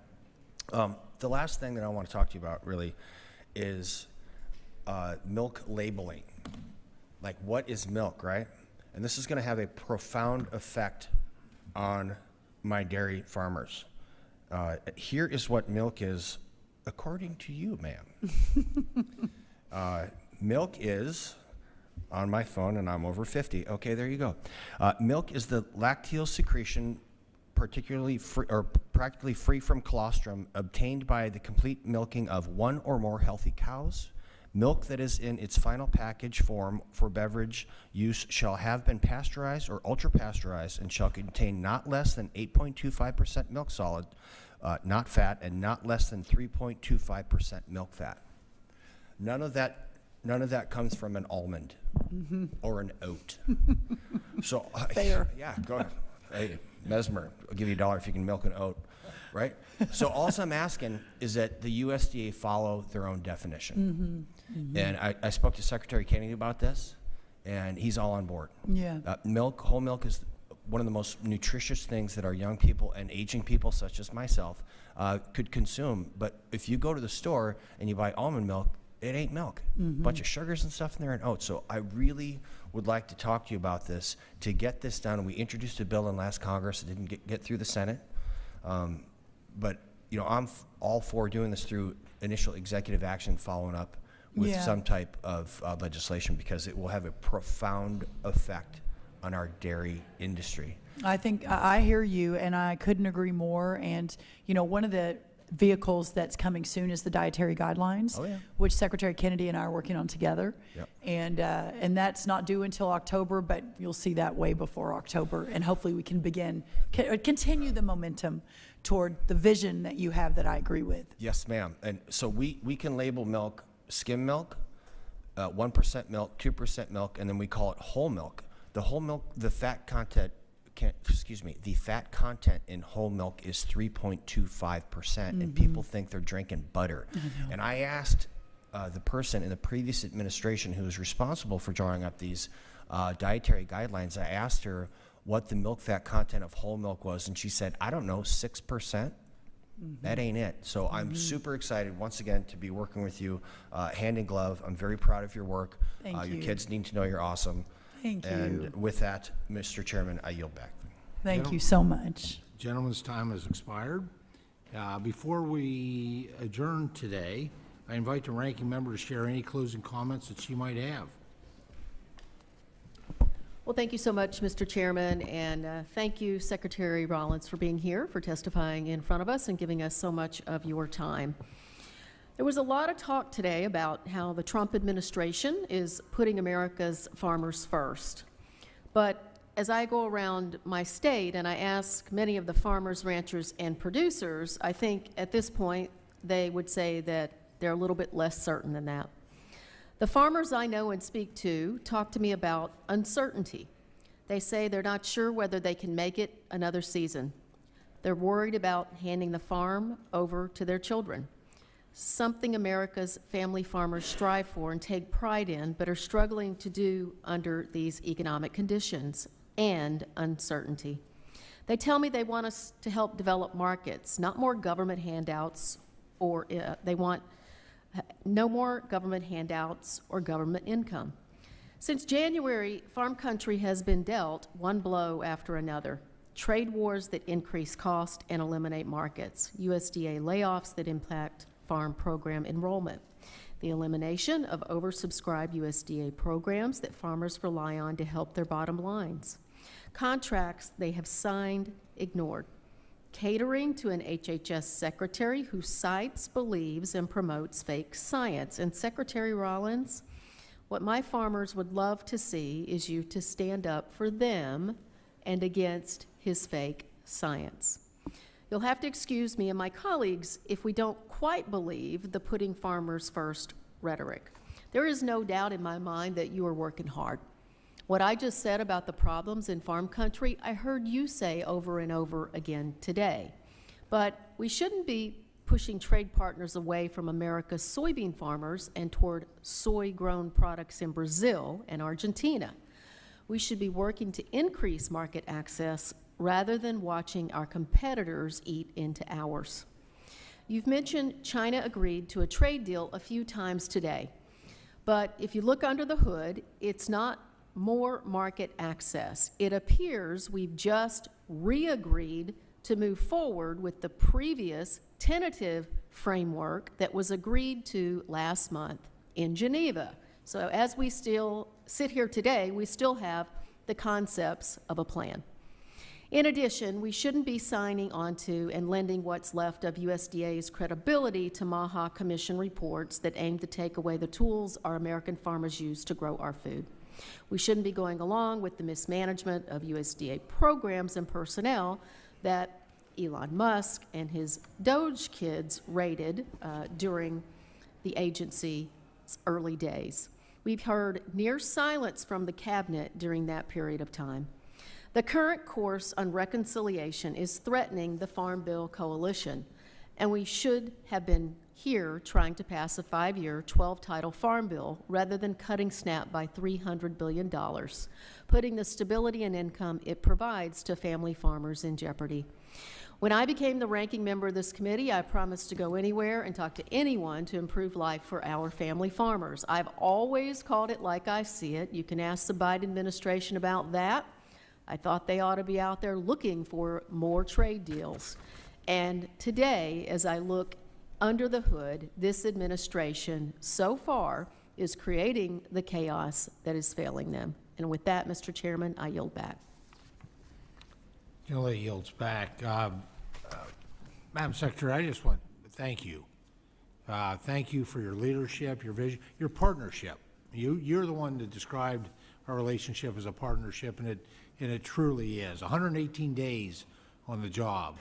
And to step in when we've had 4 years that our farm country was abandoned under the previous administration, where 2 years of those 4 years it took until the Biden administration named 2 of the top key trade individuals for agriculture trade, Assistant Secretary for Foreign Agriculture and Trade at USDA, left open for 2 years, half the term.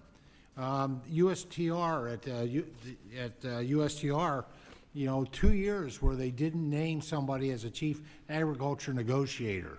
So American farmers were left in a hole. They were paid no attention to. The previous secretary, who I worked very hard to develop a good relationship with, had no use for the legislative branch, and took and used money, created programs that they clearly said were temporary, and now my colleagues are complaining that a temporary program created by the previous administration obviously ceases.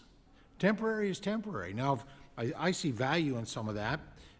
If Secretary Vilsack would have come to us and really wanted to work with the legislative branch, we could have worked on that. And I think we are looking at those things as we move forward. We can find the monies to be able to fund it. We don't have jurisdiction over the farmers to schools. That's a different committee. But the farmers to the food banks makes a lot of sense to me. I wish he'd have come to me. We could have legislated it, and then it'd still be in place. But that's on the previous admission. That is not on you, and that is not on President Trump. Again, that number I come back to is 118 days. I'm so impressed. In 118 days, we've, this committee, and it was very partisan, unfortunately, and I get it, reconciliation, no matter what party's in the majority, it's always partisan. Yeah. But, some of my colleagues missed the opportunity to vote for all the things that we put together under the Farm Food and National Security Act in terms of the safety net. In 118 days, we've actually incorporated into legislation the investments in Title I, which is the reference prices. Doing that and what we said, and we just, our Senate counterparts, Senate Republicans are working on this, but a 10 to 20% increase based on what they need, not exactly maybe what they wanted, because there's a difference there. We did our due diligence and looked at what they needed, adding base acres for the first time in generations, modernizing the dairy margin coverage program, making investments in crop insurance, but also includes specialty crops. All of that we, in that, some people call it the One Big Beautiful Bill, and that is the official name of it. It's a little odd, but that's okay. I call it Farm Bill 1.0. It really is Farm Bill 1.0. With making crop insurance more affordable for everyone, because it is the most popular program that we found, traveling the country of 42 states, one territory, about 115 listening sessions. That's what we heard. Making investments, as you heard today, in trade, in research, in animal health, in secure rural schools, which expires for those school districts that are located within national forests. I mean, when you look, and so much more that's there. So I'm really proud of what we did with Farm Bill 1.0. I like what I'm hearing actually over in the on the Senate side. I also like the fact that we, wherever it winds up in terms of state share, the problem has not been what Congress has passed in terms of our nutrition programs. Those are really good. The problems have been in the state's execution and administration of them. It's the old adage, if you're spending somebody else's money, you don't care, you're reckless. Well, we're not asking much over there, and that number might even go down. We'll see. But I expect that results will go up. The error rates are unacceptable. They hurt the people that those programs are designed for. So there's so much more that I'm really excited about where we're at in 118 days. We've done that part with the Agriculture Committee. We've got a Farm Bill 2.0 we need to finish up. We know that price tag will be much less, but they're important. And the pieces of legislation that are pending that didn't fit in reconciliation, most of those fit in the category of, I think that the Farm Food and National Security Act overall had 40 measures that were just introduced by a Democrat, 140 measures that were introduced by a Republican and a Democrat, and then a fair amount that were introduced by just a Republican. So it's the basis for a great bipartisan, very affordable Farm Bill 2.0. And then I'm just so impressed with your written testimony. The support for American poultry and egg producers, addressing the avian flu, bold action to respond to foreign disease outbreaks like the New World Screwworm, launching that new web portal for potential victims of ongoing lawfare, fighting for fair trade for our farmers and ranchers, unleashing American dominance. We know that which includes biofuels, which is so important as a market, but even more than that, because farming's energy intensive. The cost of that diesel fuel, the cost of that propane, unleashing, streamlining unnecessary regulations, cutting. You used to have red tape. I like to. We're cutting red and green tape actually. So, working with Secretary Burgum on wildfire preparedness, deploying resources for wildfire responses. Just a long list of the outcomes in just 118 days. So looking forward to continuing that partnership. Quite frankly, I think we are well on our way to making agriculture great again in this country. So thank you so much. Before, I already did that part. Here we go. Under the rules of the committee, the record of today's hearing will remain open for 10 calendar days to receive additional material and supplementary written responses from the witnesses to any questions posed by a member. This hearing of the Committee on Agriculture is adjourned.